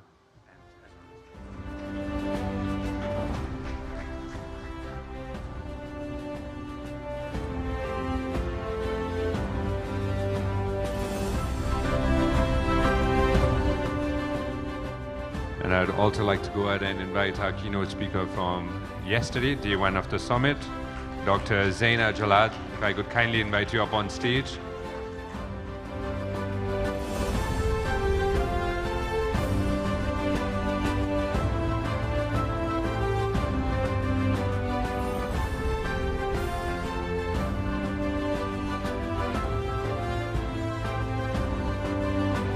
Our keynote speaker, Dr. Zaina Jalad.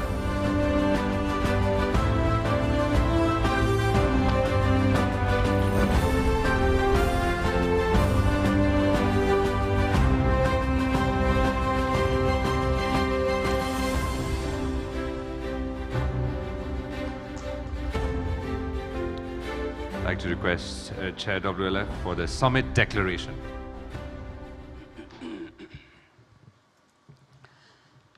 Finally, the moment has come. 6-month hard work has now is paying, I guess. So without any comments, any remarks, I'm going to just dive into the declaration because I know it's getting late. Little formality. Secretary Dr. Toyanaran Gewaliju, Ministry of Industry, Commerce and Supplies. Joint Secretary Baburam Subediju, National Planning Commission. CNI President Bishnu Agrawalju, distinguished panelists, moderators, and all the guests present here, thank you for patiently being here with us. Thank you very much. This is the declaration of the two-day summit, the gist that has come out of the various panel discussions. So I will just read through and then we will hand over to the government. States must develop intersectional and inclusive mechanisms, policies, and systems to increase women's meaningful participation in political space. The 33% is a minimal threshold for women's participation in political spaces. In order to achieve gender parity in political space, women's representation should be at least 50%. There must be a reservation for women's participation in policy making, so women's voices and narratives are equally represented and translated into actions. Moreover, 33% should not only be limited to the parliament, but also in the ministerial positions to ensure authentic representation of women's leadership that is beyond tokenism. Women's independence is directly correlated to the access to finance. To ensure women business entrepreneurs can optimize their knowledge and skills, access to loan thresholds need to be increased. Despite the legal provision now that allows women to access lineage wealth, it is poorly translated into action due to the deeply rooted systemic patriarchal structures. The current loan structures for women in micro, small, and medium enterprises need to be expansive in Nepal so that women can freely make financial decisions for their businesses. Men should be at the forefront to accelerate the discourse on mindset change, to transform social and behavioral change, engage in unpaid care work, and participate in dialogues that foster a conducive environment for women to optimally participate in leadership spaces. Men must recognize their privileges and the systems of oppression that allow men more power share. Men must recognize that women now and historically do not have the same access to power and resources as them, and must take on the responsibility to create spaces for women, share their power and spaces with women, and if needed, also give up their spaces so women can safely and authentically lead. The start of gender parity is with men being aware of their power and privilege, and the change towards gender parity is only possible when this awareness is translated into actions and behavior. Climate change disproportionately impacts women and marginalized groups. Their representation is critical in curbing climate change. However, women's participation in the discourse needs to be compensated, so it is not another unpaid engagement. Women-led climate initiatives need to be recognized and championed by community, state, and international partners, and give them the funds, skills, and tools to combat it. Women need more access to financial and digital literacy to tap into global trade, foreign direct investments, and inter-regional alliances and networks. Digital spaces are mostly created by men and for men. Hence, women-led digital spaces or digital spaces that center stage the need and accessibility for women are important. Many women still don't have access to digital spaces, whether it be devices, connectivity, or time. Digital knowledge gap needs to be bridged through education in STEMs, internet affordability, and accessibility to devices and skills that encourage women to engage in digital spaces. Moreover, the digital spaces need to be safe for women to access and engage in without fear, stigma, and harassment. Media houses can be more mindful in creating spaces for women's storylines and news. More women need to be in the editorial rooms, newsrooms, boards, and trustees, ensuring that their narratives are represented meaningfully and their sense of agency is recognized. Women also needed to be cited as experts on issues that go beyond women's issues. Movies can contribute to changing the existing social inequalities through women-centric storylines where women are portrayed in roles where they exercise their sense of agency. Gender parity does not only mean the ratio management of men and women. It means to enable a safe space where women can participate safely and meaningfully in leadership spaces. Women can voice their opinion and be heard without judgments and stigma. Women take up leadership spaces, are a key part of policy making, and are primary decision makers in the interventions designed for them and their communities. Equal pay needs to be centered in all fields and should be based on effort and contributions women make regardless of their gender identity. Unpaid care work needs to be recognized, reduced, redistributed, and represented. In conclusion, Women Leadership Summit 2023 envisions to achieve greater steps and tools for gender parity in all sectors by 2030. Thank you all.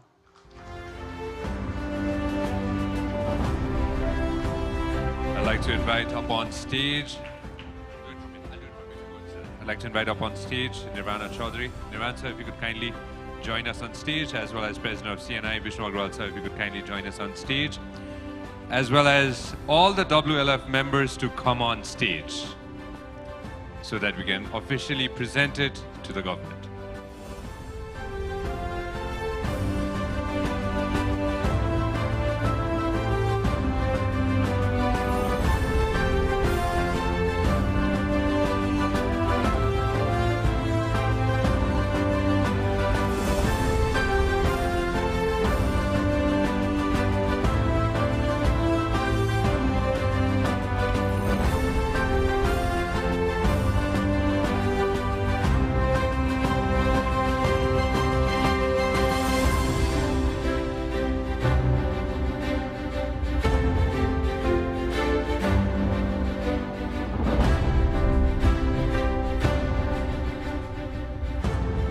I'd like to go ahead and invite Secretary, Ministry of Industry, Commerce and Supplies, Dr. Toya Narayan Giwali to kindly join us, as well as from the National Planning Commission, Joint Secretary Baburam Subedi to kindly join us.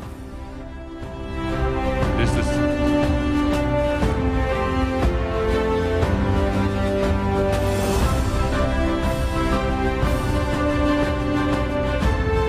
presenting the declaration, the Women's Leadership Summit 23. The Ministry of Industry, Commerce and Supplies, as well as the National Planning Commission.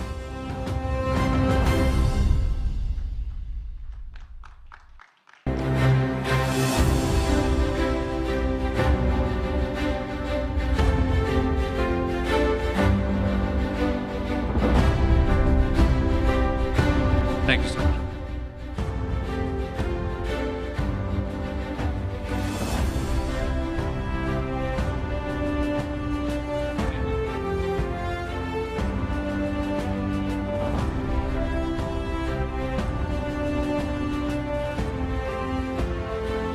I'd like to request the Secretary, Dr. Toya Narayan Giwali, to kindly share a few words.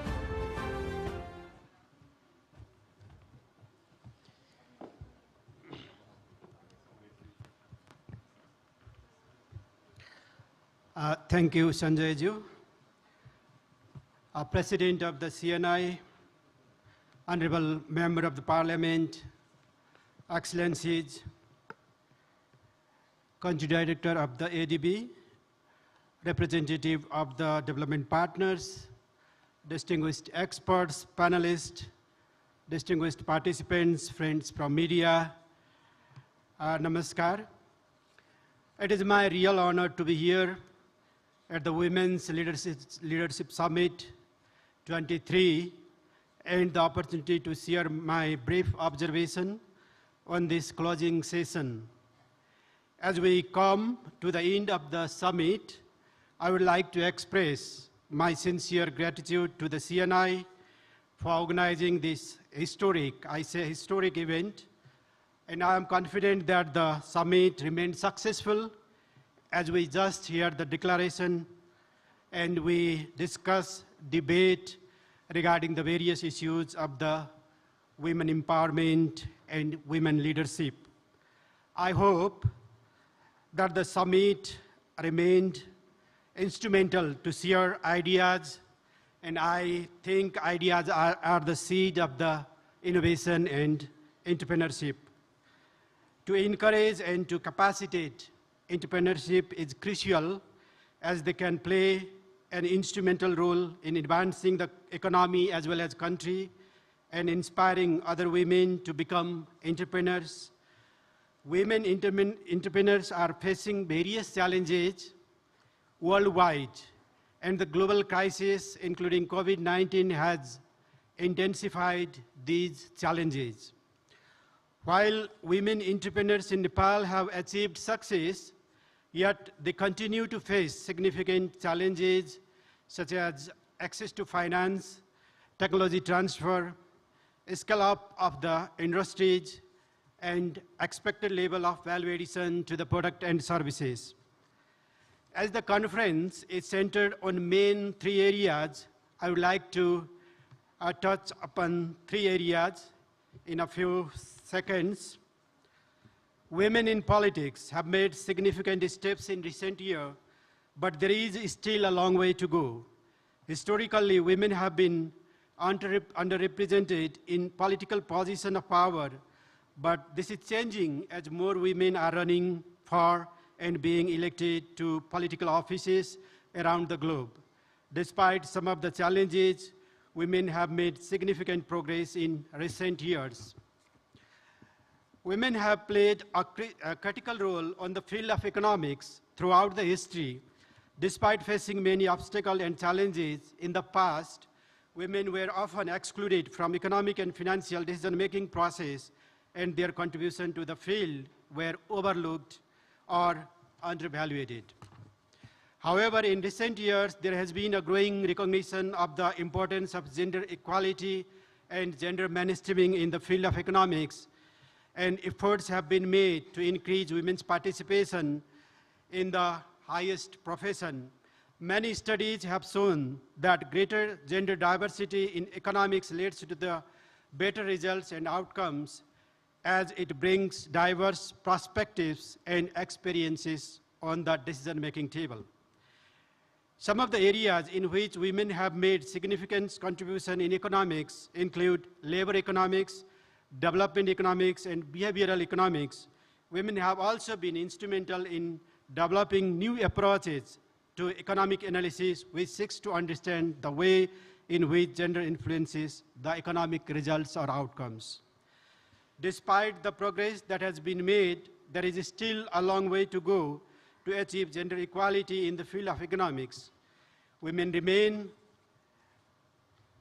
underrepresented in many areas of the profession, and they continue to face barriers to advancement and recognition. However, by continuing to advocate for greater gender diversity and inclusion in economics, we can ensure that women's voices and perspectives are heard, and that the field is better equipped to address the complex economic challenges of our time.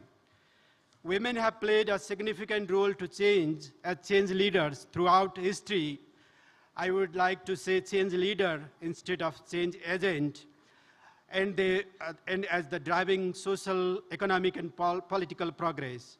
Women have been instrumental in initiating and leading movements for equality, justice, and human rights. Overall, women have been and continue to change leader in our society, driving progress and pushing for a better future. Their contributions are essential in creating a more equitable and just world. The government of Nepal has allotted high priority for women-led industries and enterprises in Nepal, as they are eligible for income tax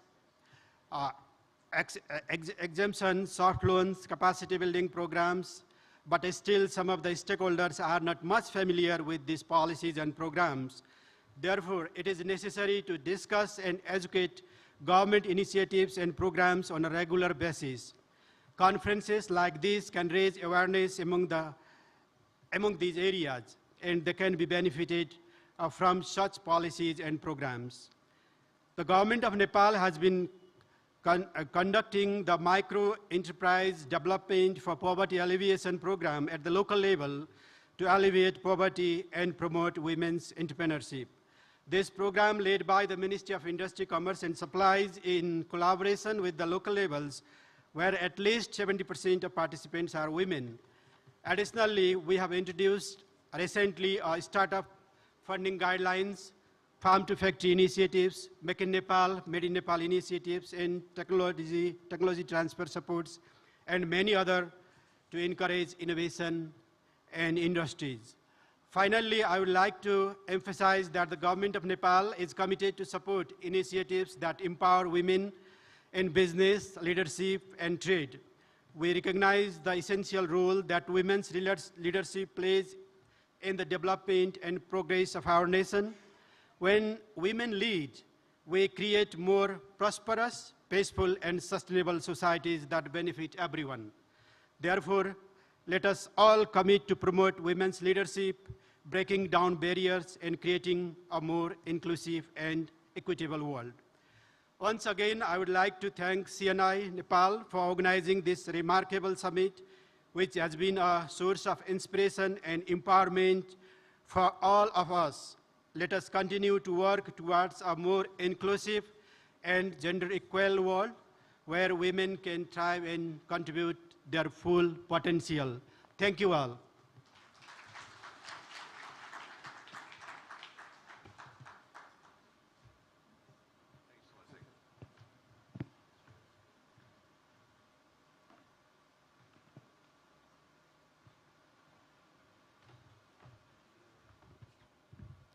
We're almost towards the end. For the vote of thanks, I'd like to invite on stage Barsha Shrestha.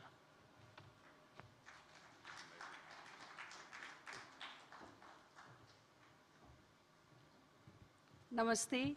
We are finally come to an end. I'm sure most of you are also tired, but at the same time, I request everyone to give me a few minutes. Please spare with me. My dear friends and distinguished guests, I'm Barsha Shrestha, member CNI Women Leadership Forum. I'm going to keep it very short as, again, I repeat, you are tired. Because we've already shared all the many facts, experiences, stories, and knowledge have been already shared among us from our distinguished and excellent moderators and panelists. We are very grateful to them. However, I'm well aware that there is much more than that needs to be said and heard, and more importantly, acted upon.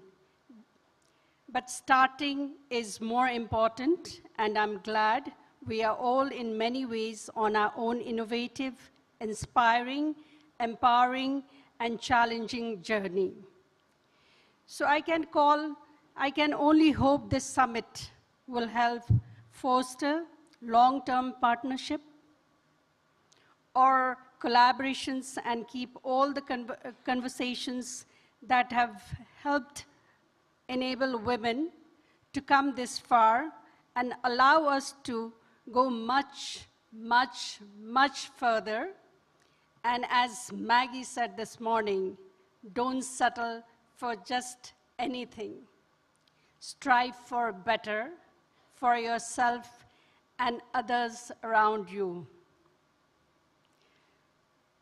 Definitely access to information, opportunities, knowledge, and finance would be a powerful tool for all the women to foster better.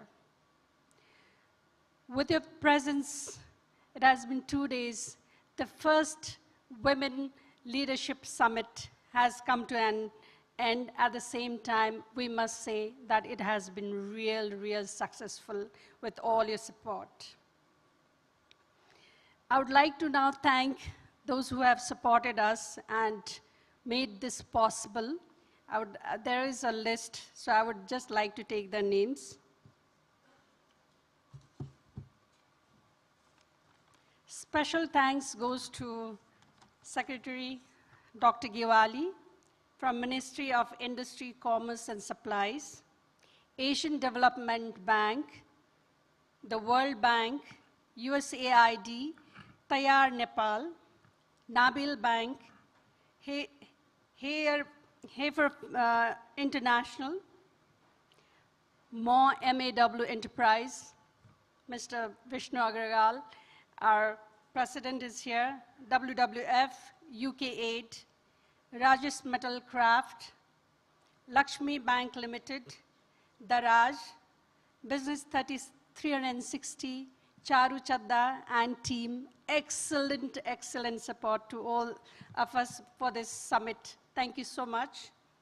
Bottlers Nepal Private Limited, Solti Hotel, we are all here, CG Net, Nepal Tourism Board, Nepal College of Travel and Tourism Management, NCTTM, all the volunteers that have been sitting outside and supporting us. Great thanks to them.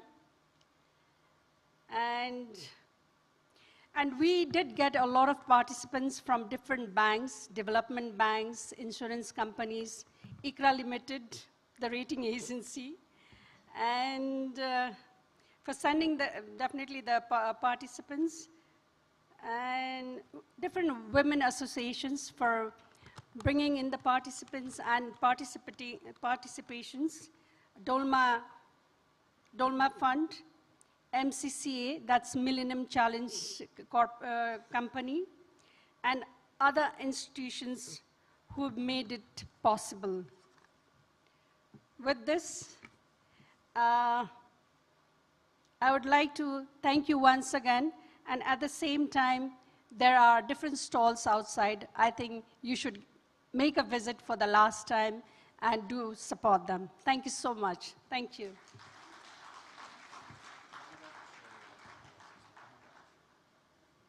Amuda, where are you?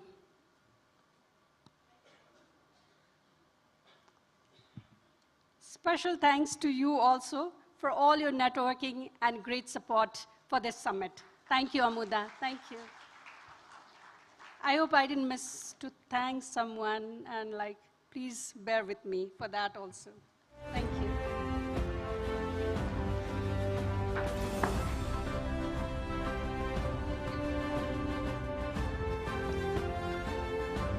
With this, ladies and gentlemen, we've come to the end of the Women's Leadership Summit 23. I'll just end it with thank you, more power to you, and I'll see you in 24. Thank you so much.